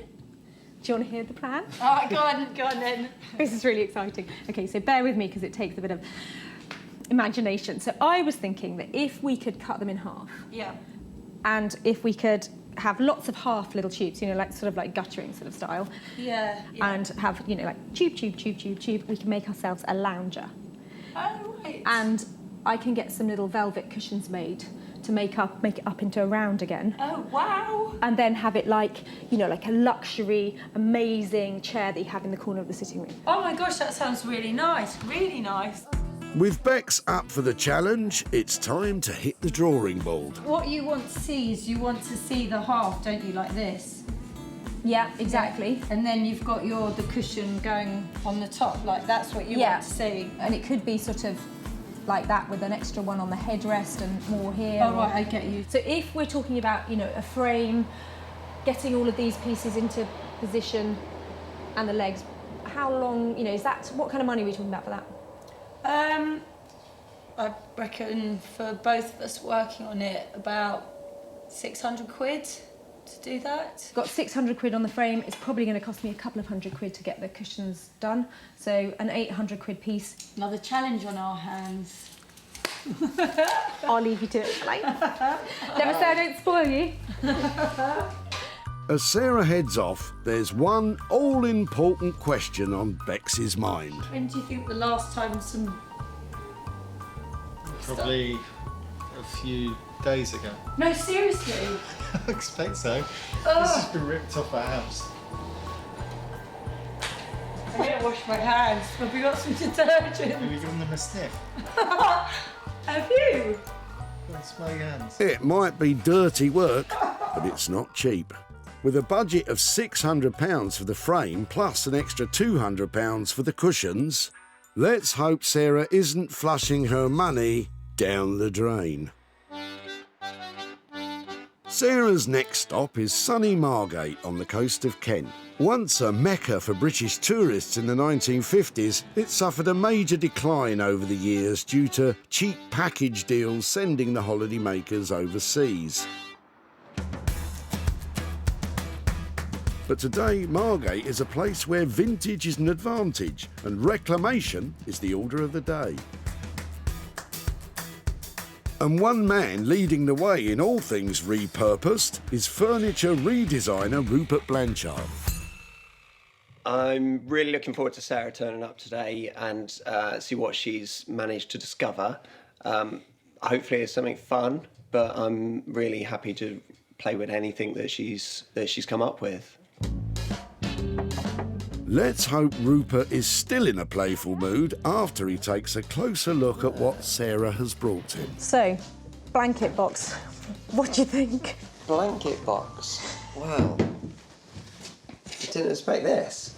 It's rather unusual proportions.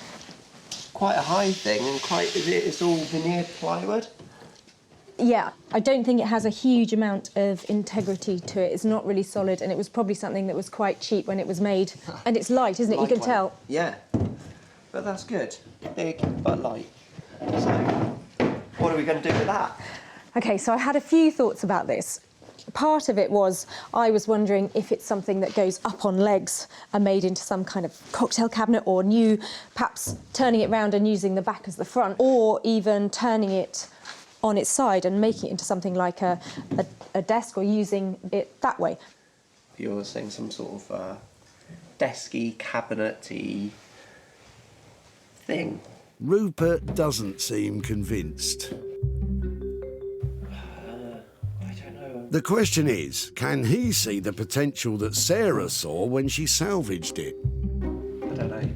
Is it something that you think is workable or not? Because it's OK to say, I'm not sure that this is... Yeah, no, I can definitely work with it.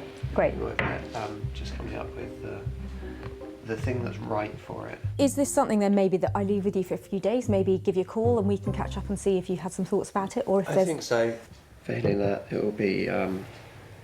it'll keep me warm through the winter from the fire. No, of course it won't. It'll end up being something great. So Sarah's going to leave Rupert to it in the hope that a good idea does come his way. Can't say it's my favourite of all the pieces I've ever worked with, but that's my challenge really, to make it my favourite piece. Every piece I work on I try to, if I'm not happy to have this in my own home, I don't want to work on it. Let's hope Rupert has a moment of inspiration soon. Because without a plan, Sarah has no idea what the budget might be. But at this stage, she's just hoping the blanket box doesn't go up in smoke.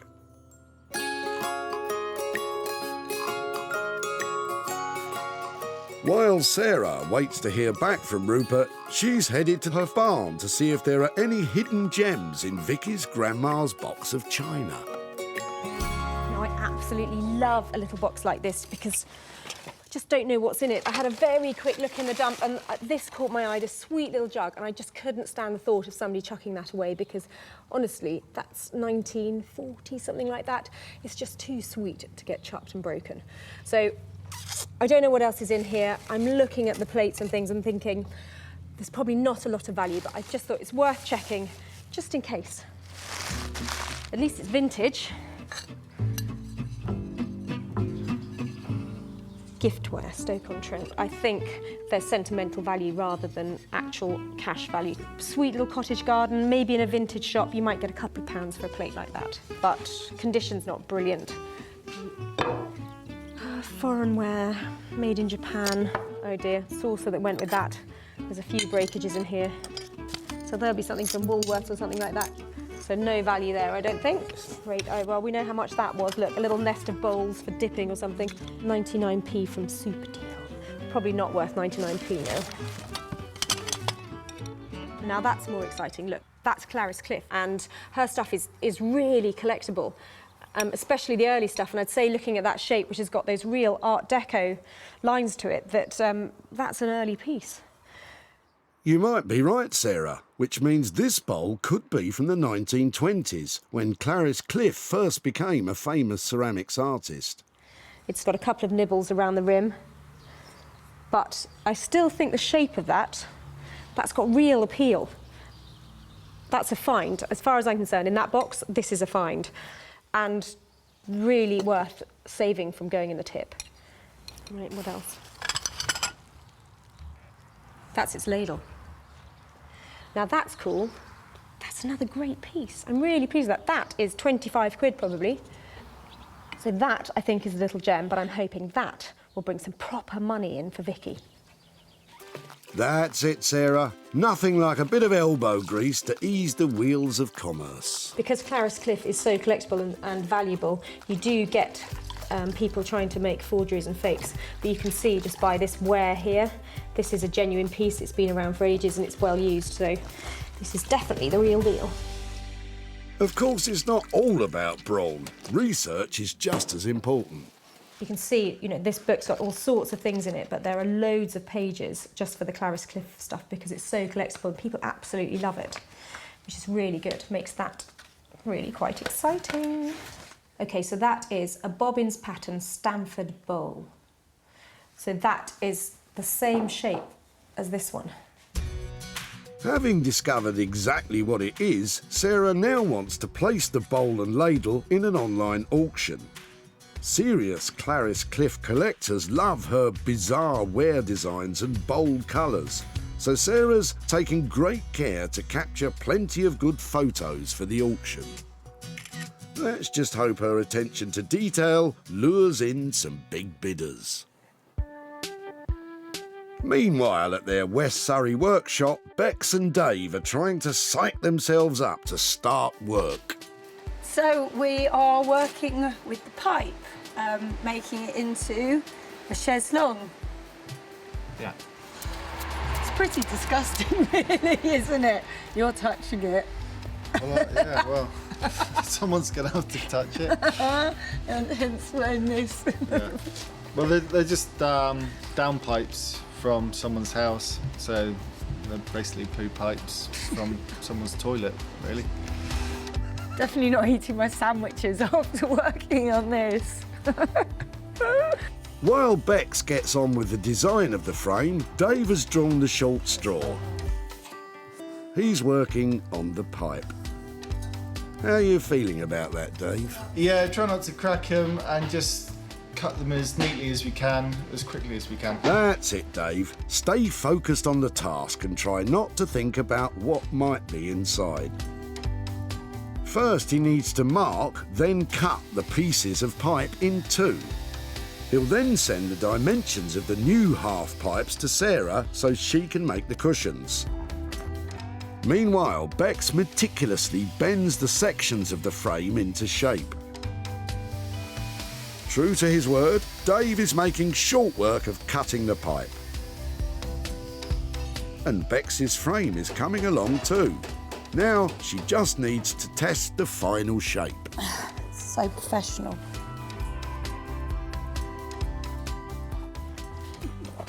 So where does my head come to on that? Oh. There. Am I in? Right. Well, yeah, you're at the top. And this, do we need to cut that down? No. Is that a good... Yeah? Yeah. It's Okay. fine as it is. It's not very comfortable. This is no laughing matter, and neither is the state of the insides of the pipes. Ugh. Luckily, Dave's on hand again to clean them up once and for all. Now, as soon as the pipes are dry, they can be sealed with varnish and attached to Bex's frame.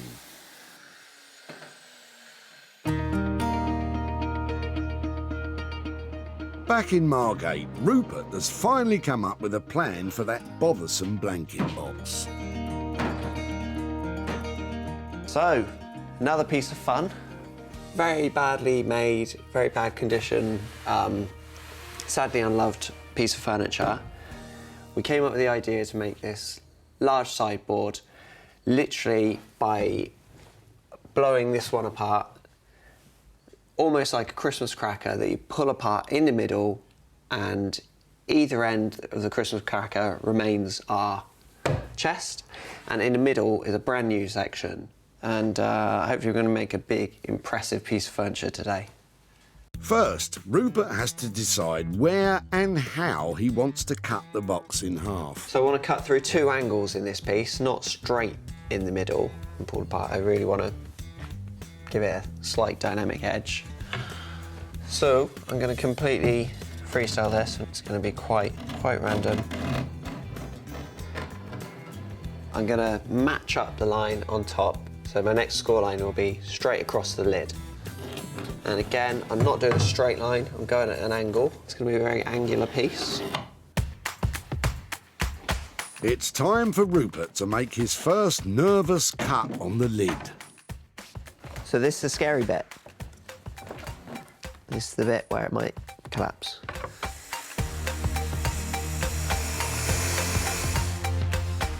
With the lid safely cut, it's time to tackle the rest of the box.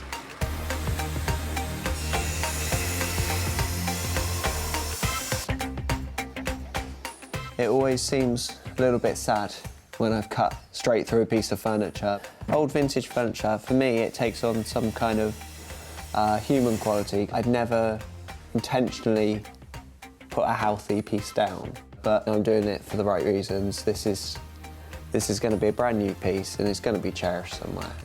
Last cut. One more chance for it to fall apart. This one's going to be the worst.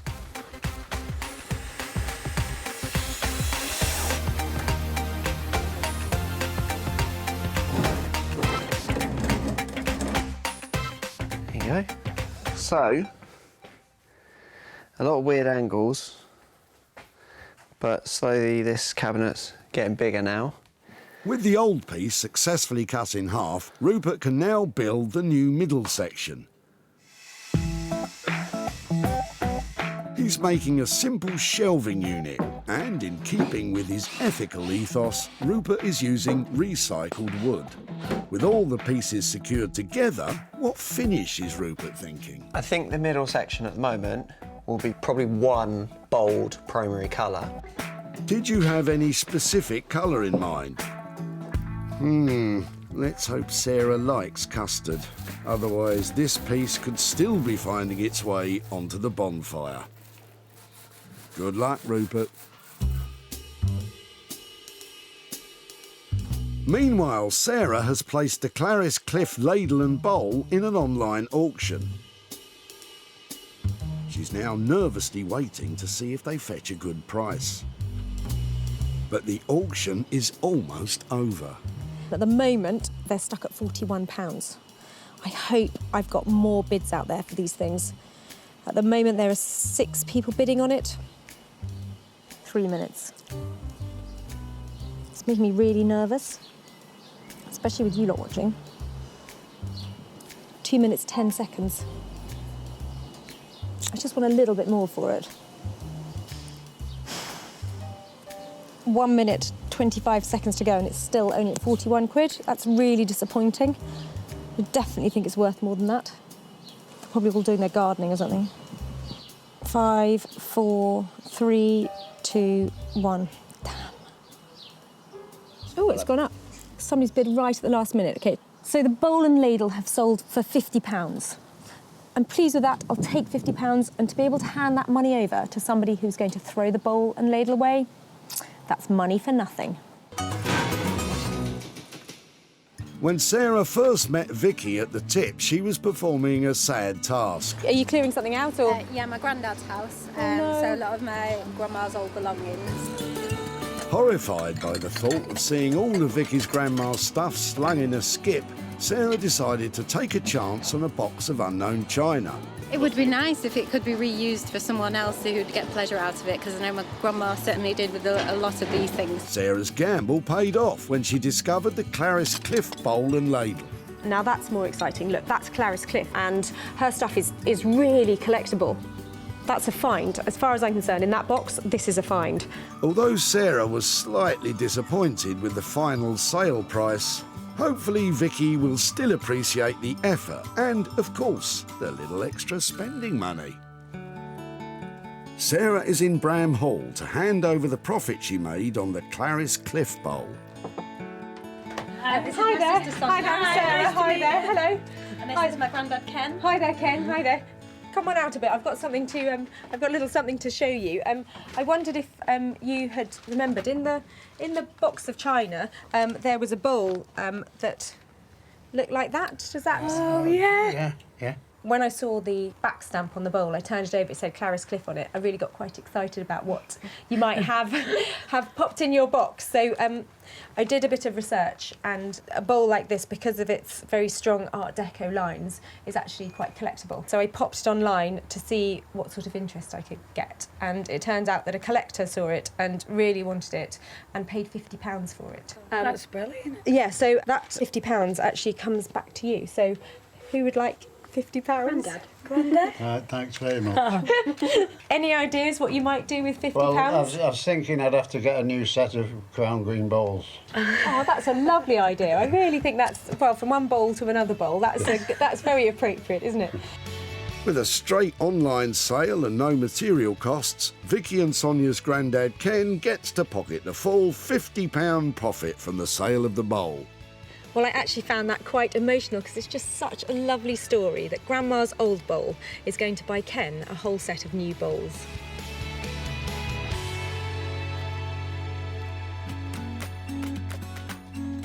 In Surrey, the final rivet is going into the frame of the new lounge chair.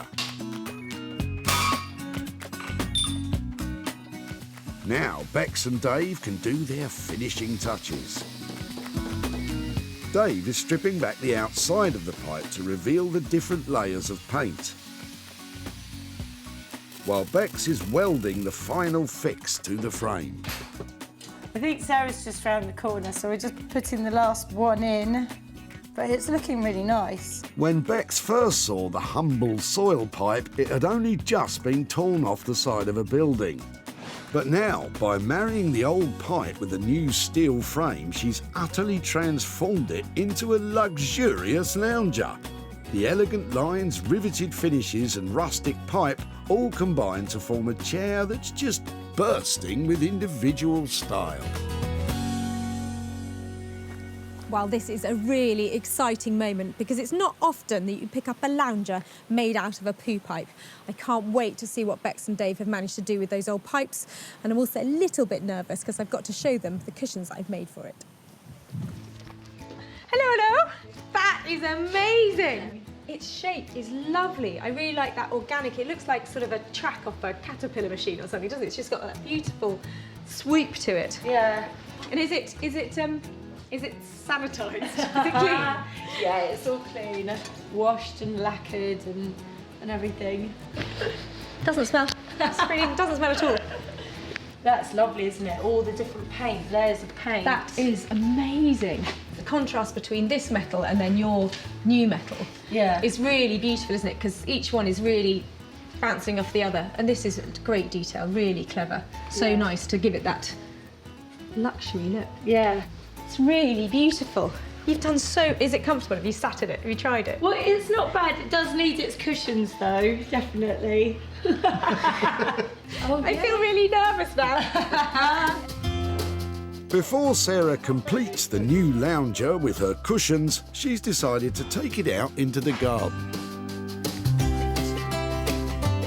So Sarah's putting the cushions on the chaiselong. So, yeah, we're eagerly waiting to go and have a look. So, Yeah, what do you think? I think she'll have done a really good job. Yeah, I hope so, because I'm a rubbish liar. I'll just go... then cry. Do you want to come and have a look? I like the way it's like through a curtain. Oh, wow. Oh, all the colours are the same as the back. Oh, wow. Is that a good oh, wow? Yeah, no, I like it. Yeah. Yeah, no, that's nice. With the cushions meeting with Beck's and Dave's approval, there's only one thing left to check. It's lovely. It's really cool. It's really relaxing. Thank goodness for that. When Justine pulled up at the tip in her fancy-looking convertible, no one could have guessed what she was planning to dump. Hi there. What are you throwing out today? It's a cast iron soil pipe. But if Sarah was surprised, Justine was shocked. I'd have put my makeup on if I'd have known I was being on the television. Undeterred, Justine helped Sarah to unload her grim cargo. It looks like it hasn't been used for a while. Has it not been used? Oh, it's been used. Really? I don't want to think about that, do I? Yeah. I'm just glad to get rid of it. I don't know what she'll do with it. Well, Justine, the humble soil pipe has now been glamorously transformed into a luxury lounge chair, which Sarah had absolutely no trouble in selling to the trendy London furniture store, the Old Cinema.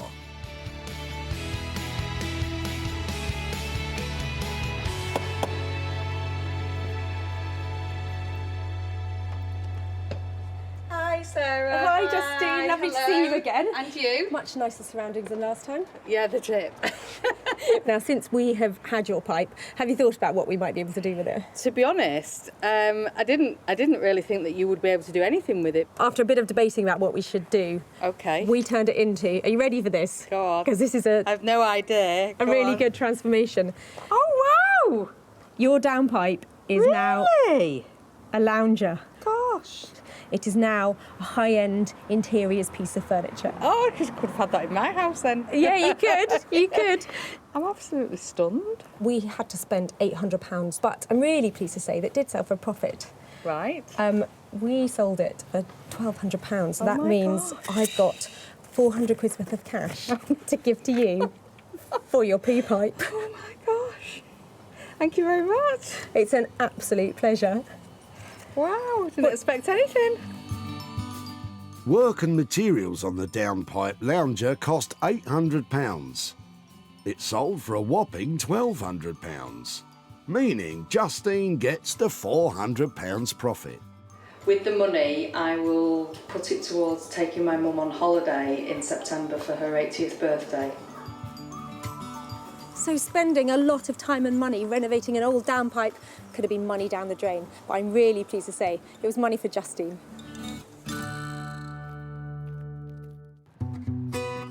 So, with 2 items successfully sold, can Sarah make it 3 out of 3? It's time for her to see the final item in Margate. I'm a little bit worried.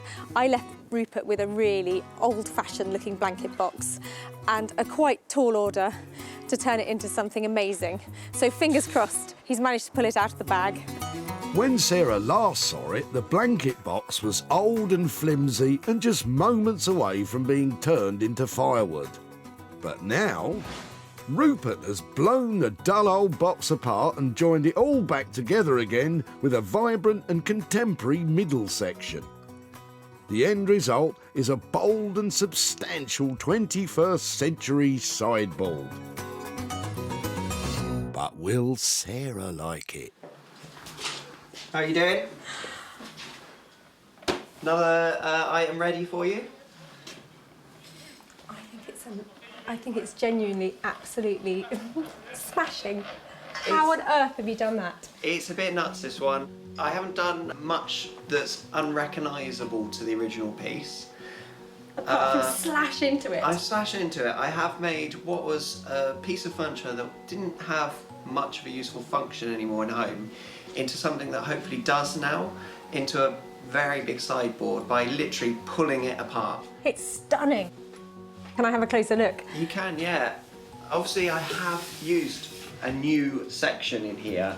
This is made from OSB, or sterling board, which is actually the waste chippings around a tree when they've taken the main lengths of timber out of a trunk. So it is a sustainable product. I've restored the original piece. Other than cutting it in half, I have actually restored it by repolishing it and refinishing it. You might actually like to lift those up and find that there is oh my word! The original function of the cabinet is still there, so the piece still exists in its original form. Genius. You know, you can tidy the living room in at a moment's notice when the kids have been playing. Exactly, and either end, that does the same thing. I think it is the work of a genius. I think the fact you've got that storage in there as well, I really wasn't expecting that when I saw it.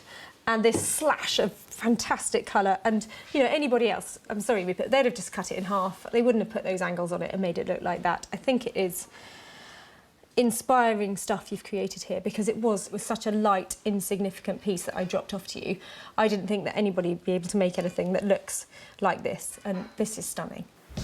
It certainly is, Sarah, and let's just hope you can give it a stunning price tag to match.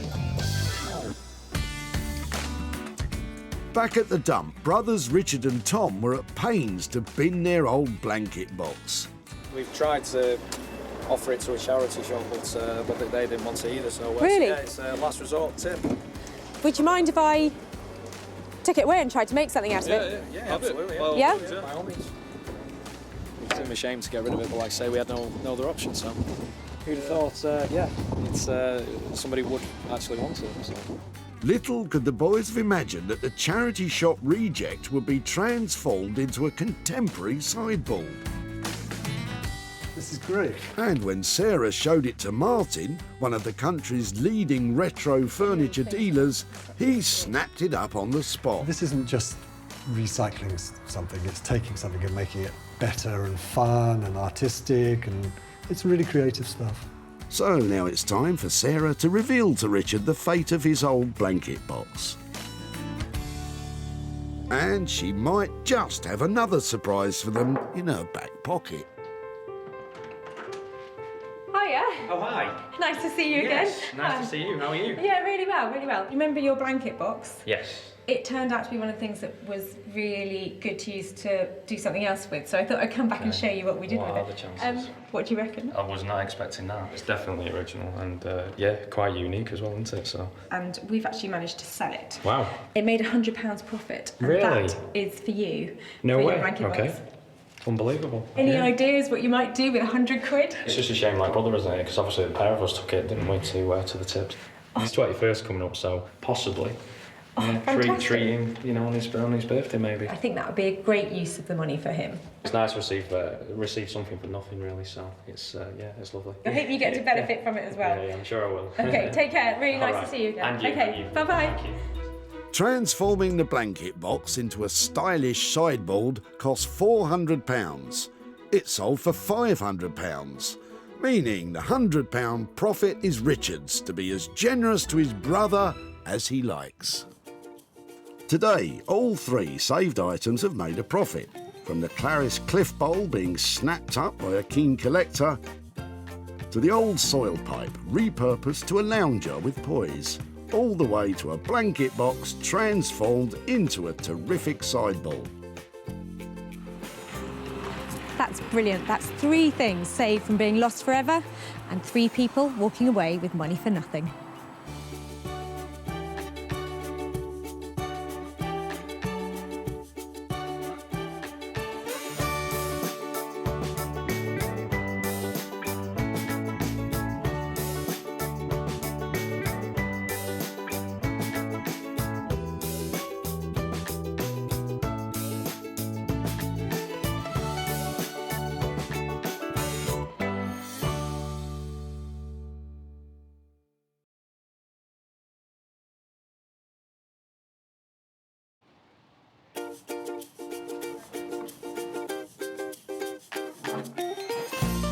How do you make money for nothing? The answer could be hiding in the 20 million tonnes of household waste we throw out every year. But just before you throw it away, would it be possible to have a quick look at it? That's why entrepreneur Sarah Moore wants to get her hands on things before they hit the skip. I am a passionate buyer, user and renovator of second-hand stuff, and I've turned that passion into a money-making business. I turn old into new and I sell it for a profit. Sarah's ready to sift through as many boots and bin bags as she needs to. That's vintage gold, isn't it? It's really exciting. In her search for tip treasure. I love it.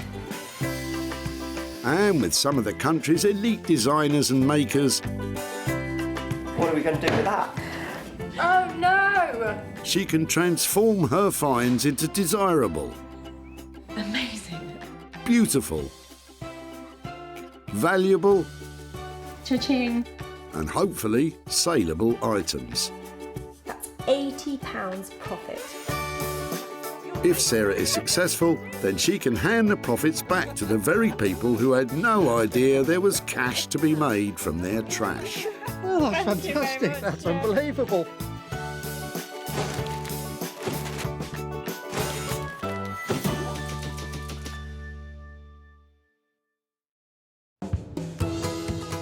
Stockport near Manchester, where at the Bredbury Recycling Centre around 2,000 cars a week roll up with all sorts of random junk for the skip. I've got no idea what I'm going to find here today. It might be a chair in despair or a toy with no joy, but whatever it is, I hope I find something amazing and make some money for nothing. Sarah's got special permission to root through the rubbish for stuff to re-beautify and sell on. It's addictive, eyeing up people's rubbish, think, oh, what can I do with that? Sarah is scouring the site for the first of her 3 items, and today it's rich pickings. How about you? Got anything exciting in there? Anything in your rubbish? I love it. Sarah wastes no time snaring her first item. She's spotted mother and son Amanda and Connor getting rid of some smashed up old-time glamour. So it's a cocktail cabinet. Have you had it for long? Well, it used to be my uncle's. Okay. He's had it for about 30 years. Okay. He's had it. It used to be his mum's, funnily enough. Is it something I could have a better look at and maybe Yeah, see if I might be able to take it away? Oh wow, I like the mirrors. You're welcome to it. My mum will be over the moon. Is it heavy? Do you think you could help me carry it? Yeah, sure. Top tip, when it comes to junk jumping, Brilliant. Thank you so much. enlist a strapping young lad to help with the heavy lifting. Nice and easy does it. This little beauty could soon be worth a bob or two. Lovely. Sarah thinks she can see a profit here, but what does Amanda think she'll do? No, I haven't got a clue, but it'd be nice to see something good come off it. I love this cocktail cabinet, but I think it needs a real makeover. There's lots of detail in it that needs replacing, and I want to rip out all of this old, tired-looking stuff. I want it to be funky, I want it to be fun, and I want it to be really expensive. First item's nabbed. And Sarah has someone in mind to lift this cabinet's spirits and make some money for Amanda. She's scheduling a cabinet meeting, maybe over cocktails, with print designer Zoe Murphy. Margate-based designer Zoe has taken the reconditioned furniture scene by storm. Zoe's speciality is transforming fuddy-duddy old pieces with bright 50s-inspired designs. And her exciting reinventions sell in some of London's most prestigious stores, including Liberty's. I have got a big issue with waste. I hate the idea of sort of inefficiency on the planet and things going to landfill. It's always bugged me loads, and to the point where I even wrote a letter to the Queen when I was 7 years old, telling her about the environment. And my love of recycling has brought me right round to using second-hand furniture pieces as well. Sounds like Zoe's studio might be the last chance saloon for this old cocktail cabinet. Sarah is still sweeping through the car boots looking for her second item. I love things like this when you can just see how much wear there's been. Look at that. That handle tells 100 stories. Look at the size of it, how much it's been worn down. I mean, that is literally careworn, isn't it? Just a little too careworn, even for Sarah. Get a load of this though. It's Gary with a trunk full of trunk. Sarah needs to get her hands on it before it's in the skip and out of bounds. Been doing a little tree surgery in the garden, have you? Pretty much. We've been there a while, but it's time to get rid. It looks like it might have been a birch. Actually, Sarah, I think you'll find it's a white poplar. See those diamond patterns on the bark? Dead giveaway. Any chance that I could take a few pieces? Yeah? Help yourself. Really? Oh, yeah, but I think that might be heavy. Is it really heavy? My original plan was to do something with it, and then it dropped to maybe put it on the wood burner, and now it's just... Get rid. Get rid, it's in the way. Well, maybe I should make a whole range of seating or stools or breadboards or something like that. I'm going to wheel a few away, okay? Thank you ever so much. Sarah's on a roll now, and full of ideas. What do you reckon, 6, 7 big serving bowls? Something like that? And what does Gary think Sarah might do with them? A bowl or some seating, maybe. It'd be interesting to see. So, Sarah, you could have just landed a pile of rotten wood. Good luck with that. I'm hoping that you've got 6 enormous, beautiful bowls here, but I can't really tell what condition the wood is in the centre because obviously it's been left out and it's in bad condition on the ends, but must have some potential, mustn't it? Well, if there's money to be made, yes, it must. Sarah's second find is a rather sorry-looking lot, but she knows exactly who to turn to for help. Top-notch craftsfolk Max Bainbridge and Abigail Booth. Hidden away in an East London garden shed, creative couple Abigail and Max run a successful business, making handmade homeware from reclaimed natural materials. From beautiful wooden utensils to luxury soft furnishings, the fine arts graduates really know their craft. We're so flooded with manufactured throwaway consumer items. It's like actually we decided we wanted to make things that lasted. There's a kind of physicality to it which I love, from being out in woodlands and forests sourcing stuff or chainsawing it. There's a real physicality that you have to enjoy. We love it. Yeah. But can they make anything out of Gary's sodden poplar stumps? Maybe they should carve a magic wand first. So that's 2 items in the bag. Now Sarah needs to find a 3rd item to work on herself. After all, she shouldn't be hiding her own talents under a bushel. You've got to love what comes in here. Somebody's just throwing away like a mini plastic car. It's just great. You think that's mini? Take a look at Paul's little beauties. Where are these from? These yours or are yeah, these? they're all dismantled and broken toys. Pop it down the floor, they look heavy, Yeah. I do know some of them were kind of collector's items, but they're pretty well shot, to be honest. My father died a couple of years ago, so we had to clear out from his house. So did you actually play with these? Are these... A long time ago. Is this something that maybe I could take away and just see if I can do something with? Yeah, fine. That's fab. I shall cherish those and look after them for you. All right, no Thanks worries. ever so much. All right, no problem at all. I absolutely love this stuff. I love it. The condition is really bad, but these are just iconic 1970s fabulous things. Die-cast model cars became a huge craze in the 1950s and are massively collectible now. Rare cars in pristine condition can make hundreds of pounds. Though making a profit on this play-worn pile will mean that Sarah will have to step things up a gear. It's like Diamante and the lights. Absolutely love it. I've still got some of it at home, which is kind of sentimental, really. Batman, Thunderbirds, Joe 90 stuff.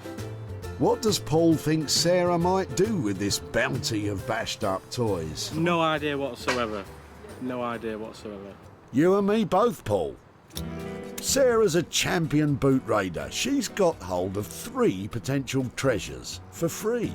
The glass cabinet will be reimagined by Zoe, the wood blocks carved up by Max and Abigail, And those old toy cars will be transformed into something special by Sarah. I've loved the things I've saved today. The question is, can I actually make any money out of them? Sarah's next stop is the glorious seaside town of Margate, which has been enjoying something of an artistic revival lately. Happily riding the crest of Margate's creative wave is print designer Zoe, who's helping turn the town all trendy. Little does she know what Sarah's got in store for her today. I do trust Sarah's judgment. I like how in the past she's really let me do whatever I want though, so yeah, I do trust her just. That smidgen of trust might be thrown out the window when Zoe claps eyes on that clapped out cabinet. I've brought you another little beauty. Careful, you two. Brilliant, thank you. Oh, wow. First impressions? Yeah, I like it very, very feminine. Nice, solid print on the glass. Zoe's making all the right noises, but Sarah knows this is a challenge. I think it'd be difficult to see it selling and being a very commercial object unless it has a real makeover. The one thing I do have a lot of lying around that I do like to show off sometimes if I can is my high-heeled shoes. And I can really see a cabinet like this being great if repurposed as a kind of shoe cabinet. Because this is a narrow piece as well, it'll put it in a bedroom maybe, or a hallway if you wanted it there. I can imagine probably some big bold prints coming in across here. It will instantly make it more fun. So if it's potentially going to be really glamorous shoes, maybe we've got a lot of glitter going on, maybe we've got some sparkle, perhaps some gold detail and bright attractive colours that are all about, you know, a glamorous occasion or a big fun night out. A glittering, sparkly high heels cabinet. I'm totally sold. But how much will the work cost? It will probably cost me a couple of days' work and all of the materials, about £500 to do it for you. That just sounds fantastic, and you're right, it's those people who love their shoes that will love this, and that will make it sell. A glamorous showcase cabinet for shoes. What a novel idea. But can Sarah find a well-heeled buyer for such a niche piece?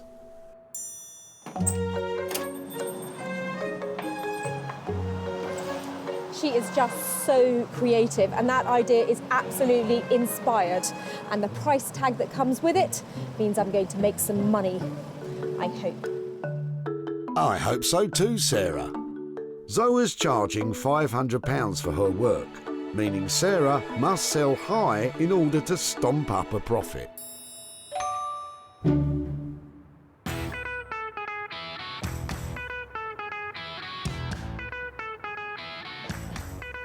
Vibrant Walthamstow in London's East 17 is awash with artist studios and galleries.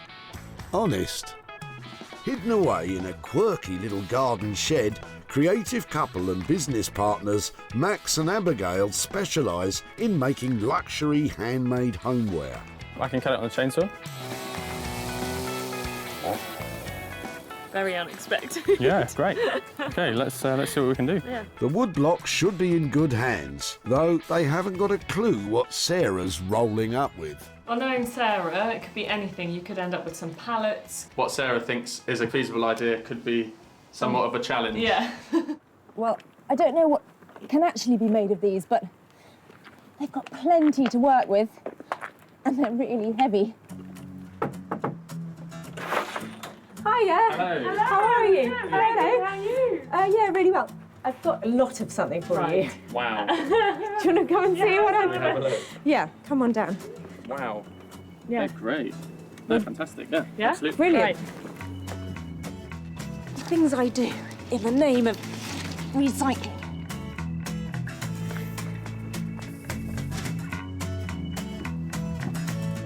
So, time to find out if money does grow on trees. I've had a few ideas, like things that I think would be great for me to be able to sell. And one of them was sort of this lovely suite of bowls. But I'm all ears to hear what sort of stuff you can make out of this.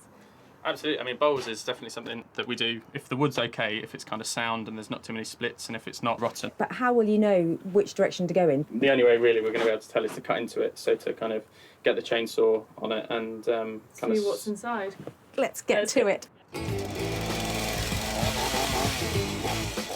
If it turns out to be rotten inside, they won't be able to make anything. Well done. So it's not rotten, but it does feel, God, that's really wet, isn't it? It is wet, yeah. Wet wood is not ideal, but at least this bit isn't rotten. So given this state, it's difficult to imagine what you can actually make out of it. Have you got any examples or anything that... Yeah, let's, shall we take it in the workshop, and I've got some stuff inside that you can have a look at. So these are a couple of maple bowls that are from recycled stuff from a timber yard, but all of these are from red oak and English oak from Epping Forest. These are absolutely beautiful. The shape on that is really lovely. I agree, but you're not out of the woods yet, Sarah. Looking at how wet these are, the risk when turning bowls really is that the moisture may mean that they crack. And we can certainly try. We've got enough. We've got we've got enough, Sarah. Cracked bowls ain't gonna sell, so we need a plan B. If we didn't get bowls out of it, what utensils do you make? Because I know you make amazing spoons things. A lot of spoons, coffee scoops. So this is a wild cherry coffee scoop that we're working on. You can see that these have got kind of patterning. So again, it all depends on what it's like when you start to work. So there's definitely potential here, maybe for bowls, or at the very least some utensils. But how much will their craftsmanship cost? I think if you leave us with 250 quid and let us crack on, we can see what we can get. get. Can see what we can get. On that basis, I will happily hand over 250 quid. That's great. Really, really lovely. Good. Excellent. Well, let me leave these with you, and you can get back to your chainsaw. Thank you very much. That's fantastic. Okay, bye. So Max and Abigail seem really optimistic that they can make something out of that wood. I'm just hoping I just haven't commissioned a £250 teaspoon when they find out it really is just rotten to the core. Glass half empty, Sarah. It might not be rotten. Stay positive like these guys. It's going to be a challenge, but I think that's that's part of the fun. Max and Abigail are charging £250 for their time and expertise. Given the condition of the wood, carving out a profit on this lot will not be easy.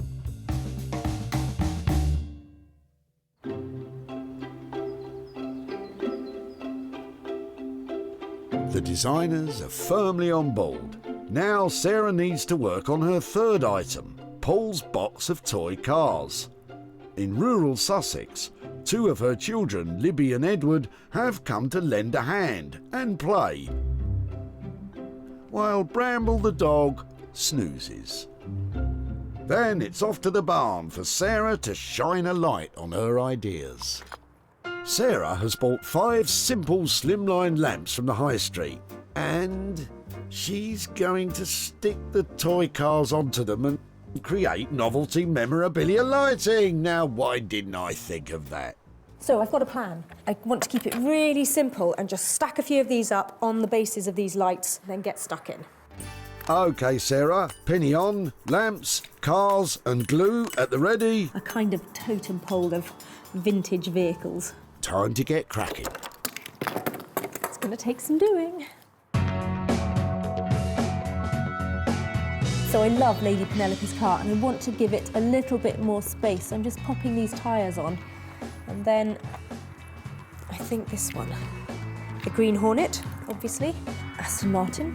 The most popular die-cast model car ever made was James Bond's silver Aston Martin.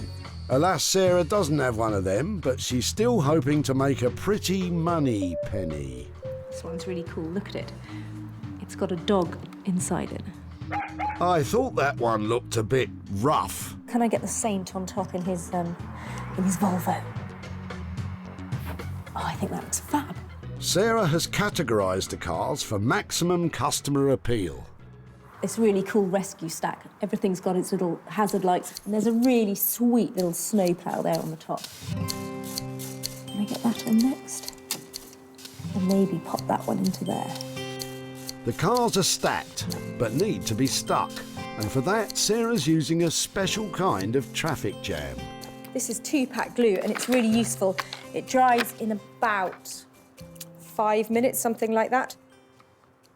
Got a little bit of working time and it's really thick and sticky, which is useful. Yeah, I also find it very useful when glue is sticky. So plenty of glue because there's lots of uneven surfaces on here and I just want to make sure there's enough contact between the car and the wheels and the glue. Sarah will glue the car stacks together before attaching them to the lamp bases. That way there's less risk of messy glue marks all over the new lights. I'm going to put a big blob of it on the roof of the Green Hornet's car. And remember, glue can be dangerous, so use with caution or else. Right, what's next?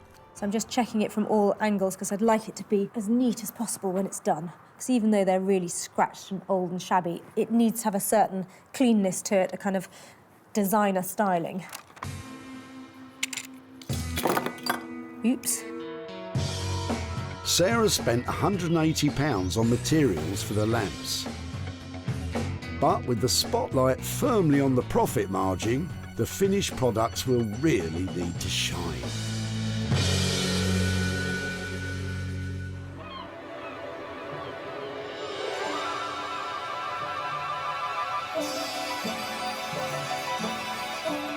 In Margate, the buds of creativity are starting to blossom in Zoe's studio. So I have this really interesting looking piece from Sarah. It's been broken on the side here and also the lock has been kind of locked open. When I talked to Sarah, I suggested somewhere to kind of put your glitzy, glamorous going out shoes and things like that, or your trainers. Ah, I can see it now. My old trainers beautifully displayed for the world to smell. I mean, see. This cabinet needs serious TLC. I'm not too intimidated by the challenge. I'm looking forward to it. Some of the glass is broken, so Zoe's going to carefully remove it all to avoid further breakage, or worse still, the need for a plaster. Because the overall condition of the wood is poor with flaking varnish, Zoe has decided to send it off to be professionally polished. Meaning Zoe can take some time to nestle in her loft space where she does all her creative thinking. It's always very important for me to sit down somewhere peaceful, surrounded by all my inspiration and a lot of reference books and colours and materials and art making supplies, and then have a really good think about what I'm trying to evoke with the piece of furniture. And it's here that Zoe's artistic muse really takes flight, away from that glitzy idea and landing firmly in, wait for it, Mexico. I've decided to do a floral sort of stitched looking design inspired by Mexico. After putting a couple more layers of detail into this one, this should be ready to go later on to be printed onto the piece of furniture.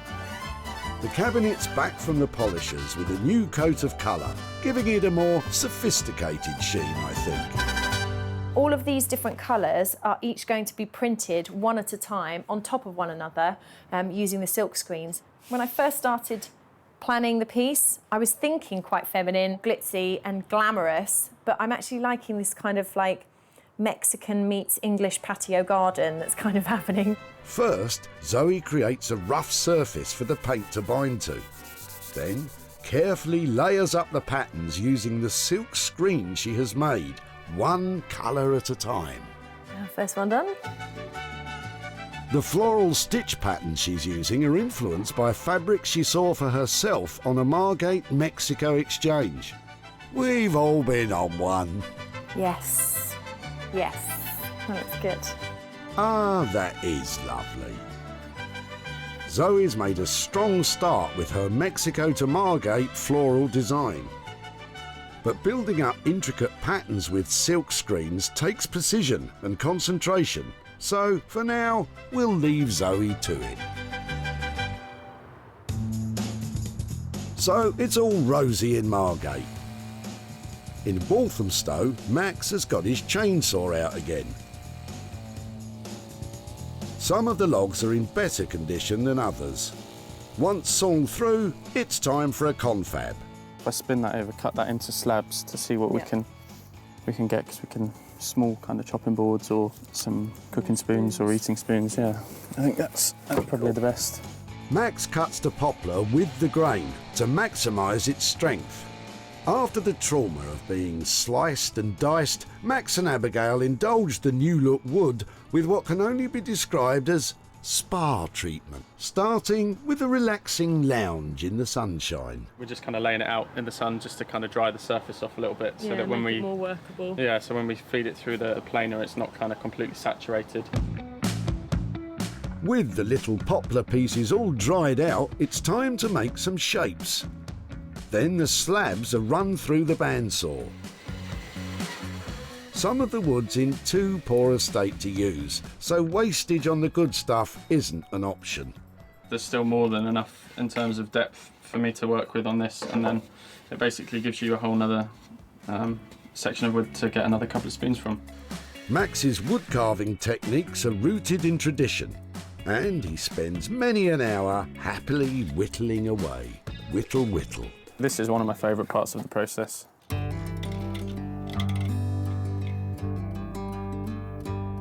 I mean, the colours are amazing. You wouldn't guess this, as you get in, that you get the kind of greys and the greens running all the way through. Like Michelangelo's David emerging from the marble, kitchen utensils are starting to take shape. But it hasn't been easy. Even though Sarah brought us a lot of wood, it's actually been quite difficult to kind of process that down and get solid stuff out of it. But I think we've done quite well. Max and Abigail now take time with the precious few utensils they have made and treat them to some gentle exfoliation. When you're dealing with stuff that's all made by hand, there's not really a way of speeding that process up. It's kind of... There aren't shortcuts, basically, are there? No. That's what you learn quite quickly. It's great that stuff that they would otherwise just either have to take to the tip or would be burned, we can actually kind of take it off their hands and turn it into something that, you know, that then has another life other than just sort of landfill. Cool. Finally, a loving wax and buff.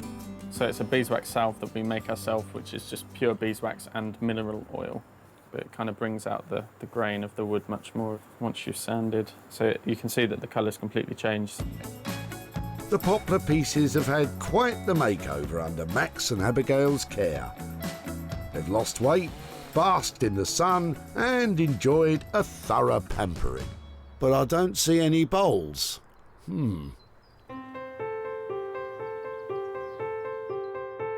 Back in Sussex, Sarah's in the barn putting the finishing touches to the vintage toy lamps. And just use that last bit. There's Popeye. I'm just going to pop him on there. I think that's successful. So you can have a lot of fun using up your old toys to make some pretty lighting like this. I'm really pleased with the way these have turned out. Before, these well-loved toy cars seemed way past their play-by date. Now, with a bit of imagination and some very sticky glue, they'll live another day as fun retro lighting. They're perfect for child-at-heart grown-ups who like to take a trip down nostalgia lane.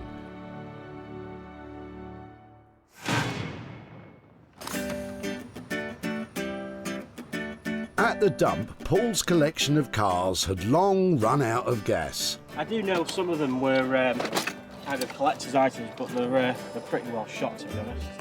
Sarah created 5 bespoke lights with nostalgic charm.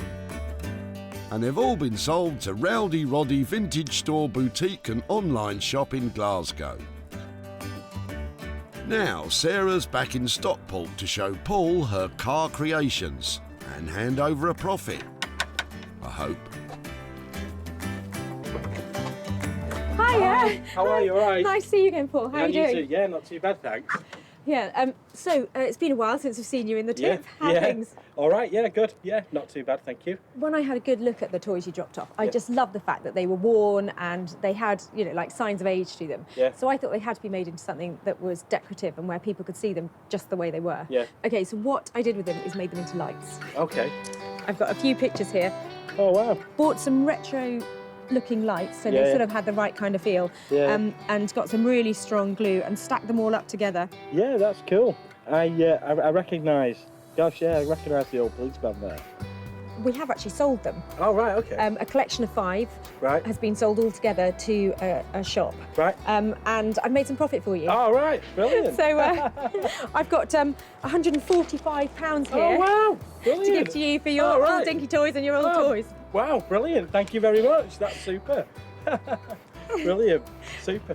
Excellent. Well, they were a lot of fun to work with, so thank you very much for letting me have them. Oh, right, yeah, no, it's fine, thank you. Pleasure. Well, lovely. Thank you ever so much for that. Okay, cheers. take care. Thank you. Bye-bye. Sarah spent £180 on lamps and glue for the 5 car lights, and they've been sold for £325, meaning a pretty profit for Paul of £145. Didn't expect anything at all. You know, it's a bit of all junk to me. It was nice surprise, definitely. I think we'll go out for something to eat. We maybe, you know, take the family out for some tea and treat the little one or something. So yeah.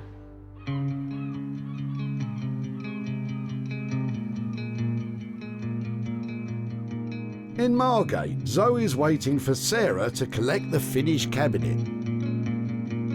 This piece that she's picking up today, I would be very happy not to let go. I can see my shoes being inside the cabinet instead of someone else's. So, yeah, I'd like to hang on to it, but I don't think she's going to let me.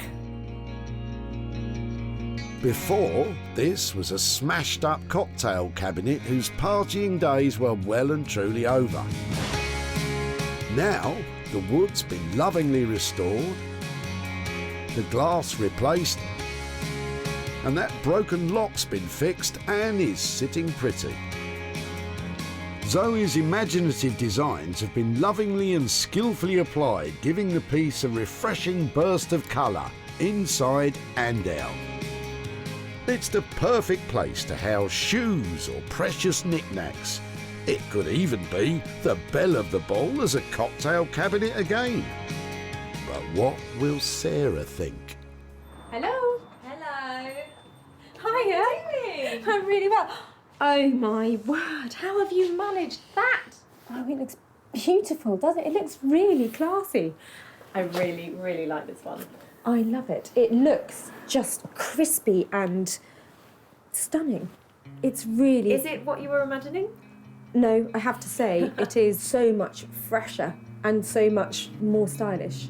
It looks expensive and luscious. Oh, I'm so glad you like it. I think it's safe to say she does, Zoe. I don't see this as just something for shoes. I think what you've done with it is just make it into something that has got huge appeal. You know, this could be whatever people want it to be. I really love doing it and I really want to keep it. Well, too bad. You can't. Zoe's ideas changed from a glittery shoe unit to a more, let's say, refined piece. I think our initial budget, all in, we were hoping for 500 quid. Is that still the case? Yes, we have just about made that. Fantastic. Well, that, you know, it's great news all round. It looks absolutely beautiful. At the tip, Amanda and Connor's bashed-up cocktail cabinet looked like it was suffering the mother of all hangovers. Well, it used to be my uncle's. Okay. He's had it for about 30 years.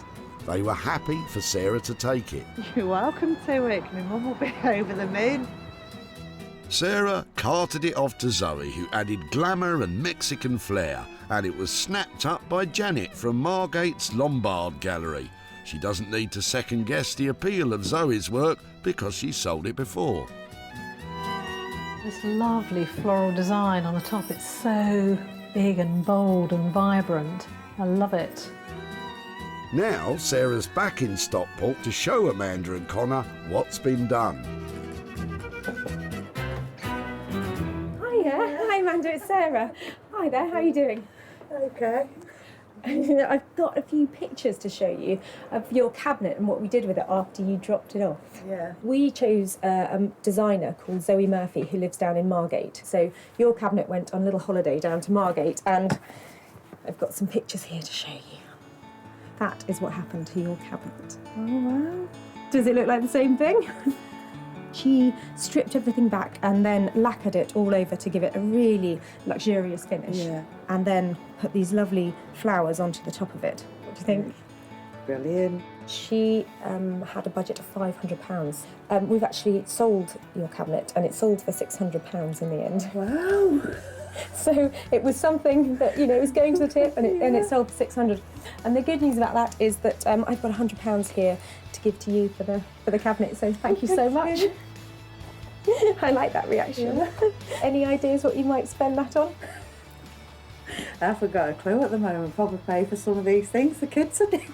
Oh really? Are they on summer holidays? Are they? Camps and scouts. No, it never really goes down to me. It's always spending it on the kids. I've got 3 children. I know exactly where you're coming from. Inclusive of work and materials, as well as a specialist polisher, glazer and locksmith, Zoe charged a grand total of £500. The cabinet sold for £600, making a sweet profit of £100 for Amanda. Lovely.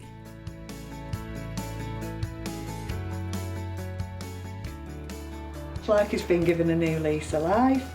Well, I'm not that artistic really, but it gives you a good idea of things that you can try and do, you know, with old bits of furniture. We've got a profitable pair, but Sarah wants a full house. In Walthamstow, the woodworking wonder couple have, well, worked wonders. Before, these mouldy old logs were destined to become charcoal and ashes. Now, they're luxury handcrafted utensils. Max and Abigail delved deep into the wood to tease out 3 eating spoons, 2 chopping boards and 3 pairs of coffee scoops, cooking spoons and spatulas. They used centuries-old methods to create 11 completely unique items and ladled them with love. They're perfect for any cook who values the quality of their tools as much as their ingredients. Max and Abigail were lumbered with wet old logs, and it was a hard-fought battle. There was a definite panic stage, wasn't there? Yeah, it was kind of like, at one point it was just sort of, actually, are we going to be able to get anything at all? Luckily, we were able to get some stuff then. We've got quite considered, elegant designs, I think. I mean, yeah, I'm slightly nervous of what Sarah's going to say, just because maybe she's, I guess she dropped off 6 massive logs. And I guess maybe there's an expectation that you're going to be able to get a vast amount of stuff. We're excited to see what she says. Yeah. But will Sarah be stirred by what's been made? Hiya. Hello. You're excited? I'm really excited. Wow. Was this Oh, this is the carnage, yeah. Oh my word. Wow. That's fantastic. Wow, that is made from that wood. Pretty much for every kind of spoon that we made, we probably had 5 or 6 that didn't work. You got to a certain point in the process and there'd be just a kind of patch of rot, or it would just snap or split. So basically what you're saying is it was a total nightmare to work with. Once we got stuff that we could work with, it was, you just kind of get back into the sort of process, which we really love. We talked about making bowls and that kind of thing, so we had a go. Oh, wow. And it was, the kind of, the actual, again, the wood itself, it was just kind of, you got to a stage where you just kind of had to stop working. So you can kind of see here how pitted it is. I think that is beautiful. But I can understand why your integrity is admirable. I think your soup would end up on your lap with that bowl. A real shame, but despite setbacks, Max and Abigail have worked a mini miracle with those utensils. It's really difficult to imagine that this came out of the wood, and also to just how light it is. It's quite a kind of lightweight wood and it's quite a delicate design, but they're more than kind of capable of standing up to being used. Yeah, absolutely. So it's all good in the hood, but how did they get on with that £250 budget? We used every penny of that £250 in terms of processing and just kind of like man hours and labour and stuff. So do you think it's touch and go whether we actually make a profit? I think it's probably going to be a little bit tight. It is not always going to be that there is a huge profit in these things. That wood, I know, is really difficult to work with, and to have made anything out of that is actually usable and have this kind of finesse, I think is a real achievement. So thank you so much for taking on the challenge. What she dropped off turned out to be quite a challenge. And More so than we expected as well. I'm pleased, and I'm glad that Sarah's pleased as well. Yeah, I think she really likes them. And Secretly wants them. Yeah.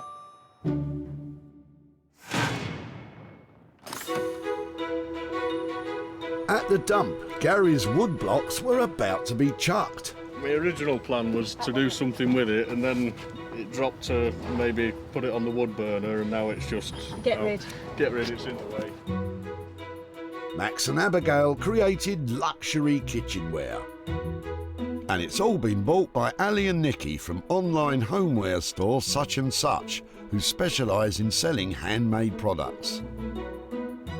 Oh, we'd love to take all of them if we may. Yeah. Beautiful. Absolutely. Yeah. Well, we can box them up and we'll be ready to go.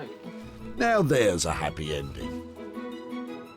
Now Sarah's in Stockport to visit Gary and give him some good news, with any luck. Are you all right? Hi, Sarah. Nice to meet you again. Yeah, how are you doing? Yeah, not bad. Come on down, let me show you what we've done with your tree stumps. Yeah. There are a pair of amazing makers called Max and Abigail, and they are like modern day foragers and woodworkers. So they were a great fit for your logs. So I've got a couple of pictures to show you. Any ideas what we made out of them? Not a clue. They made beautiful handmade spoons, chopping boards, tasting spoons. What do you think? Yeah, really good. It's, I didn't expect them to be anything like that. It's really impressive what they've done. I mean, I just thought they'd go for landfill or something like that. So to see them like that is really, really good. We gave them a budget of £250 to do that. Yeah. And after that, they have been sold. And we sold your pieces for £300. So I've got 50 quid here for you. Yeah. Well, thanks. How does that feel? Yeah, it's good. Good. Well, money for nothing. Yep. Bang on, that's exactly what it is.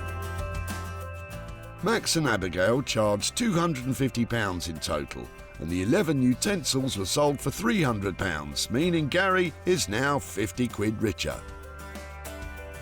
With the money, I'll probably get something for the garden. Just there's always something I can add to it. We spend a lot of time out here, so that's probably what we'll do.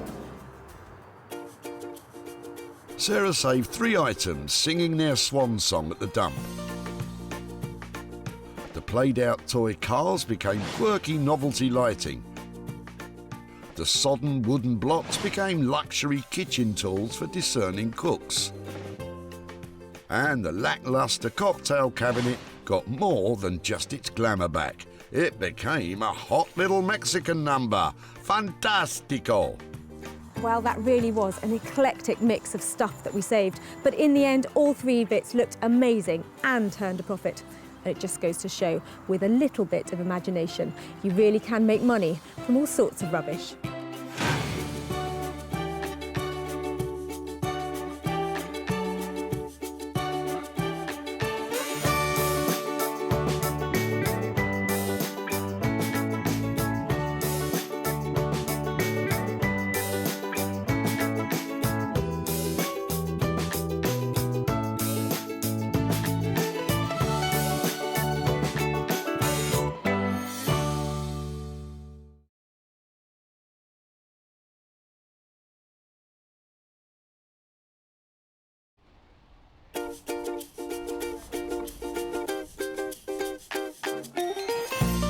How do you make money for nothing?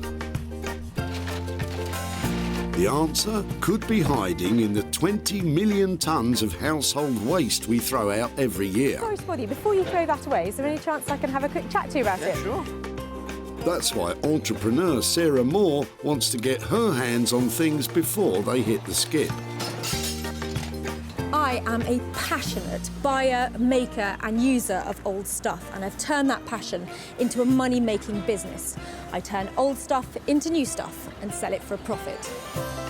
Sarah's ready to sift through as many boots and bin bags as she needs to. Look at that absolute box of joy. These are just fantastic. In her search for tip treasure. We've got to be able to make something out of that, haven't we? And with some of the country's elite designers and makers, I've got a little something for you. Yeah, I thought you might. Oh, this is a hard one. she can transform her finds into desirable, Oh my word. beautiful, valuable, Cha-ching. and hopefully saleable items. Well, I love this, so I would really like to have it. If Sarah is successful, then she can hand the profits back to the very people who had no idea there was cash to be made from their trash. That is incredible, isn't it?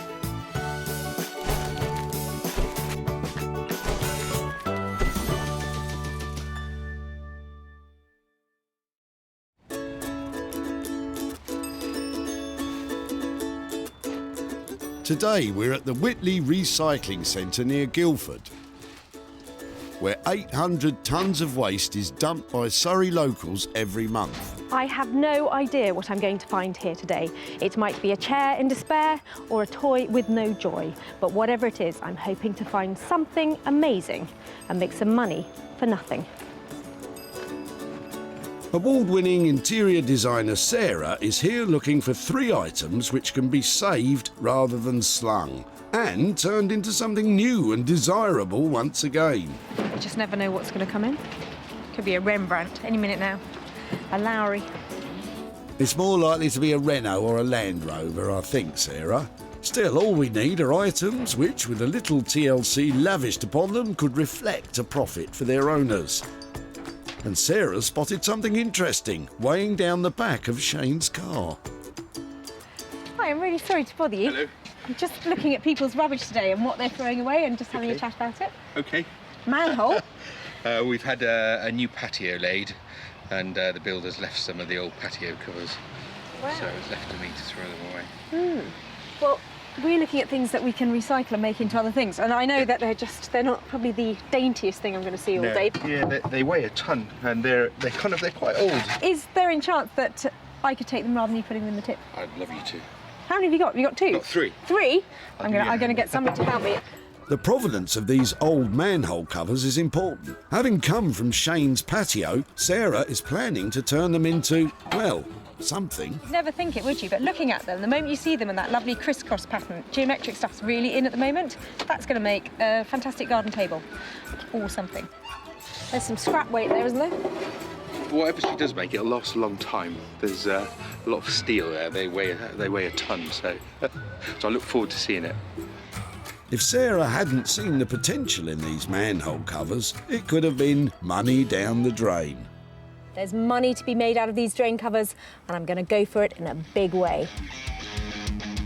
I didn't think Sarah would be quite so into heavy metal, but fortunately, she knows a man who is. Headphones. Rob Scher has years of experience bending, shaping, grinding, and welding metal. Years of experience, know-how, tips of the trade, so to speak. Graduating from art school, his work is now regularly in demand by architects and artists. And Rob has turned his hand to making everything from church bells to climbing frames. He has no idea what Sarah's going to bring in today, but he definitely knows what he'd like. An old-fashioned copper hot water boiler, like a really big one, about 5 foot by 500. You know, nice and substantial, like a torpedo, a copper torpedo. That's what I want.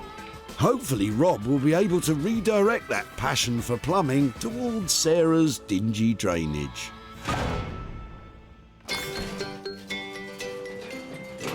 I was only looking.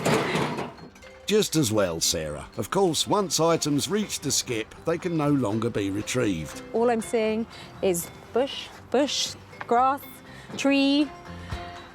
Not much stuff I can recycle. Sometimes it's difficult to see the wood for the trees. Janet and her partner Chris are helping Janet's mum move house and have surplus items which are not making the transition from old to new. it's really grotty stuff today because it's just come from the loft. Oh really? Well, you never know. Did you mention grotty old stuff? Well, you weren't far wrong in the case of that old case. It hasn't got the heirlooms in it, has it? Without heirlooms inside, I think it's fair to say that case has seen the last of its travels. But hidden away on the back seat of the pickup is something with much more potential mileage. Oh, they're really sweet. Told you. 2 of those. Yeah, they're quite nice. They're so retro. They're quite sweet. They are. It's just finding things that have got that old-fashioned look, and anything mid-century is really collectible, and people are loving having it in their houses. Okay, that's good. All right, yeah, no problem. If you don't mind, I'd love to add them to our collection from you. I'm going to stand here and see what else you've got, because you never know. A bit of sponge. Tempting, but maybe not today, thanks. How cool are they? If it's all right, I'm going to take them down here out of your way. Yeah, sure. Thank you. Looks like it's easy to get carried away around about here. You better stay there and look at what else is coming out, because I'm going to look after these, but there could be more exciting things. It's not always the case that people don't see the value. Sometimes it's just a question of time. You just think, right, it's going to go, it's going to go, it's going to go. And someone else might have the time and effort to think, I know what I can do with that, I'll save it. You know, but at some point you've just got to think to yourself, no, it's got to go, out. That's it. So how cool are these two? I absolutely love their styling. They are bang on 1960, don't you think? I think we could stitch something fabby over here and really sort out these seats. And I think I'm going to be sitting on a fortune. So, item 2 today has the potential to be double money in the shape of these 2 gorgeous 1950s chairs. And Sarah has just the man in mind to help bring them bang up to date.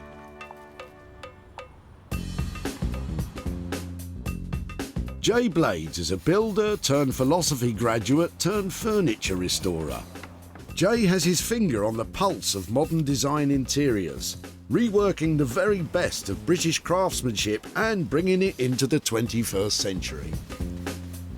I've always had a passion for the kind of heritage that the British designers have produced over the years. Traditionalists would love to keep it as it is, but to be reintroduced into the market, I like to just add a bit of colour and add something a bit quirky.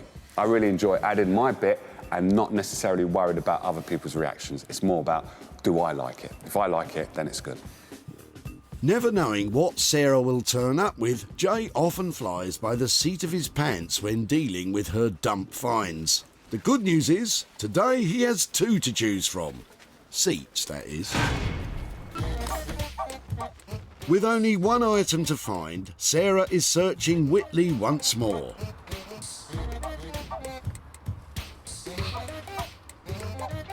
Rubbish it may be, but luckily Sarah has spotted Chris with something much more suitable. I've got to stop you. So whose is that and why are you throwing it away? And I don't know, I think it's just been in the house for a long time. No reason really why it's been there. And you're just not using it, so it's no, just not using it, yeah. And I think it's for some, I think it's like to put your suit on or something. Yeah, and then it's really cool. Maybe have your cufflinks here or something. I love it because nobody has pieces of furniture that just do one thing anymore, do they? No, definitely not. I really like the styling on it. It's really cool. We're looking for things that we might be able to sell for people or repurpose or redo. Is that something you might be able to share with us? Well, you can have it if that's what you want. Yeah, I think just, I'm not sure if I'll be able to use it, but just to have the option to do it. Do you know what it is? It's the bits on the bottom, the fact that it's got such lovely little casters and stuff. Yeah. I just think maybe it's maybe there's hope for it yet. Maybe, yeah. It could be revived. Yeah. Something, yeah. Well, that's fab. Thank you ever so much for sharing it. You're very welcome. I don't know if I've got to find something to do with it now. Look at that. That's brilliant. Good luck. Thank you ever so much. I'm sure you've got something up your sleeve, Sarah. Just been sitting in my house, not doing anything. And I thought, might give it to someone else or put it to recycling where it could actually be used for something decent, How cool is that? Nobody has a bespoke piece of furniture just for holding their suit these days, do they? And I can't really see what else I'll be able to do with it, but I just don't think it needs to go in the tip at the moment. Don't worry, Sarah. If you hang around long enough, I'm sure something suitable will spring to mind. So, 3 items found. Rob will be fortunate enough to tackle the manhole covers, Jay the 2 1950s flavoured chairs, and Sarah will take care of the suit stand. It's been a fantastic day here today and I've met great people, but I've been making all sorts of promises about what I'm going to do with their rubbish. I've got my work cut out, but I can't wait to get started to turn their trash into cash.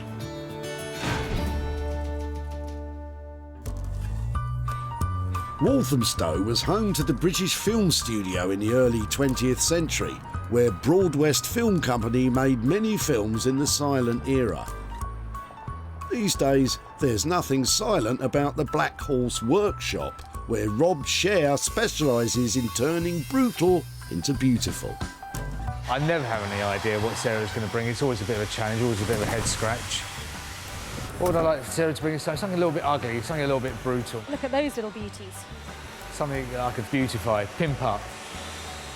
I think I'm going to get Rob out here. These things are really heavy duty. Come with me, come and see what I've got. No need to look so worried, Rob. It'll be something perfectly normal. So these, it's a little bit unusual. Ready? Ta-da! Come in, what do you reckon? Yeah, completely random. As usual, like completely off the shelf, completely off your trolley. They're heavy duty. There's loads of metal there. There are 3 of them and 3 covers. And so I was thinking maybe we could make some kind of amazing desk out of them, stitch them all together, or... Could do, a shelving unit. Ooh. Or, they're very macho, aren't they? They're very macho. I mean, maybe we can make a nice little delicate touch, make it maybe a little vanity unit. I like the idea of turning it on its head. That would be so cool, to put this into a girl's space. Because nothing says feminine like an enormous slab of old rusty iron. Go on, impress me. How are you going to do that? Powder coating maybe a very, very light pastel-y colour. Oh, my word. Keep the shape. And then something quite fine on the bottom then to support it. Let's get the weight hovering above the ground. Yeah, some hairpin legs. Are we just talking about a table? Have we got a mirror at the back? What kind of thing are we looking at? Mirror frame. I'm looking lighting in here. An LED like strip going around on the inside. That really takes it up a level, and I think it just puts it in a different bracket. Different price bracket. Different price bracket. You know me and the money. I know. I've always got an eye on the cash. It's all very well having an eye on the cash at this point, but this project won't be a success until we get our hands on some. Talk to me about the money. In terms of powder coating costs, what are we, 100 quid, 150? 100, 120 quid, you know, to get them powder coated. OK, and what about legs? Roughly about 50 quid. And then the mirror? 50, 75 for 3 mirrors, yeah. Roughly, materials-wise, we're in the kind of 400 quid ballpark then. I would say about that, yeah. On top of that £400 for materials, Rob's expertise and time will cost a further £600, transforming these 3 manky manhole covers into 3 makeover vanity tables. Well, the van is a lot lighter, but I've just committed to spending £1,000 on 3 very old manhole covers. I don't know if I'll make any money on this one, but it's going to be interesting. So really what I want to do is, you know, transfer a very masculine piece of material, a very masculine object, you know, a heavy bit of steel, cast. I want to try and make it kind of light, feminine. That's the challenge, really. So, Sarah's committed to £1,000 of costs to transform 3 masculine manhole covers into 3 feminine freestanding vanity units. What could possibly go wrong? Wolverhampton is a city in the heart of the Black Country, whose city motto, "Out of darkness cometh light," seems appropriate for Sarah's quest to make money from others' cast-offs. She's here today to seek the help of furniture rejuvenator Jay Blades. I tend to like to work with stuff that is real wood. Pre-1970s is my kind of flavour. It's going to be rather interesting because I don't know what Sarah's actually going to give me. Normally when she brings stuff down, it's weird and it's wonderful. Jay is a retro modern craftsman who specialises in reviving ageing furniture. Hello, hello. Hello, how are we doing? Yeah, really well. What have you got today? I think I bought you a couple of crackers here, but I'm not quite sure. OK. They look interesting. They do look really, really interesting. Are they... I didn't know if they were sort of too new, too utility to be collectible or interesting, because I haven't found out anything about them. The utility, yes, and not too new. These are beautiful. In my eyes, these are modern-day antiques. So these are things that you should not do too much to. You shouldn't, like, plaster it with gloss, or you shouldn't rub it down so you get rid of the wood. Personally, I think you should just lift it a little bit more than what it is now. Do you have any ideas of what sort of fabric we might be able to put onto the seat covers? The fabric that I think going into someone's house, I believe it has to be a velvet. Luckily, I've got something here. Perfect. Wow, I would never have picked colour like that.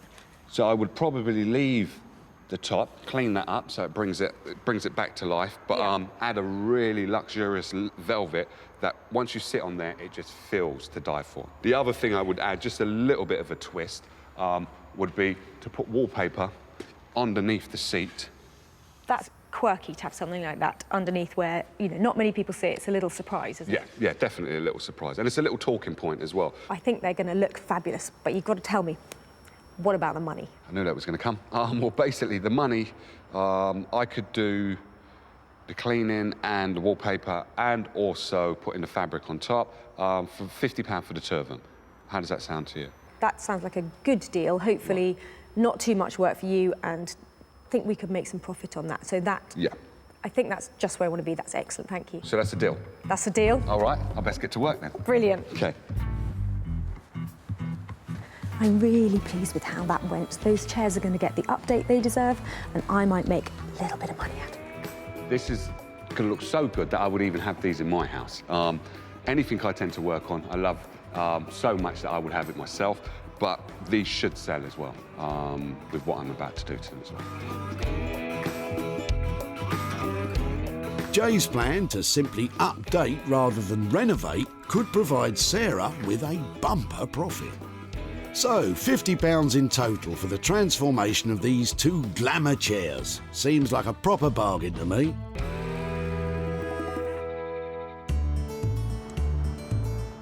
Sarah is in London with the suit stand and is pursuing a more direct approach to selling this item. So I've come to Portobello Market to see if my trusty suit stand can find a home. It's just the right kind of place. There are heaps of antique shops around here. It'd be really cool to get above 50 quid for this, but if somebody offers me a pink note, I'm going to take it. The suit stand is an odd item in that it's a perfectly good and useful piece of furniture. It's just become unloved. Sarah recognised that to make a profit, the only work required is some fancy footwork in order to find the suit stand a new home. It's a no. Another no. Easier said than done. Hiya. Hello. It's very cool what's going on in here. Yep. Really nice. Are they all vintage clothes that you're selling, or are they mixture? No, it's all new. Is it? Yep. God, it looks fantastic. It looks really classic. I've got a little proposition for you. Go on.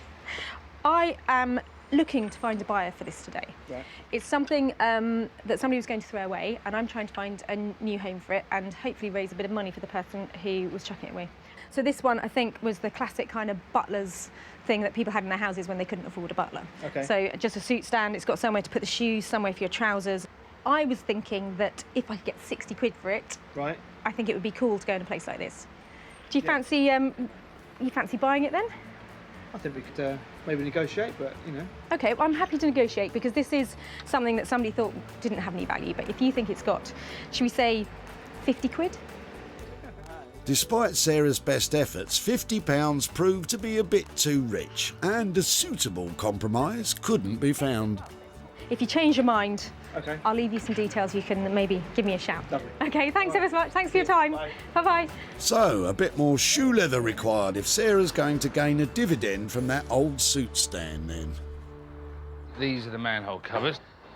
I want to see how easy it is to drill. This could be cast iron, so depending on when it was cast, it could be like a real nightmare to drill. So the legs are going to sit something like that, I think. Yeah, what am I going to do? It's a bit of an ugly duckling, but they make it to a beautiful swan. I think that's why I quite like it. Starting to make the legs, Rob uses brute strength to bend each iron bar to the correct angle, making the legs feminine and dainty. Suitable for any girl's bedroom, I think we said. I reckon it's time.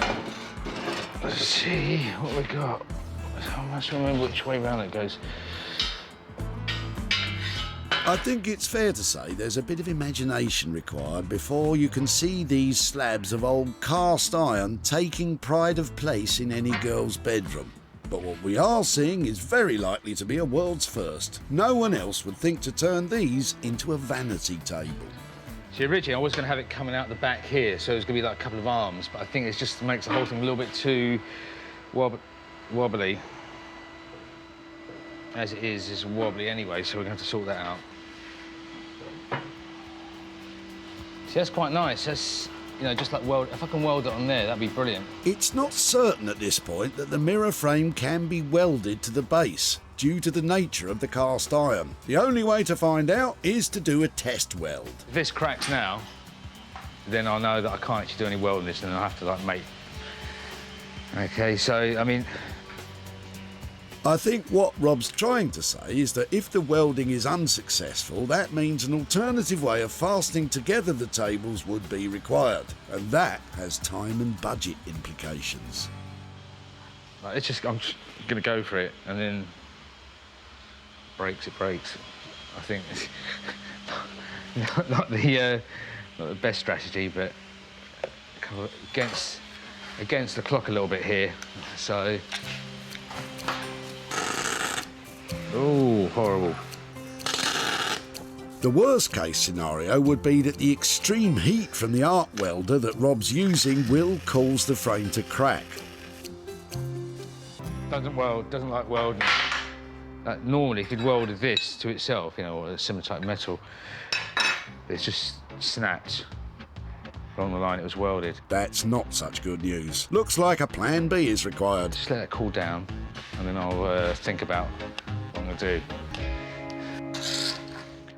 Since Sarah's dropped these off, the thoughts that I had was to probably just keep it nice and simple and just put a velvet, a lovely deep purple velvet on the seat. But sleeping on it, I want to introduce some colour, and this is the frame I would love to paint. I would love to give that a nice green against the purple. So if I can get that there, because that works well with that, I have to add that just a little bit of ooh to it. Ooh, that'll be a technical term then. I would say for me, this is not a big task, but normally when you think it's not a big task, then it shows itself to be a big task. So personally speaking, this is a job I'm just going to get stuck into. And if there's problems, then I'll overcome those problems in due time. You never know with old furniture. I don't know where it's been, what kind of life it's had, what someone's done to it. They might have had an easy life. Imagine that, one previous owner. That would be cool. If you don't have a jar to put all the screws and bits and bobs in there, the best bet is to get masking tape, stick them all down, right on a piece of tape. That's supposed to be a 1. And then on the bottom of the chair, you put a 1 as well, so you know which one, especially if you're working with 2 chairs that are identical.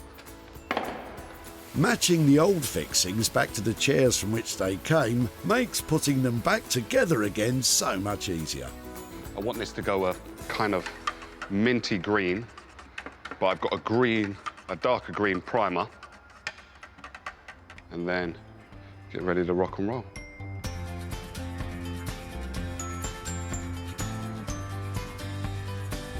It's just going to give the purple a lift, it's going to give the chair a lift, it's just going to make everything look fresh and new, even though it's not new. 60-year-old chair, giving it a facelift. Or, modern terms, a little bit of Botox. That's what we're doing. Botox may seem an odd analogy, but of course, we are hoping to reverse the signs of ageing and bring these chairs bang up to date. Previously in Portobello Market, the suit stand remained stranded with Sarah, but never one to give up. A change of location may be what's required. So me and my special friend have come all the way from Notting Hill to Brick Lane to see if we can make a sale here. Brick Lane can be found in East London in the borough of Tower Hamlets and is famous for its curry houses. Let's hope that suit stand will be able to curry some favour eventually. I've been to lots of shops around here, and I have met a man called Michael in this one who is interested in my Italian bespoke designer suit stand. He's not very keen on the camera, so I'm just going to pop in, see if I can persuade him to come out.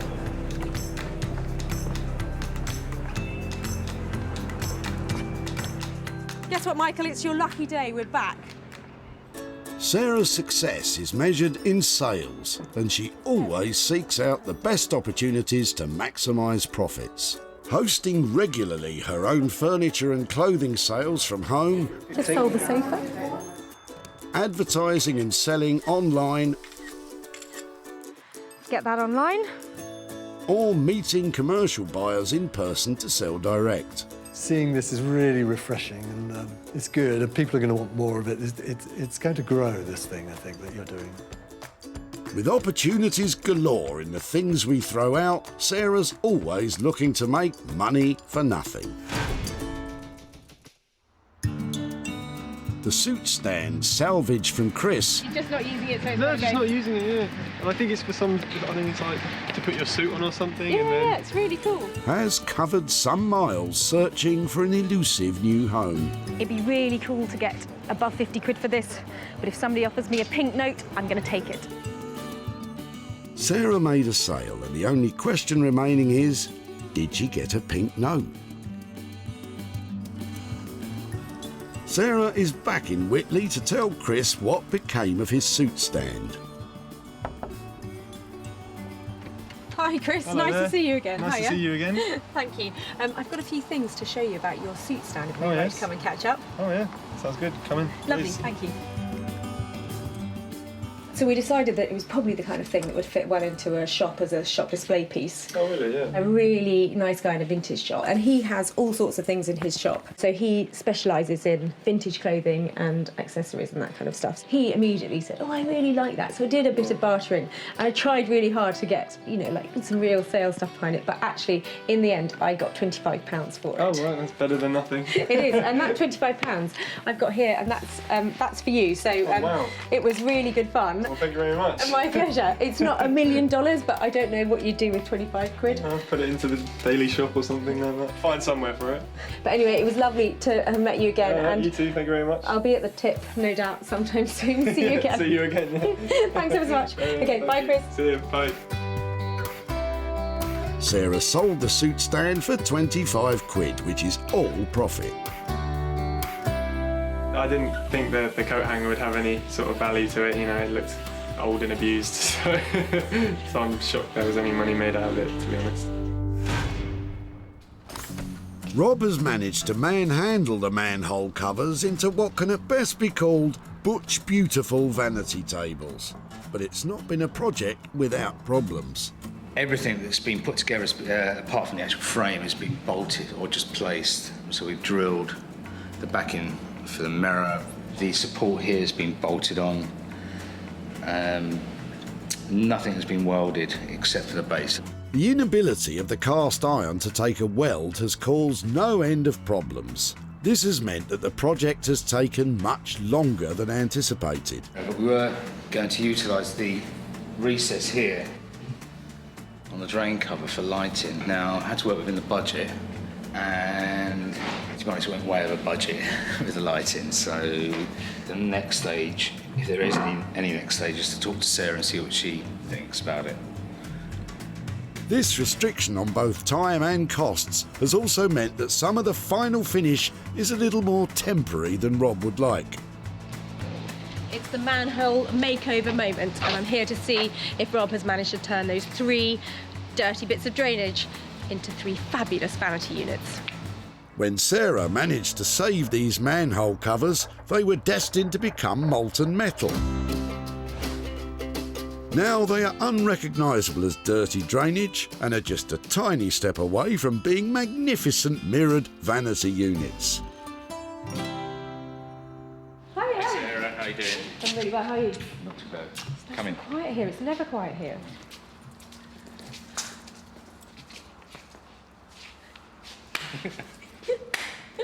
Oh, relief.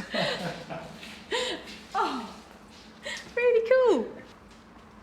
That is amazing. I think the bases. Even the broken one, I quite like. Okay, you've done well there. I'm a bit worried about this though. What's that? Well, the original plan was, because of the lighting, I wanted this suspended. Okay. So there would have been a bar across there, so you would have seen daylight around here, you would have Okay. the lighting, that was the idea. Okay. Now we don't have that. Okay, in terms of finish, I'm not sure that... You don't like that kind of crusty finish? What about a bit of white in there? Because the other alternative is to get new mirror cut, and so it actually fills the frame. But, you know, I think we've got to do one thing or another, because this gap here is going to cause a problem. Is it possible to see it spun the other way? Or? Right, so. I'm just wondering if we were to sell these, if they go against the wall, they're going to have to go against the wall, aren't they? This kind of weight has got to be anchored against a wall in some way, hasn't it? Yeah.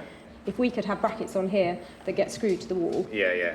I think you're 99% there in terms of making these look fantastic. As a trio, they're really impressive. You know, as you walk in, and the colour that you've chosen, I had this idea about the sage green, and you've picked it up, and I think it's lovely. They're really impressive together. Yeah? Yeah, really. I think so, yeah. Yeah, and I hate to walk in and be critical, but I think you've got maybe 5% more just to get them completely finished. Being just slightly rough around the edges is enough to make a profit improbable, especially if there's insufficient left to bling them up with the LED lighting as originally planned. How are we doing on the budget? So I think we had £1,000 for the three. We're up to budget on that, yeah? Okay. I think that all three together, the finish, the really lovely legs you put on them, and the detail of that is cracking. It's just pushing that last bit. So give me a shout when they're ready to collect, and then I think we'll have something that's really saleable and really stylish, because I think they are so close to being perfect. So thank you very much. You'll be so pleased to see the back of me. Take care. Bye. Clearly, when attempting to make a profit, costs have to be tightly controlled. And if just a little more of Rob's time invested at this stage means they can be sold for a much higher price, it will all be worth it in the end. Well, Rob has certainly transformed those manhole covers, and I feel really picky because the colour on them is really good and the legs are really good detail. But I just need that 5% extra finesse because they need to look $1 million. I need to be able to sell them at a profit, and for that, they've got to be bang on. What I'm going to do is put some hooks in the back here, raise the mirror. I'm going to tighten up the brackets, give them a good crank on to make sure that the whole thing's quite steady. And give Sarah what she wants. Back in Whitley, Sarah spotted something distinctly masculine in the back of Shane's car. Manhole? We've had a new patio laid, and the builders left some of the old patio covers. Rob, on the other hand, was able to spot the feminine potential. Maybe we can make a nice little delicate touch, maybe a little vanity unit. With the budget rapidly running out, the cast iron makeover required just one small push to prove its mettle. And I hate to walk in and be critical, but I think you've got maybe 5% more just to get them completely finished. Rob has taken these 3 dank, dirty drainage covers and, with a few necessary strong-arm tactics, has transformed them into make-up, touch-up vanity units. Rob's final finishing touches have created just what Sarah was looking for. And with those details taken care of, making these into a premium product, these unique units have been snapped up as stock for a prestigious London outlet. And, most importantly, for a premium price.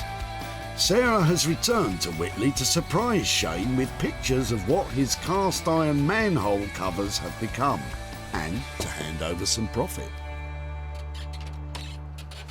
Hi there, hello. Hello. Hi there. Shane, how are you doing? Hi, nice to see Nice you. to see you again. Hello. Oh, hello there. Hello. Hi, I'm Sarah. Hi there, how are you doing? Do you know what Daddy took to the tip? The drain covers. Yeah, and I have to say, I got a little bit enthusiastic about them. Well, we're intrigued. I do. Well, I took them to London, and there is this fantastic place in Walthamstow, which is an open studio, and there's a guy there called Rob, who's a technician who runs it, and he came up with the idea that they're very chunky, masculine things. We should turn them completely on their head and turn them into vanity tables. Okay. Oh, cool. So I've actually got some pictures to show you. They turned out, we made 3 of them. He really went to town on them. Do you like them? Yeah. When they're all together, they look great. And somebody has bought them. Unfortunately, £1,000 to spend on them to convert them was quite a lot of money to spend. But we did manage to sell them at a profit. And I've got a wad of money here. I want to know just how much you think might be, how much profit. Nice. Well, there's £500 here, and I'm really pleased to say that's all yours. So I don't know who gets that. Maybe it was Daddy. Calm down. Daddy was the one who took them. We'll discuss it Split it. That's a good Maybe thing. give it to Mummy. She looks after things. Gladly. The keeper of the cash. Goodness gracious. The 3-man hole covers cost £1,000 to transform, but with a sale of £1,500, Sarah has made a profit of £500 for Shane and his family. Do you have any idea what you might do with it? Well, your timing's very good. We're leaving early in the morning to go to France for our summer holiday, so I'm sure that these guys here will find something good to do with it. Really? Oh, You're going to have a really good time. very nice wine. Lovely to Thank see you. you, Thank and you. have a really good time. very Bye, guys. much. Really nice to Bye. see you. Bye bye. Thank you.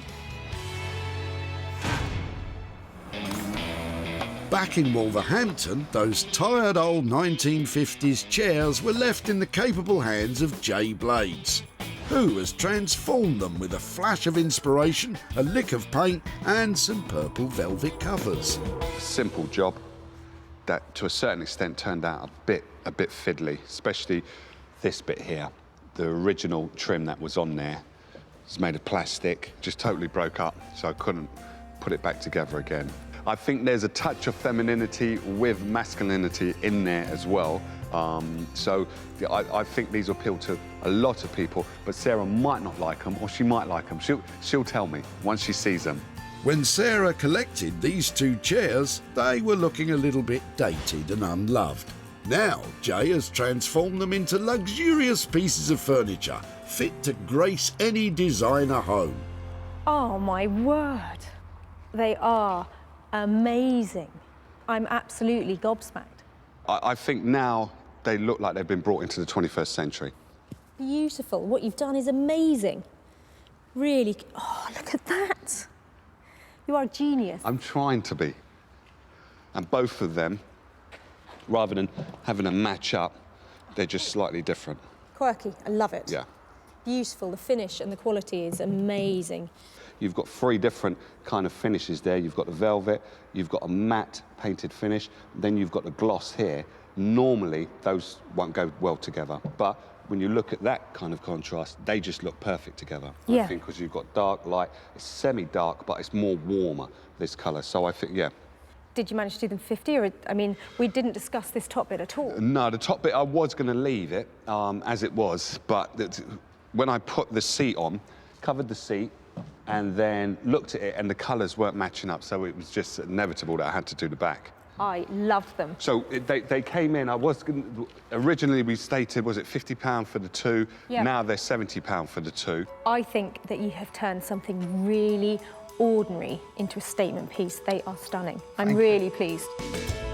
The sales potential of these 2 old chairs is now obvious for all to see, and Sarah's leaving with high hopes of making some cash. These chairs have gone from classic car boot fodder into high-end luxury item, and that's all because of Jay's hard work. He put an extra 20 quid on the bill, but I think that's money well spent.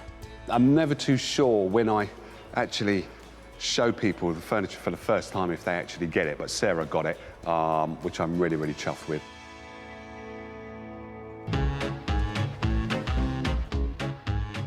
Back at the tip, Sarah made a beeline for Janet and Chris, who had a pickup full of potential. These are really sweet. They are. They're not bad, yeah. Recognising the 1950s flavour, Sarah knew exactly who would relish the opportunity to tackle these 2. I have to add that just a little bit of to it. Jay accepted the challenge, and by changing the covers and adding a splash of colour, Jay has brought these two 1950s chairs straight into the 21st century. Sarah invited retro furniture dealer Martin to be the first to view the rejuvenated chairs. That's really nice. When someone just does that extra thing, that's like a little secret, isn't it?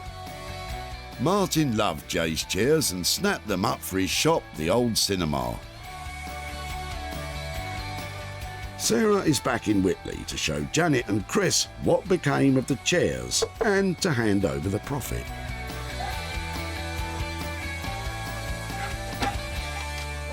Hi there. Hello. Hi Chris, how are you doing? Oh, how are you? All right. Yeah, really good, well, good, really good, well. good.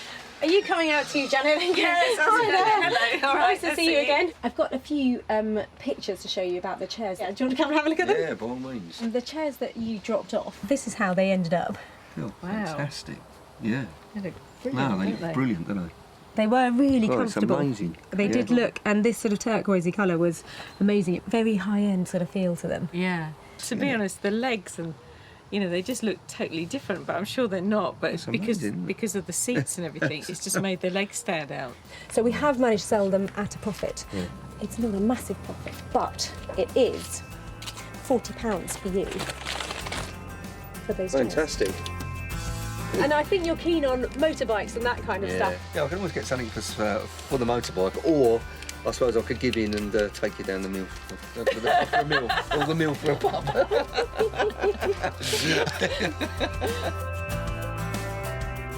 The two chairs were transformed for the grand cost of £70, and Sarah sold them for £110, leaving Janet and Chris with 40 quid to fight over.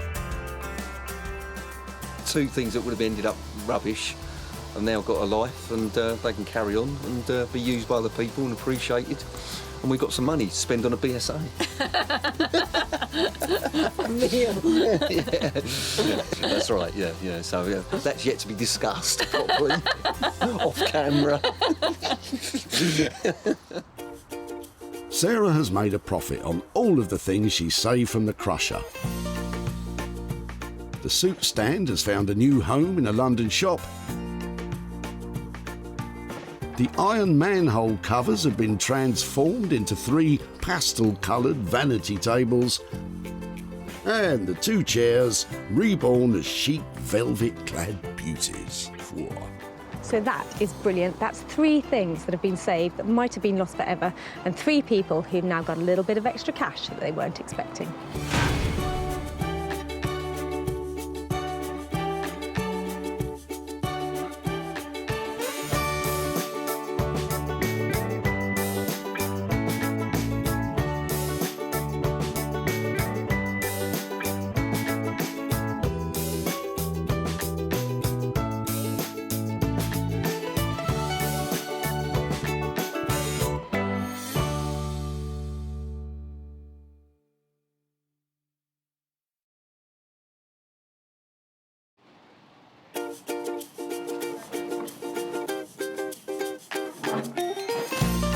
How do you make money for nothing?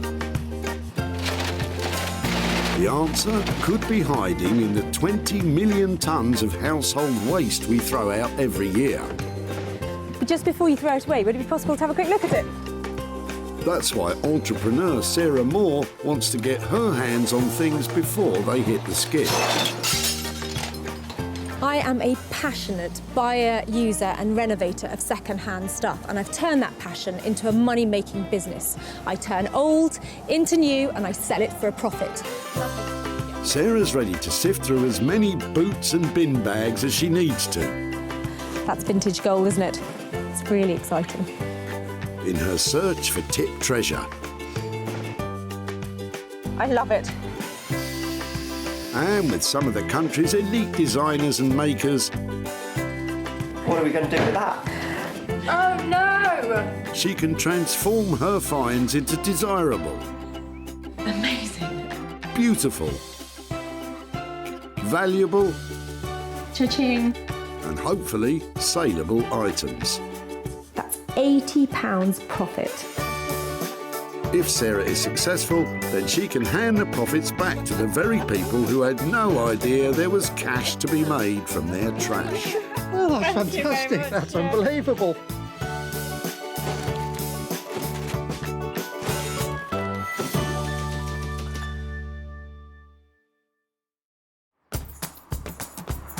The bustling Merchants Way recycling centre near Walsall can process up to 2,000 carloads of rubbish a day, and they take all sorts. I just love the fact that you never know what you're going to find. Check these out. Aren't they cool? Sarah wants to be able to prove to the dumpers that they could be making some serious reddies from their refuse. To do that, she's been given special permission from the council to search for 3 unwanted items before they get binned. I like your Christmas trees.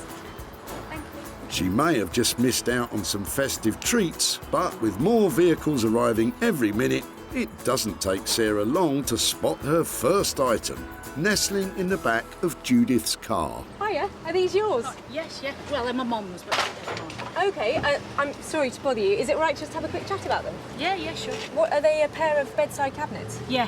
Lovely. Would it be possible to bring them out and have a look? Yeah. Wow, they've got some age, haven't they? Yeah. I think about 1950s, I think. OK, and have they been in your family? Yeah. They're in good condition, aren't they? Uh-huh. Lovely.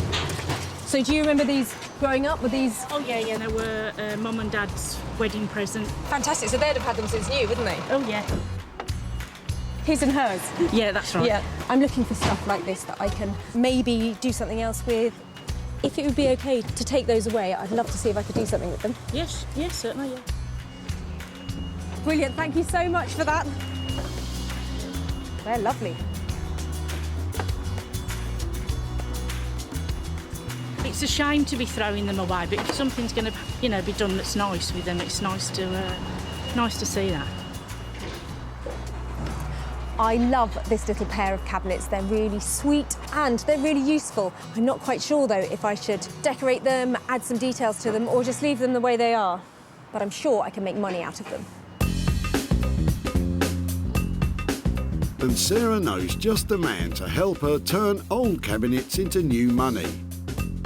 Jay Blades is a builder turned philosophy graduate turned furniture restorer. Jay has his finger on the pulse of modern design interiors, reworking the very best of British craftsmanship and bringing it into the 21st century. I've always had a passion for the kind of heritage that the British designers have produced over the years. Traditionalists would love to keep it as it is, but to be reintroduced into the market, I like to just add a bit of colour and add something a bit quirky. I really enjoy adding my bit and not necessarily worried about other people's reactions. It's more about, do I like it? If I like it, then it's good.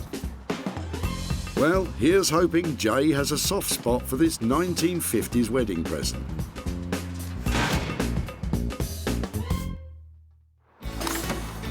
Sarah's now searching for her second item, but she's still found time to try and inspire Nigel about what to do with his old shelves. Well, I'd love to make something out of anything, but I've tried it as a planter and I just can't find any use for it in my brain, so... Yeah, I know they do sort of upright vegetable gardens these days, don't they? Yeah. So you can, put them against the wall and grow stuff. In fact, I'm going to take that back on the little strawberries. That's a really good idea. I'm taking that down with me. I'm glad you just pricked my conscience then. Nice work, Sarah, but be careful or there'll be nothing left for you. And don't even think about it. You know you can't just grab something out of the skip, so behave yourself. Instead, why don't you sneak a peek at what treasures Richard might be about to tip? I've spied something exciting in the back of your car. Sorry to bother you. OK. Is that yours? Have you had it for a long time? I've had it, nearly 40 years, but it wasn't mine originally. It was given to me, and I've been just using it to keep tools in. Really? And what, you just had enough of it now? We're moving house and trying to clear out a lot of stuff that we don't need anymore. It's got a great shape to it, hasn't it? And it looks so battered and worn and really cool. It's got character. Yeah, I really like that. I'm looking for things that I can repurpose or upcycle or turn into other things. Okay. And there's something about that is just so beautifully worn. You can't recreate that, and it's really quite appealing for me. Okay, well, it's all yours. You want it? I'd really like it. I really would. I don't know what I'm going to do with it, but I absolutely love that. Thank you very much for letting me have it. You're welcome. Well done, Sarah. I had a feeling Richard was going to come up trumps. But what does he think you'll do with his old toolbox? Yeah, I haven't got a clue. I can't imagine, but it'd be interesting to see. I can't wait to see what she does with it. I absolutely love this, and there's something about its chunkiness that is shouting laptop or some sort of place where you put some technology. It'd be amazing if you opened it up and you had a screen on the top and a keyboard in the bottom. I think this could be a portable office. Lots of space for other things. Just really cute, and it's got just about the right amount of patina and wear on it that makes it really appealing to have on your desk. A chunky little piece of loveliness. Are you sure, Sarah? A 21st century office in an antique box? It all sounds a bit far-fetched. But if it's something electrical you want, then there's one man that might just be able to help. Meet Horse, electronic superbrain. Horse was chief engineer for a world-renowned audio recording company for over a decade. He's now taken his love for restoring vintage sound equipment and made it into a business. My name's Mark, everyone calls me Horse. I'm electronics engineer by trade. I enjoy refurbishing vintage equipment. I'm also interested in kind of antique radio equipment.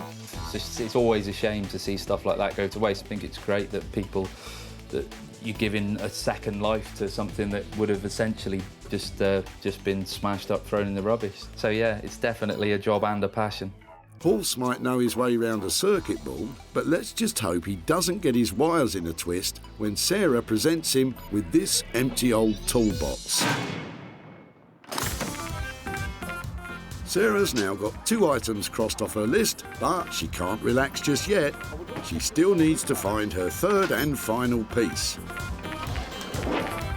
And it looks like she's not the only one who's hard at it. Emptying garden waste. We cut my friend's garden and get rid of the stuff. It's hard work though. We gotta get on with this. And then, like I said, we still want to work.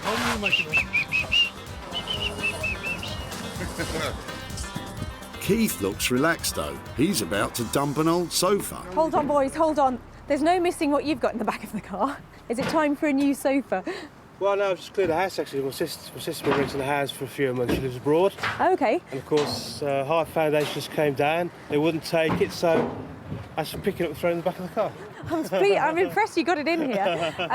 It looks like quite a big piece. Should I help you get it out? And would it be possible to have a closer look at it? Oh, dearie me, Sarah. I know things are getting desperate, but surely you can't be serious about Keith's tatty old sofa. I'm after big pieces of furniture that I can refurbish, perhaps bring into, modern design and that kind of stuff. So for me, this is a really exciting thing to see here. It would be great if I could stop it going into the skip and take it away and try and do something to it. Lovely, thank you. Keith seems in a bit of a hurry to get away. Mind you, I'd be keen to see the back of that sofa too. But what on earth does he think Sarah will do with it?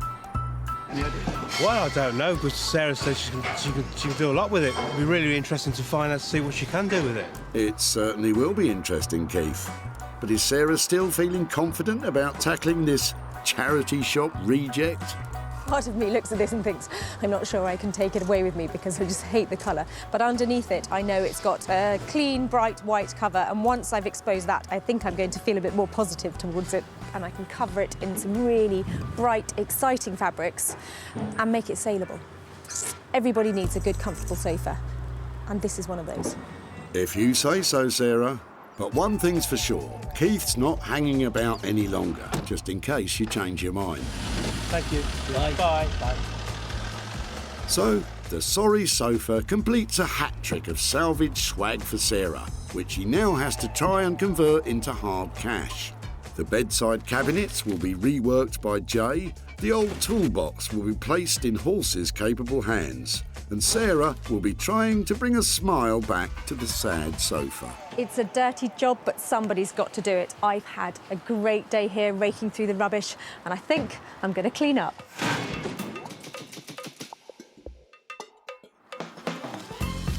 Sarah's first stop is deep in the heart of the Black Country, Wolverhampton, where a thriving arts and crafts scene is emerging. And leading the charge is woodworking genius Jay Blades. As ever, Jay has absolutely no idea what Sarah has in store for him today. So exactly how confident is he feeling? Depending on what she brings, I will be able to see if I can work my magic on there. But also Sarah will have some ideas that might not be commercially viable. Also, she might have some ideas that are commercially viable, but might cost more for us to actually make. Hello, hello. Hello. Jay, How you doing? I've got a little something for you, but I might need a hand. Okay. These are quite cool. I'm glad you said that. These are very cool. I'll tell you what, they're quite light, Yeah. which is nice because I've been carrying them around a bit. So, what do you reckon to these nice pair of bedside cabinets? Yes, you can do quite a bit with these. The thing that I would kind of do with these would be try to restore the outside and then inside just go a fusion of colour and hopefully put some holes in here so it becomes kind of like a more modern thing so people can charge their phones in there and stuff like that. And I might, depending on how the cover comes out, I might introduce a colour there, but I won't introduce a colour that's going to make this look a bit too out there. It's going to blend in. Actually, I like that. I think a little pop of colour at the bottom, I think that's a good idea. Yeah. It makes them fresh and maybe change the handles on them maybe as well if you find something appropriate. Yeah. But obviously, you know what I'm like, I've got budget in mind. How much do you reckon it would cost? I'd say this would be about £75 for the two, because I'll have to remove the backs, work on the inside, and take off the doors, restore the actual... That might be a problem there. Bloomed a bit, hasn't it? Yeah. Depending on how good the veneer does come up, I think you would definitely double your money on these ones. Yeah, definitely. Well, that's potentially great news. With labour and materials estimated at £75, Sarah could be in for a tidy profit. But only if Jay can bring those 65-year-old bedside cabinets into the 21st century. Next up, Sarah's off to Manchester. Famed as being one of the founding cities of the Industrial Revolution, it is perhaps best known today for its football teams and thriving music scene. But it is also home to a man called Horse, one of the country's leading audio engineers. And he has no idea what Sarah's bringing. I'm expecting anything at all, really. I'm hoping it's something that will possibly lend itself in some way towards being some kind of audio device, as that's kind of my main kind of thing. But I've no idea what it's going to actually be. Well, let's just hope for Horse's sake that Sarah's changed her mind about that futuristic office-in-a-box idea. Hiya. Hiya. How are you? Yeah, good, thanks. Should we go into the workshop? Yeah. Go on. Thank you. Right then, what have we got? Well, it's quite sweet. Actually, looking at it here, it seems like there's bits on it that really need some work, but I think it does still open. And inside, it's good, sturdy, wooden construction. Yeah. So I thought... Yeah.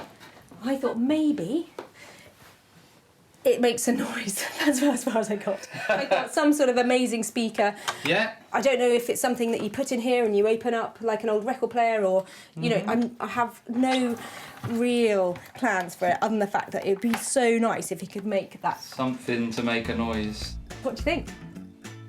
Because it's got a handle, I'd want to make it portable, but you could still make a decent sounding kind of like a ghetto blaster sort of thing, and make it rechargeable possibly. I'll look into that as well. I was thinking maybe have it so that it doesn't open, so that you can actually just house the system inside. Speakers in here. That looked a bit dodgy. Do you think it'll stand the process? Okay, that sounds good. I totally agree. If you don't need to see inside, there's no point in making it complicated, is Maybe makes it a bit easier. Maybe have like a panel on the back or on the side with adjustments on. Okay, and so to make something like that, what kind of value are we talking about in terms of what I need to pay you? I reckon probably 300 to 350, probably.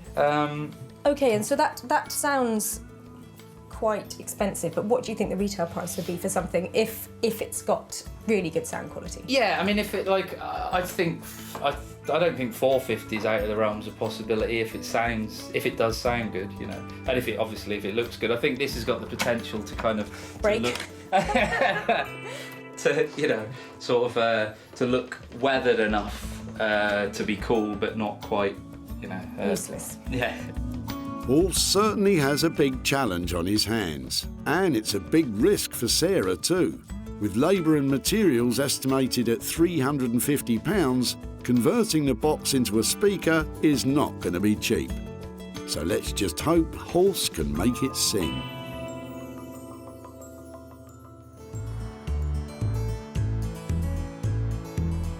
It's time for Sarah to head home to the idyllic countryside of West Sussex. It's a far cry from the tip, and Sarah's dog Bramble is happy to see her home. But lurking in the barn, there's something that isn't quite so welcome in this beautiful landscape. The salvage sofa is so unappealing, even Bramble's turning her nose up at it. But don't worry, Bramble, Sarah's sure to have a plan. This sofa has got a lot of substance to it, but it's definitely lacking in style at the moment. I'm looking for a way to update it, make it look fresh, make it look exciting, and make it look saleable. And I think my best choice is ripping off the covers. I'd like to surface stitch some new fabric to it to give it a really light, floral, refreshing look.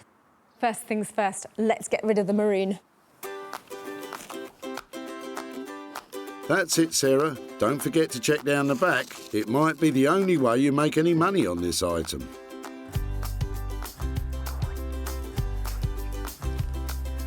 That's quite promising, really, isn't it? It's well made. It's improved immeasurably already. Sarah should be pleased. Not only is the sofa in good condition, it also has the regulation fire safety tags attached. But she can't leave it looking like that.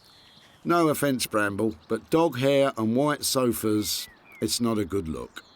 So what exactly is Sarah going to cover it with?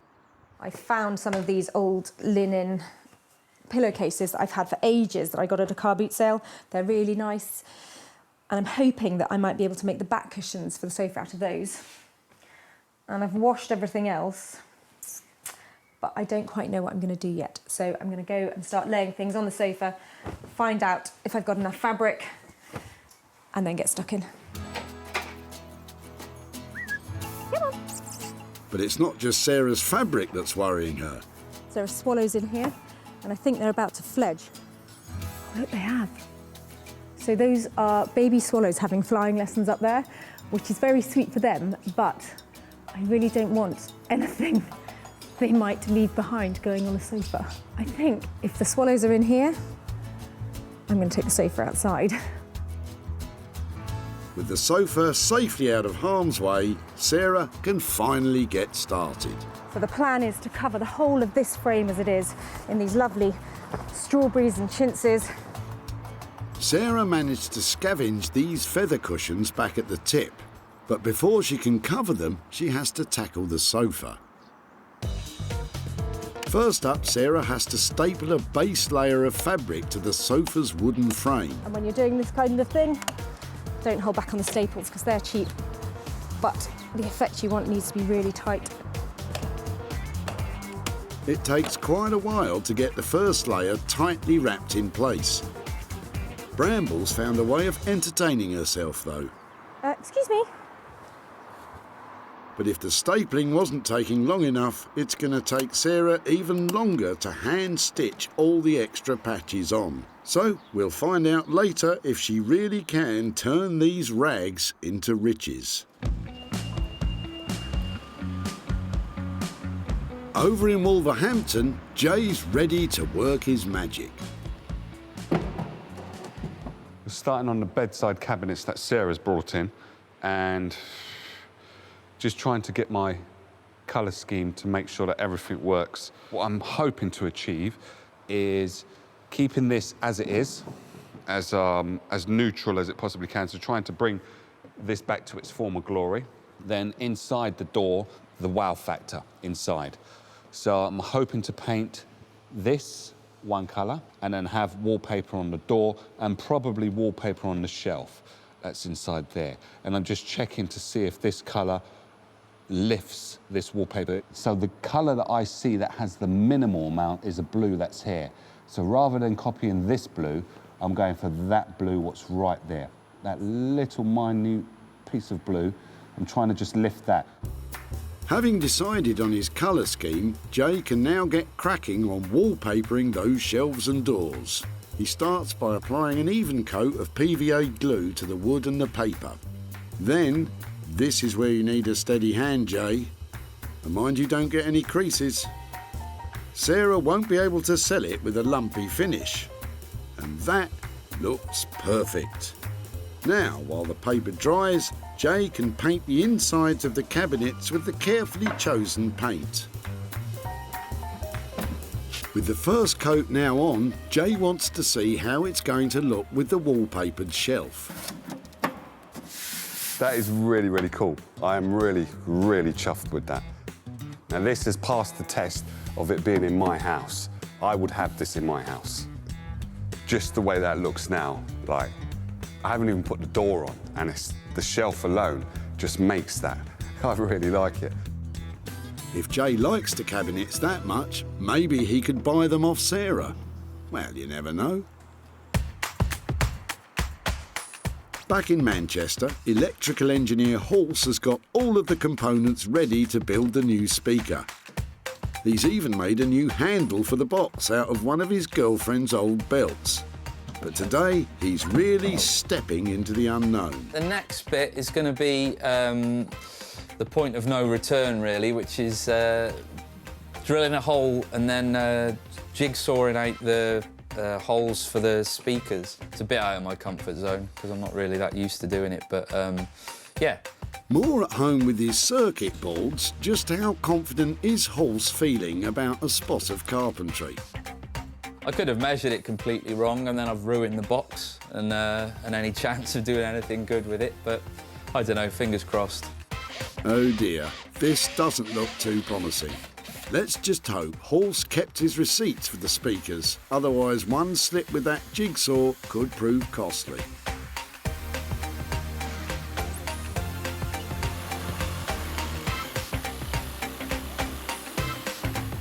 With the first hole cut, it's time to see if Halse's measurements add up. Will the speaker fit or fall straight through the hole? Just double check, that's... Oh, there we go. Not too bad. Nice one, Halse. I never doubted you. Now, you just need to do it all again for the second speaker.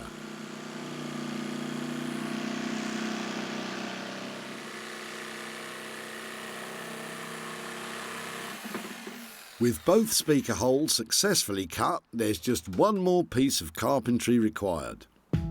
There's going to be a control panel for the volume on-off. I've pre-made that out of a piece of checker plate that they'd normally use for kind of fire escapes and things. I thought it looked quite cool on this, but I just need to make the actual hole on the side of the box now.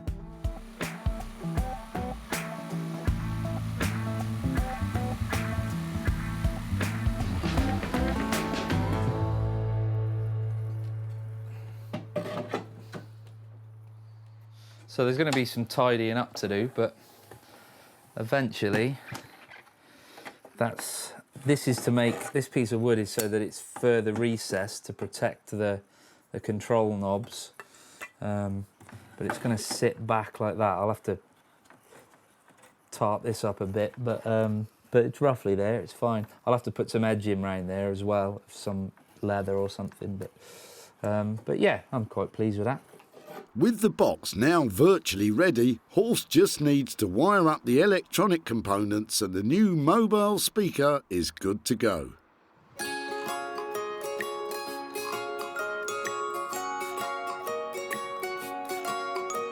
Meanwhile, in West Sussex, after hours of stapling and sewing, Sarah has almost finished the new sofa. So the more I sew onto this sofa, the more I like the look of it.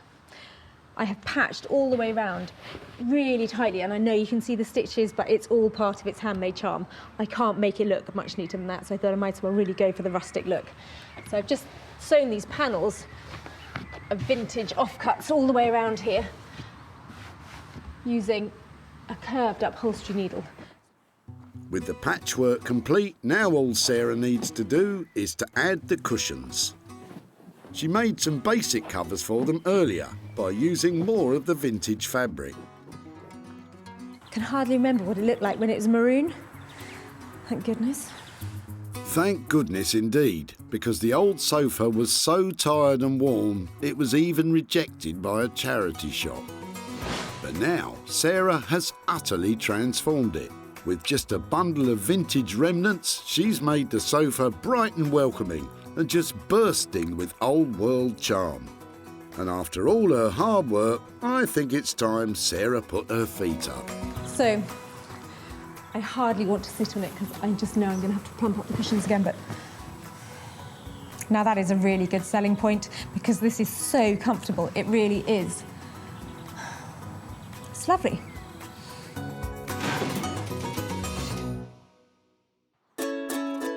Sarah's success is measured in sales, and she always seeks out the best opportunities to maximise profits.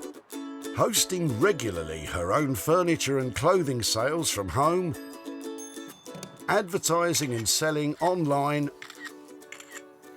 Let's get that online. or meeting commercial buyers in person to sell direct. Seeing this is really refreshing and it's good and people are going to want more of it. It's going to grow, this thing, I think, that you're doing.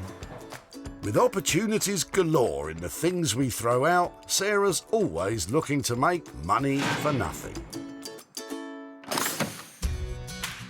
Back at the tip, Keith's old sofa made quite an impression. Hold on, boys, hold on. There's no missing what you've got in the back of the car. I'm impressed you got it in here. Having served its purpose and been rejected by a charity shop, Keith was only too happy to let Sarah take the sofa away. Sarah says she can do a lot with it. It'd be really interesting to find out, to see what she can do with it. Well, after covering the sofa in beautiful vintage fabrics, Sarah decided to put it up for sale in one of her barn sales. And the response was overwhelming. Just sold the sofa. Now it's time to show Keith what she did and to see if there were any profits from the sale. Hi, Keith. Hello, Sarah. How are you doing? Very well, thank you. Nice to see you Nice again. to see you too. I've got a few things to show you about the sofa that we took. I've got some pictures on here. That's the one, isn't it? Yes, that's the one, yes. So we started off, we stripped off all the covers from it, and I actually chose some vintage fabrics to reupholster it. And looking completely different, I think. Wow. What do you think? Fantastic. I just can't recognise it. Yeah? It looks good, but did it make any money? We did go through a bit of a process with the sofa, and I spent £120 on it. Oh, right. But I did manage to sell it for £1,200. Wow. So Keith, I've got for you £1,080 for your sofa. Oh. All yours. Thank you. Wow. Absolutely flabbergasted. I really am. From the day when I took the tip, I did not expect today things to happen. With £120 for materials, Sarah made the sofa 10 times more valuable, which means Keith really is walking away with £1,080. And I just wonder if you'd have any plans for what you might do with over £1,000. Well, I think put it towards a holiday. Oh, fantastic. That would be great. Well, I tell you what, I am so pleased to have worked on it. I love the fact that that might take you somewhere, and it was really cool to have saved the sofa and made it into money. Thank you. My pleasure. Thank you ever so much. Thank you so much.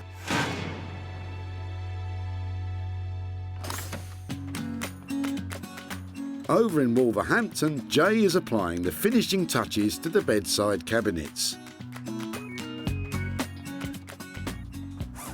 Well, Sarah's due any minute to come and pick these up, and I'm in a bit of a rush to try and get these finished. So excuse me while I crack on.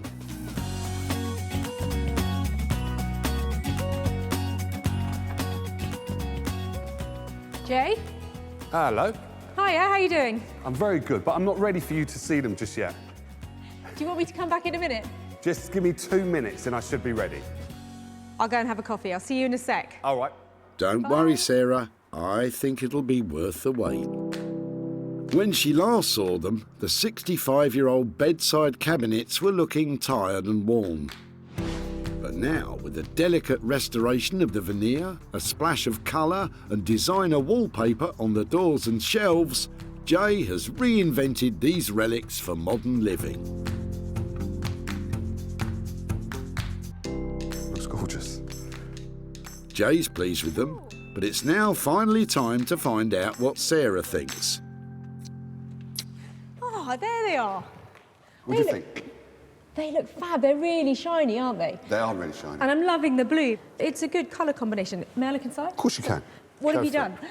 Well, basically, we've painted the blue inside and on the lip at the bottom, and then put some wallpaper on the shelf and also some wallpaper on the back of the door, and drilled some holes in the back so you can load up or charge up your phone or your laptop, whatever you've got on the side of your bed. Well, I think what you've done is given them that really fresh update that means that people who have a funky house will love these, and they didn't look like that before. So I think what you've achieved on that budget is really quite impressive. Thank you. I think Jay has really managed, just with a light touch, to make those cabinets look contemporary. He's put that lovely designer wallpaper in there and that popping blue colour on the base. And now I have a chance of selling them for some real money. I think Sarah's reaction was really, really cool. She really liked them, and hopefully she should be able to sell them. As I said, they will pass my house test, so let's see if she can do it. When Sarah first met Judith at the tip, she was letting go of her parents' old bedside cabinets. Wow, they've got some age, haven't they? Yeah. I think about 1950s, I think. Mum and Dad's wedding present. His and hers? Yeah. Yeah. Brilliant, thank you so much for that.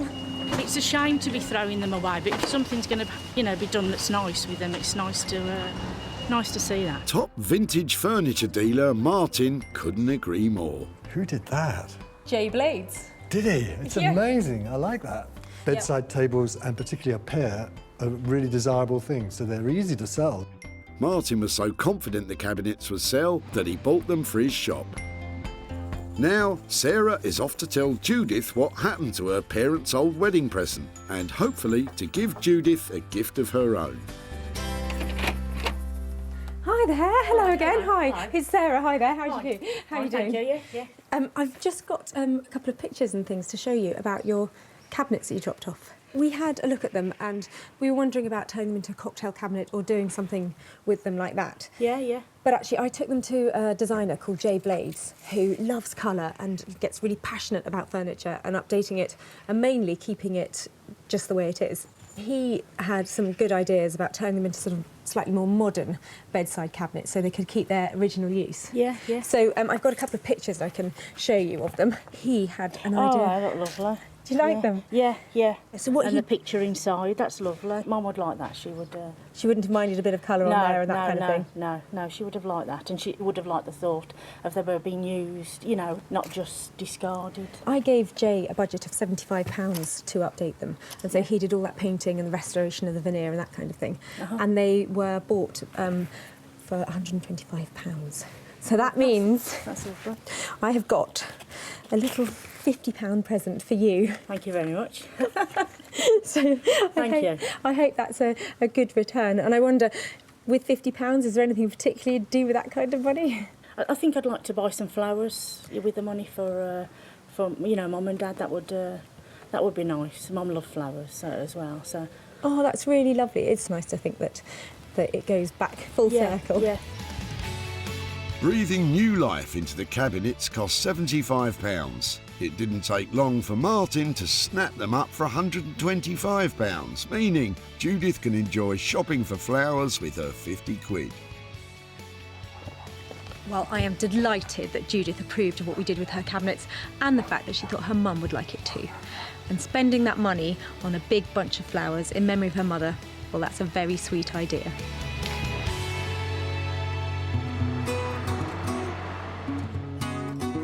In Manchester, Sarah is on her way to collect the third and final item. When she last saw it, the old toolbox had some charm, but no longer had a purpose. But now, Horse has turned it into a fully functional and stylish mobile speaker, complete with a rechargeable battery, Bluetooth connectivity, and even a USB charger. So how's he feeling about Sarah coming to see it? I think there's quite a transformation, so I think hopefully she's pleased with it. I think it looks quite cool, but then I'm a massive nerd, so I quite like the idea of a Bluetooth-powered speaker, but I'm not sure everyone's that fussed about it. I love surprises, Horse. How's it gone? Pretty good. Oh! You're nuts. Do you know that? You are nuts. Look at that. Wow. So, you've been really busy, haven't you? What on earth have you put inside there to make it like that? There is a very hefty battery, so you've always got this kind of compromise between battery life and weight. So that's the battery. I mean, Okay. it's, you know, it's not short of a car battery really, but it's going to last. OK, so normally this won't be on show, will it? No. Right. Normally, okay, normally these are shut, and then there's also screws to put in the side just to properly seal it, because you wouldn't really want it open. So, yeah. Horse, you're really clever, do you know that? It's got an instantly attractive look about it. And what, this bit here, so this is, Yeah. talk me through what gadgets you've got in here and how it works. So that's sort of, so on and off switch is the big switch there. Main volume control. That's an input just so you can plug anything into it that's got a mini jack connector from like a smartphone or whatever. This switch either turns it to the input, or if you turn it to the right, then it engages the internal Bluetooth receiver, so you can just use it without having anything connected to it. This is the voltage that the battery's at. Okay. So when that drops below a certain point, you'll kind of lose volume and fidelity, so it just kind of tells you whereabouts you are. The USB charger there that'll send power to any kind of USB device. So you can charge something on there as well. You can. And I think it's that kind of attention to detail that just makes it so lovely. It feels like it's a well thought out design. Well done, it's cool. Ace. Brilliant. Ace? You've aced it. I absolutely love it. Shall I demonstrate?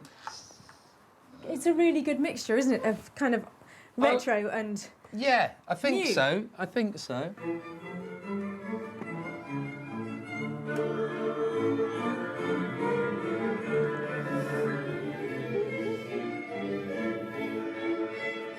I want to go on a big picnic right now and have something really coming out of that somewhere. You know, it needs to be taken out, doesn't it? It needs to go on a journey because of what it is. Yeah, exactly. It's completely made for that purpose, so yeah.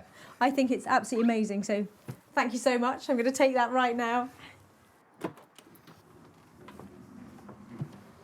Well, I think this really speaks for itself, don't you? Well, the speaker's a definite hit with Sarah. Now, if she can bear to let it go, she needs to try and sell it. When Sarah first spotted Richard's old toolbox at the tip, it was coming to the end of its useful life. I've had it, nearly 40 years. Really? And what, you just had enough of it now? We're moving house and trying to clear out a lot of stuff that we don't need anymore. It's got a great shape to it, hasn't it? And it looks so battered and worn and really cool. It's got character. Yeah. The characterful box just needed a new purpose, And with Horse's help, that's exactly what it got. Now it's time for Sarah to show Richard what happened to his old box, and hopefully she's got some profits to share with him too. Hi there, Richard. How are you? Sarah. Yeah. Hi there. How are you? Yeah, very well. Nice to see you again. I've just got a bit of an update about the box or case or whatever you called it. What did you call it? I think it's a case, but... And I know that when we caught up at the tip, it was something you said you just used for storage and you'd had for, That's right. for ages. When we took it away, did you have any ideas about what we might do with it? None whatsoever. So I'm quite excited to see what you've done. We decided we'd make it into the most amazing boombox. Oh, excellent. A music machine, the like of which you've never seen before. I've got some pictures to show you. It went to a chap called Horse, and he turned it into this fantastic machine, and he has plumbed in the most amazing sound system in there. Yeah, that looks amazing. It's a work of art. It's beautiful. Now, normally at this point, I'd say I've spent £300 on it and I've sold it for X, but at the moment, I haven't sold it. Right. But I've got high hopes for it. It's such a great looking machine. I personally would absolutely love it. So, but what I'd like to do is, when it sells, just come back to you and give you the money for it. Wow. Well, thank you. So, despite this amazing transformation by Horse, the search continues to find this unique speaker a new home. But the costs of £350 and no profit generated, this could be a potential loss for Sarah of 350 quid. So I'm really disappointed that I wasn't handing over money to Richard, but I've got high hopes that his boombox will sell and I'll be back here with some cash soon. So, Sarah's managed to make a profit on 2 of the 3 salvaged items. The bedside cabinets, beautifully brought back to life by Jay. I'm sure it won't be long before Richard's utterly unique speaker will be blasting some sweet sounds. And of course we have the unwanted sofa transformed into a showstopper by Sarah. We have transformed, restored and repurposed 3 things that were destined for the dump and handed over some money for nothing. Maybe the next time you take a trip to the tip, I could do the same for you.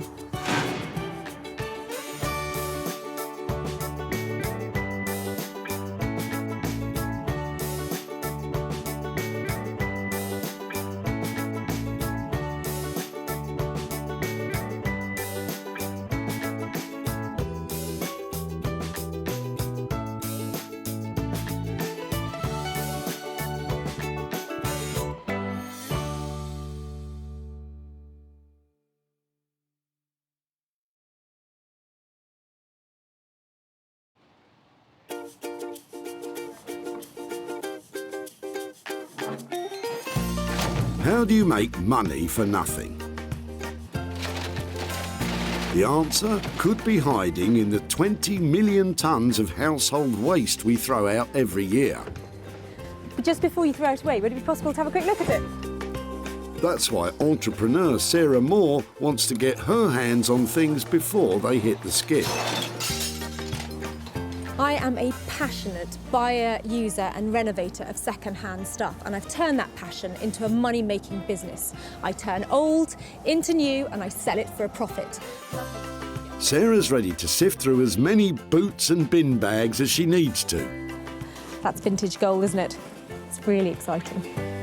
In her search for tip treasure. I love it.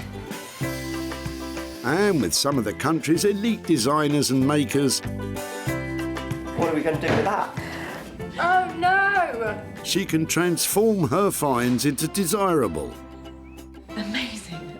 beautiful, valuable, Cha-ching. and hopefully saleable items. That's £80 profit. If Sarah is successful, then she can hand the profits back to the very people who had no idea there was cash to be made from their trash. Oh, that's fantastic. That's unbelievable.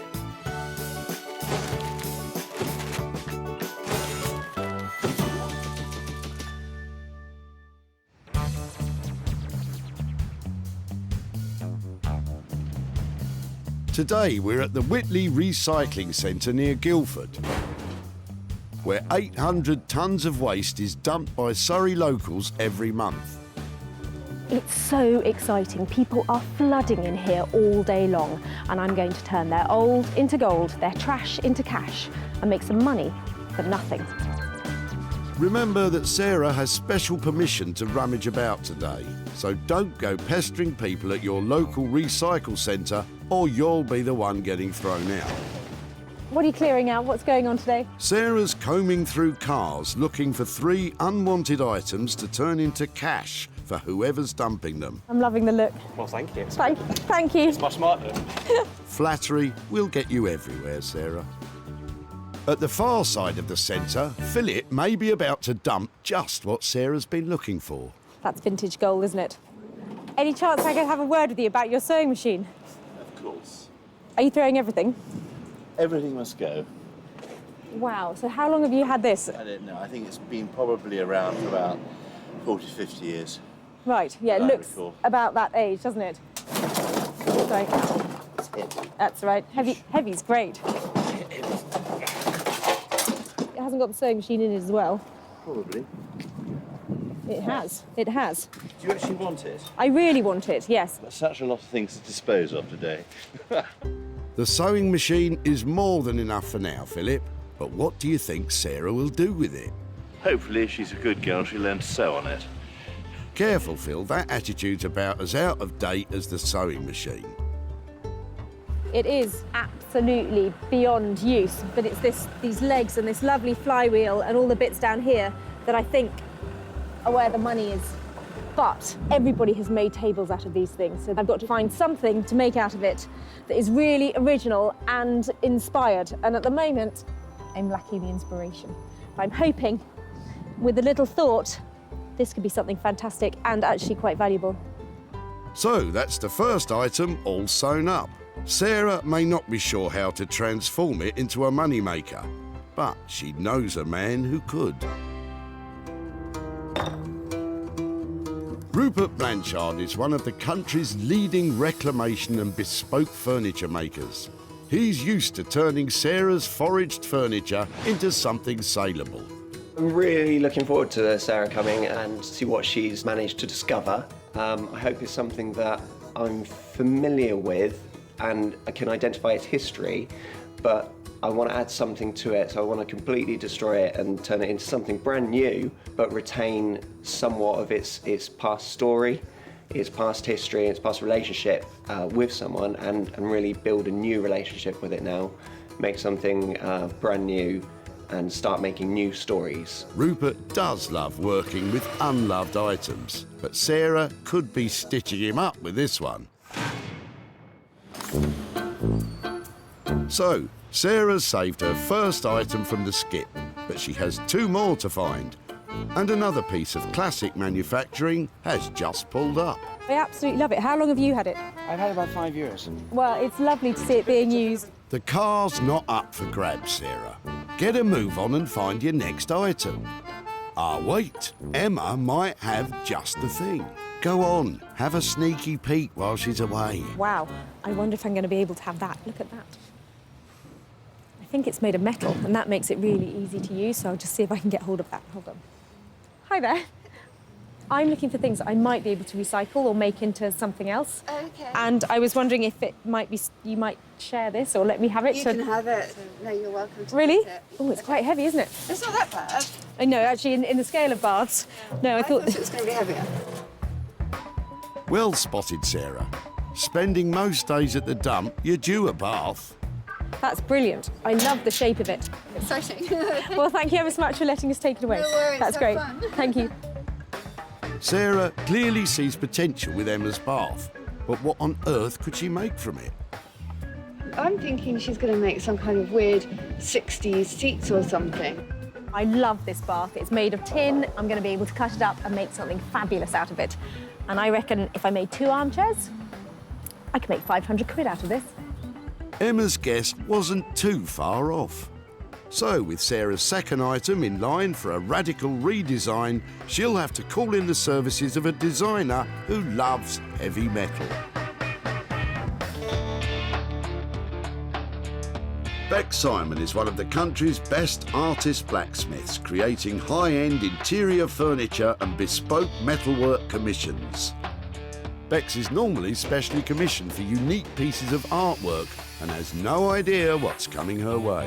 Working with found objects is quite different from what we normally do, because we work with our clients and we produce designs and we work with them. So this is kind of like really freeing up the mind and seeing, you know, what object we've got and how we can make it work into something really cool, modern and yeah, desirable. So it's going to be fun.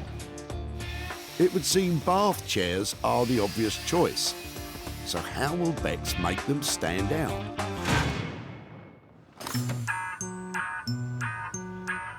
Sarah's successfully found 2 items for designers Rupert and Beck's. Now she needs to find a third she can apply her own skills to. And with the day getting on, she may not get to be so choosy. Oh, hang on a minute. There's that.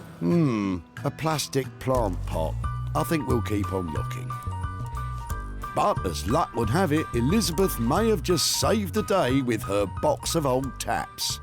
My husband, when he did the central heating years and years ago, Yeah. couldn't bear to ever throw anything away. Oh, I'm like him. I can understand. I can understand And that. so I'm gradually getting rid of them because they're no use to me. But if they're, I was going to put them in the recycling. Well, do you know something? I'm looking for things that I might be able to add to projects or make something out of. Right. And yeah, these are just what I'm after. Something really chunky and old, and you know they've got that classic look. That would be really nice. Yes, I'm just only too pleased for them to be reused. Thank you so much. When we moved into our house many years ago, and my husband had old pipes, couldn't throw them away, of course, and redid it, and they've just been in the garage ever since. Look at that absolute box of joy. These are just fantastic. They're not perfect. They're in a bit of a state, but I have to be able to make something brilliant out of these, don't you think? Okay, bye-bye. It was great meeting that lady, and it was really sweet that she let me have those taps and things, and I just hope I can do them justice and make something lovely out of them. Sarah's 3-item search is complete. Philip's sewing machine will be going to Rupert, Beck's will work on Emma's old bath, and Sarah will be hoping to create a cash flow from Elizabeth's taps. It's been a fantastic day here today, and I've met some great people. But I've also been making some really big promises about what I'm going to do with their rubbish. And I think I might have my work cut out.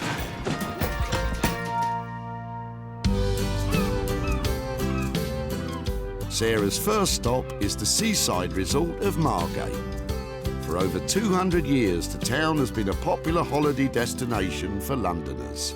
But with the recent opening of the Turner Contemporary, a cultural renaissance has been happening here, and designer Rupert Blanchard is at the heart of it. He's looking forward to another special delivery from Sarah. I did hear from Sarah that she's going to bring me something that she thinks is going to really challenge me this time. I'm not so sure. She's not seen some of the rubbish I've actually worked with, so I'm happy for her to bring it on. Rupert, I have got something I need a hand to bring in. Okay. It's heavy. Is it an elephant? No, it's definitely not. Well, it might be the elephant in the room, but come and have a look at it. Okay. Oops. Watch your toes. That's fab. There you go. Let me pop that up there. I think it still opens up. Still working. Just about. Is it beyond repair? Is it beyond use? Nothing's beyond use, nothing's beyond repair, is it? It's all, we can do something with it. I was wondering if maybe we could use it as some kind of flip-up thing where somebody's got a screen, either their laptop in there or it's the TV screen or something like that. So it's a possible home office-y thing. Perfect. I think you're saving it just about the right point before it does crumble. The sewing machine itself and the mechanism still works, so maybe you'll turn a handle and your screen comes up. Maybe you do something and it actually appears. There's definitely a lot to play with. What do you think? That is a challenge. I think this one might take a couple more cups of tea. Or perhaps something stronger. Well, you can't hurry creativity, can you? But I've got every faith in Rupert's designs, and I'm really looking forward to seeing what he comes up with. I really want to do something new with this. Something quite exciting, and maybe I need to think about its original use and how to push it further into the modern world. So, because Rupert has absolutely no idea what he's going to do, we can't estimate a cost for this job. Let's check up on him later when he's had a chance to think.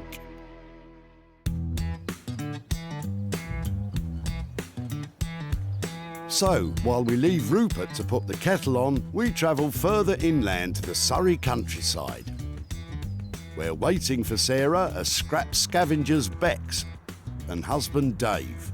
Sarah thinks a bath is just what these two need. It's a bath. Don't take it personally.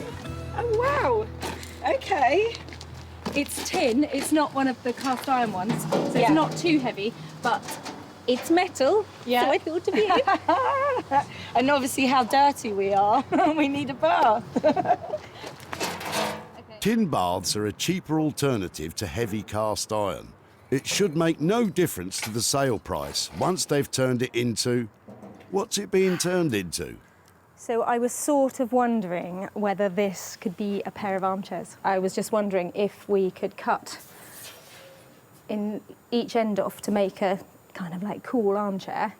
That would probably work quite well. What I haven't done is actually sat in it. Do you think maybe we should put it on the ground and sort of see how big, you know, is it possible to get two out of it, do you think? Pop it down. Okay, you sit that side, I'll sit this side. Two birds in a bath.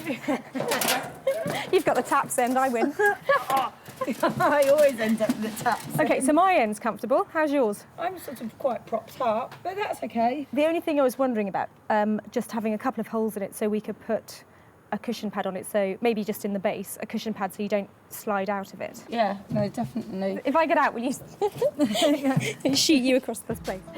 Yeah, I think, we can go for that. Definitely give it a go. Give anything a go, It's a clever idea to turn the bath into two separate saleable seats to double the potential profit. Oh, it's quite cool up this end. As long as we don't break the bank making it. I suppose we're looking at £30 to £40 to get a cushion made if I was to make up a very simple square to go in it. If we've got, say, 400 to 500 to do what we need to do, I reckon we could have a good go at it with that. Fab. Well, that sounds like a great plan. Shall I leave it with you? OK. Don't sound too enthusiastic, Bex. Two bathtub armchairs. That should be easy, right? There's quite a few unknowns as usual, aren't there? Yeah.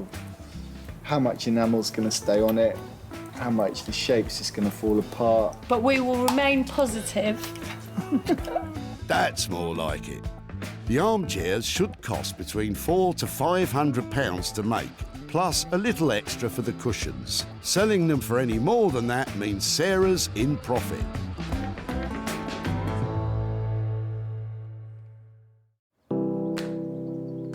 So, with Bex about to crack on with the bath, and Rupert, well, hopefully he has some idea now of what he's going to make. It's back to the barn and time for Sarah to make some money from a pile of plumbing.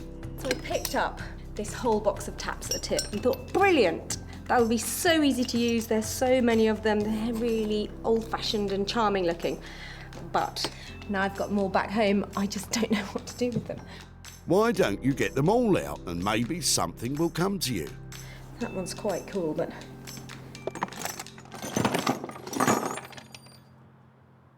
So? Any ideas? What's with you and Rupert today? Get those creative juices flowing. I thought maybe I could use them to make some really smart lighting, you know, have some blue bulbs coming out of them, but really it's very complicated what's inside them.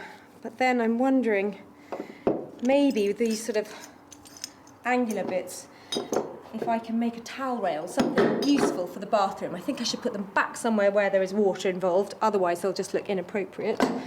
And hope that there's some way of fixing them together, perhaps onto a backboard that would make a really cool place to hang a towel. Towel rail, that'll do. They're quite good. There's one there. Okay, so I've got two of those. Except I didn't see a rail in that box. And I have got this piece of copper pipe left over. It's not brilliant, but I'm thinking maybe, yeah, it does fit. This one's starting to come together. If it could sort of come out of the wall on those bits. And because it's all made from plumbing, it'll be a heated towel rail. Am I right? Yeah, it's never going to be one of those heated, I mean, it could be if I got it plumbed in, but I think it should be decorative only because I've got no budget to spend on this and I just want it to look pretty cool and a pretty quick fix. Cheapskate. So, while Sarah puts together her pipes, back in Margate, Rupert's had a bit of time to think about what he'll do with the old sewing machine. And we're no further forward. This one is my biggest challenge to date. There's a lot of very easy things you could do with it, but I want to come up with something new. This is approximately 100 years old now. It's broken, the wood's delaminated, metal has rusted, corroded and snapped. Depending on what you want to do with this, you could spend hundreds, you could spend nothing. My preference is always spending nothing. With no idea how this is going to turn out, Rupert plunges right in.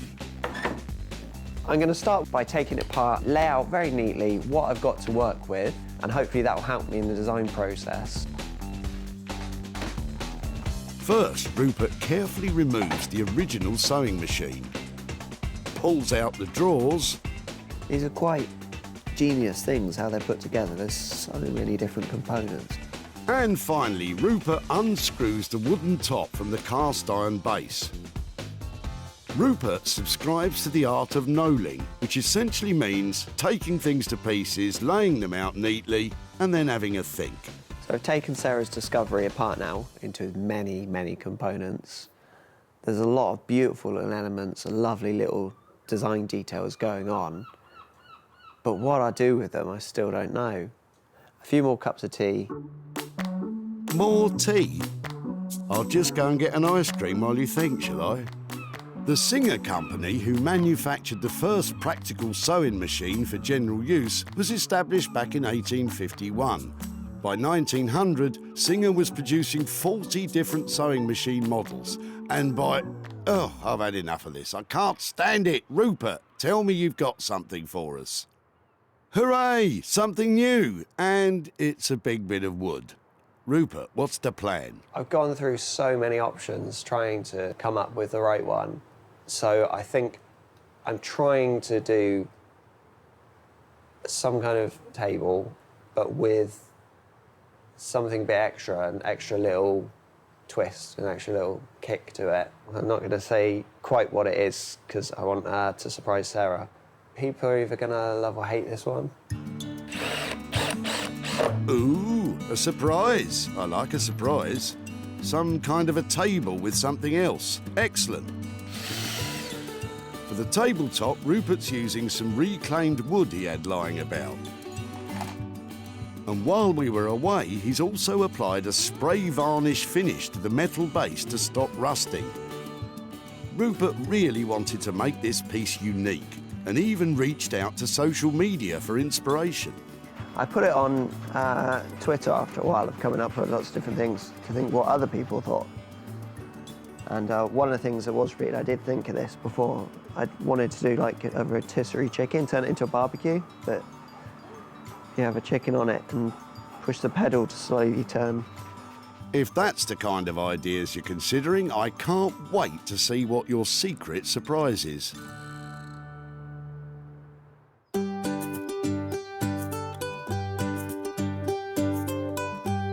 Back in Sussex, Sarah's one step closer to making a towel rail from the box of old taps.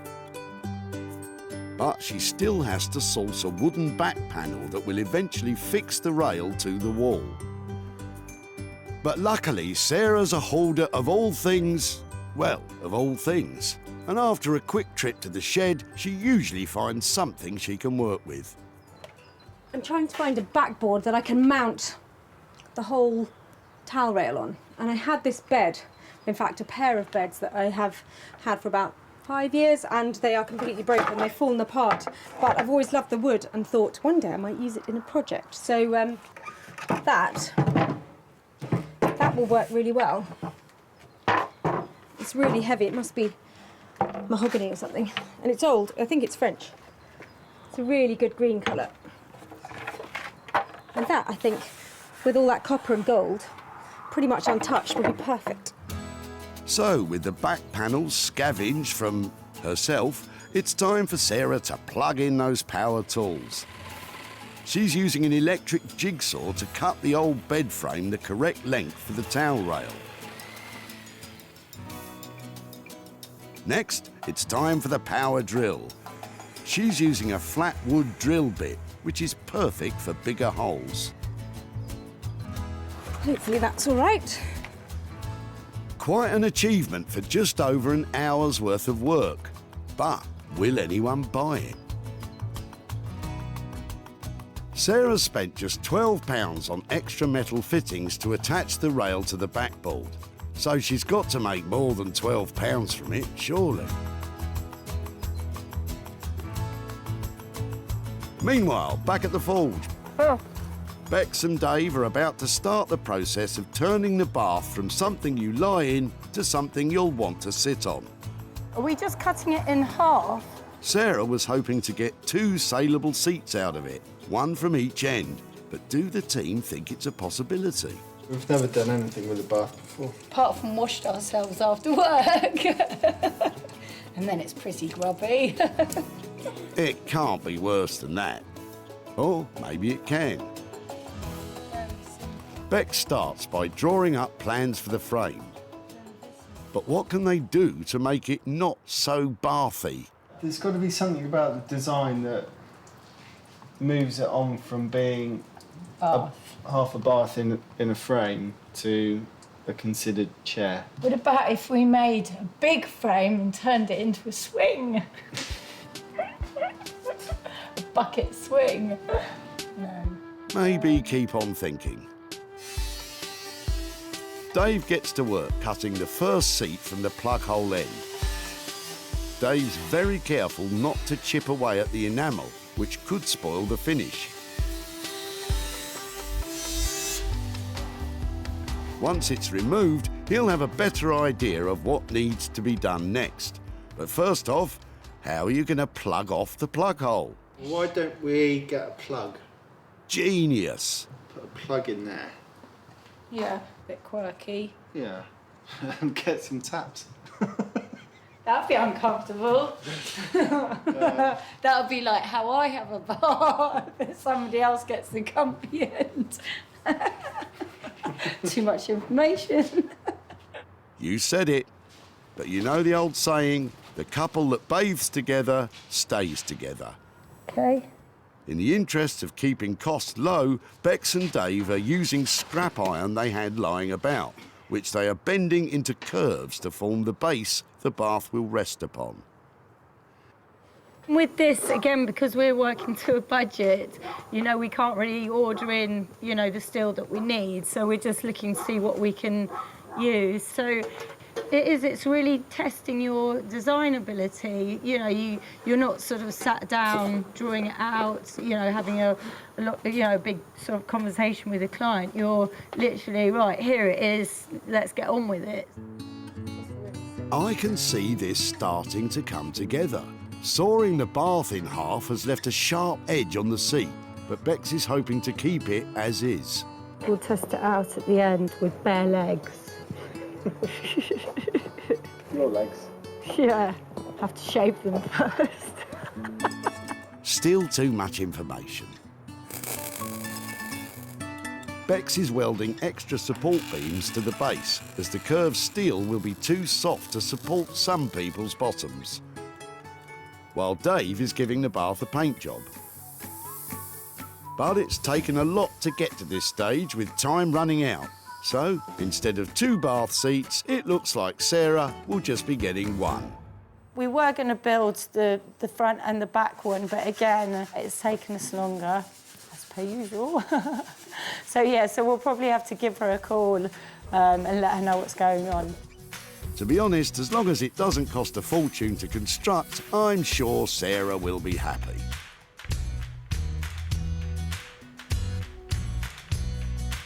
Back at the barn, Sarah has downed power tools and is nearing the end of her own restoration project. She's attached the rail and bits of old taps to the wooden back panel, and now is nailing more bits of broken bed to the sides for a classy finish. When Sarah found the old taps, they were headed for the skip. But now, it's a modern, funky towel rail. Sarah used matching black steam valve handles that make the piece more industrial than domestic. The extra materials Sarah used were compression joints, which form an L shape attaching the rail to the backboard. And the backboard? Well, it was an old bed, but I think it does the job nicely. All in all, a quick and effective turnaround, Sarah. Just for a change, I have to say, that was refreshingly fun to make. It's really quite simple if you're using any of these compression joints that you can get at plumbers merchants, because they literally tighten up together and give you a really secure join. Probably not waterproof if you don't really know what you're doing, but certainly good enough for making this kind of thing. So probably all in all, it was only about an hour and a half to make, and I only spent £12 on materials. So hopefully, enough here to make some profit. I'm sure you'll find some plumbing lover to buy it for more than £12. So go on, get it sold.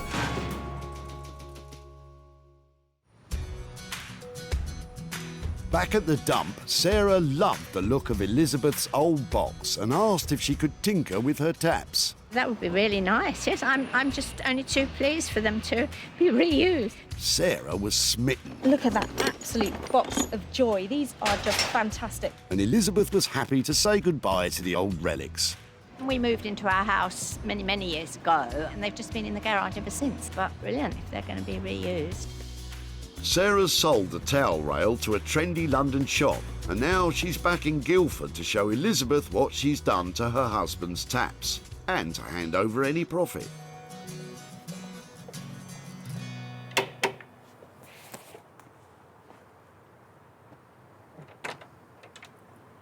Hi there. Hello. Hi, Elizabeth, it's Sarah from The Tip. How are you? Hello, I'm fine, thank you. I just thought I'd update you about what happened with your taps. Yes, right. Were you wondering what we might do with them? Well, I couldn't think of anything, actually. They're just old taps to me. Yeah, well, we had, it was actually something that I worked on. So I had a good look at them, and I was thinking about all sorts of things, maybe turning them into lighting or something like that. Oh. But in the end, I thought that it's probably better to keep them in the kind of water environment. So I turned them into a towel rail. Oh, my goodness. What do you think? That's amazing, isn't it? Yes. I know these were your late husband's. Yes. I hope he would approve. They've actually... He would. He would. So after the stuff has been made, we try and sell it, and they were actually sold for £75. Goodness me. What do you think about that? Do you think... I can't believe it. And from that £75, I've got £63 to give to you. So let me... Oh, thank you very much. I'll send that to his charity. Did he support a particular charity? Well, we had two. Because he had dementia, he used to go to a day centre, so half of the money went there, and the rest went to a place called the Rainbow Centre, where my little grandson attends for disabled children. Sarah's rustic take on a towel rail cost just £12. The item didn't hang around too long and was picked up for £75, giving Elizabeth a chance to spread some love with the £63 profit. Thank you very, very much. Absolute pleasure. So, while Elizabeth heads off to spend the spoils from the towel rail, we're back in Margate, where Sarah's about to pop in on Rupert and finally find out what his super secret surprise is. When we left him, there were talks of rotisserie chicken barbecues and all sorts. Now Rupert's putting on the finishing touches. So hurry up, Sarah, and get in there. The wait is killing me. I love it here at Rupert's place because I think, like me, he might be a bit of a hoarder. I can't wait, though, to see what he's done with our sewing machine table, because when I last left him, he was scratching his head and he hadn't got a single idea about what he's going to do with it. So, who knows? Before, the old crumbling sewing machine was no use to anyone. Now, it's a very cool, functional work table with a desk fan that is operated by the original foot pedal. Rupert, you're bonkers.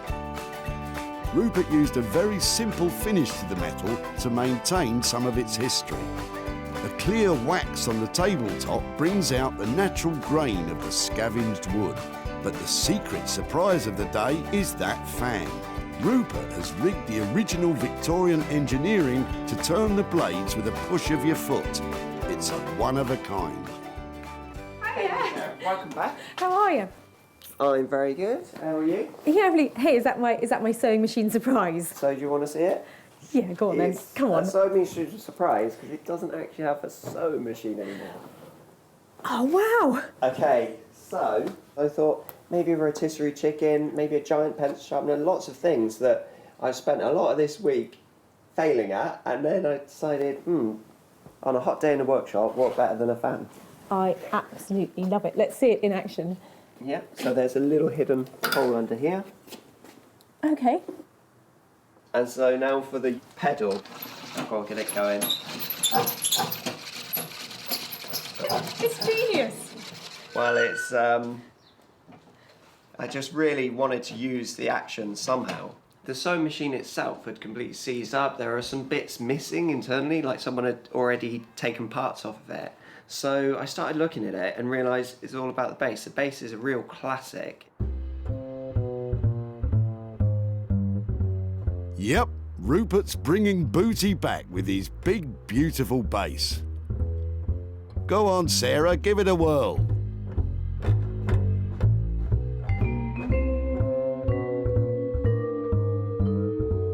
I don't know who's going to buy it, but it sure looks like a lot of fun. And all for only £200. Sarah might be laughing all the way to the bank.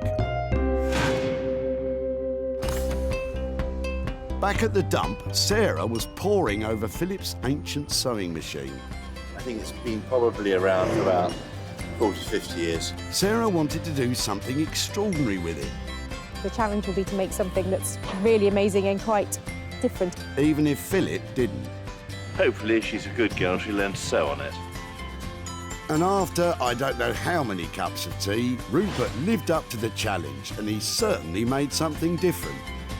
Sarah invited one of London's top retro furniture dealers in to see if it would be something that would sell in his shop, the old cinema. It's good, it's interesting, it's really fun, isn't it? I love this. Does it work? Yes, it does. He was blown away by its originality, but questioned who would buy such a thing.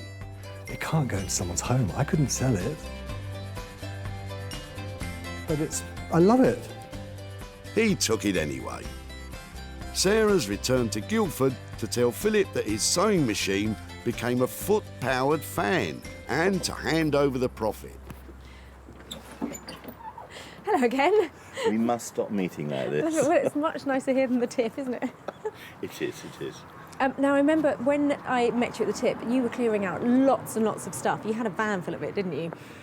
Unfortunately, yes, this is true. I thought there were all sorts of interesting things in there. And the piece that actually was really heavy, but I'm glad that we took, was your sewing machine and the table that went with it. Do you know, I was so glad you took it as well. It was such a relief to have somebody help me off the van with that. And it's got nothing to do with age. I deny it entirely. But we did take it to an amazing young designer called Rupert Blanchard, and he created the world's first table with a fan on it using the mechanism from your sewing machine. Oh, that is brilliant. Actually, I was completely not expecting that. That is so funny. I mean, it was going to be thrown onto a dump and you saved it. Well done, you. I'm delighted to say that somebody bought the rather useless, useful piece of equipment that Rupert managed to create. And a lovely round number. I've got £100 here to give to you for the fan table. So It's money for nothing for you to do with whatever you'd like to do with that. I really don't know what to say, but I mean, I was about to throw the whole thing away, and to get this back, absolutely brilliant. It was lovely to see you again, Philip, and I'll see you at the tip. Rupert's labour and materials came to £200. It was sold for £300, giving Philip a profit of £100. Well, that's another unusual transformation that I think got approval. I think it's fair to say that Philip is now a big fan. Oh, Sarah, shame on you.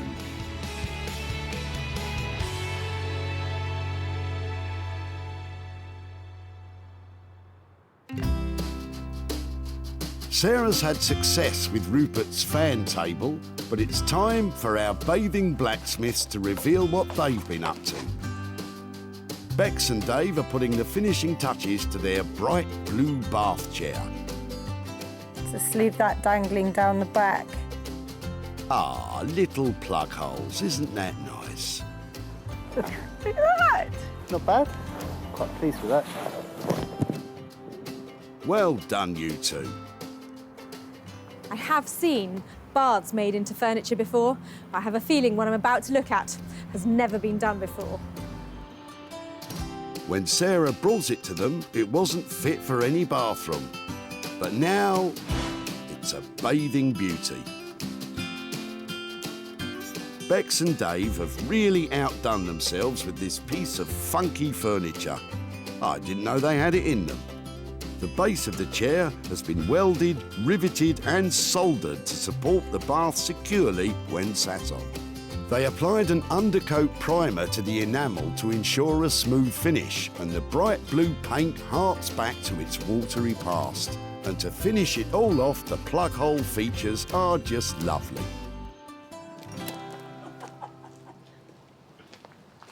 It is amazing.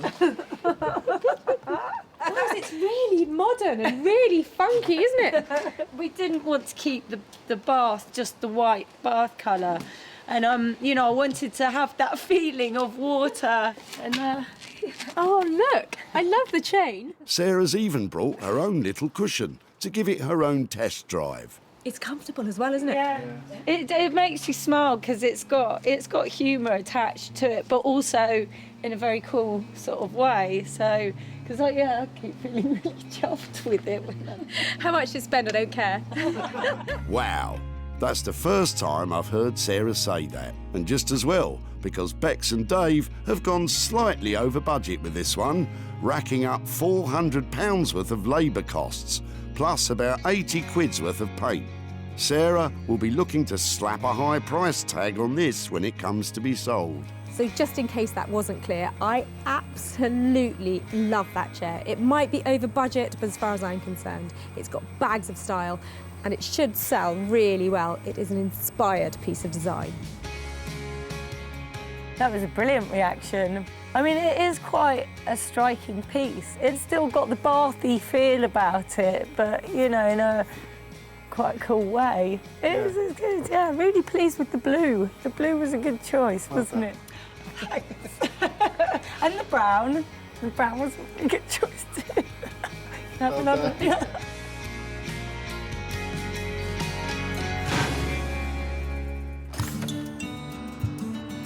Back at the dump, I wonder if I'm going to be able to have that. Look at that.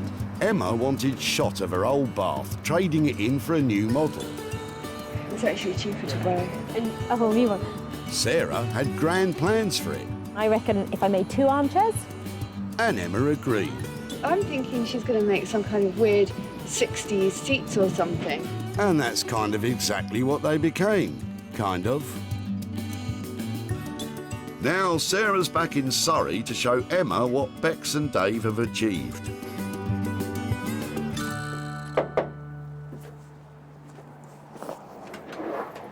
Hi Emma, hi there, Sarah from the tip. Nice to see you. And you, how are you? I'm very good, thank you. How are you? Yeah, very well. I've just got some pictures to show you of what we did with your bath. Oh, lovely. We took it to Guildford to this fantastic artist blacksmith who's called Bex Simon. Oh, wow. And she and her husband have been doing some lovely things with this. And your bath has been turned into a somewhat glamorous, I would say, oh my gosh, seat. Oh my. It has been completely sprayed through all Yeah. the stuff that was all Oh, the white that's bits of it, lovely. and they have made a lovely frame for it, and they've kept some of the little quirky bits on it, like the chain and the plug and that kind of thing. What do you think? I'm amazed, utterly amazed. Normally at this point I'd like to be saying, I've sold your bath and I'm here to give you some money for nothing, but as of yet your bath hasn't sold. If it does, or when it does I should say, it would be great to be back in touch and I'll be handing over some money for nothing for you. So, despite this wonderful transformation by Bex and Dave, the search continues to find this unique chair a new home.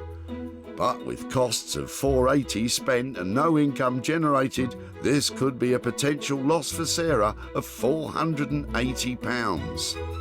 If they do make any money out of it, which would be absolutely lovely, I would like to give any profit to the RSPCA in Wormley for Donkeys and Horses Sanctuary. I think they're overrun with little ponies and donkeys that need some extra care, and a bit of cash would be lovely. Well, Emma loved what we did with her old bath, which is always a relief. And now I've got to redouble my efforts to sell it because the money would be going to such a great cause.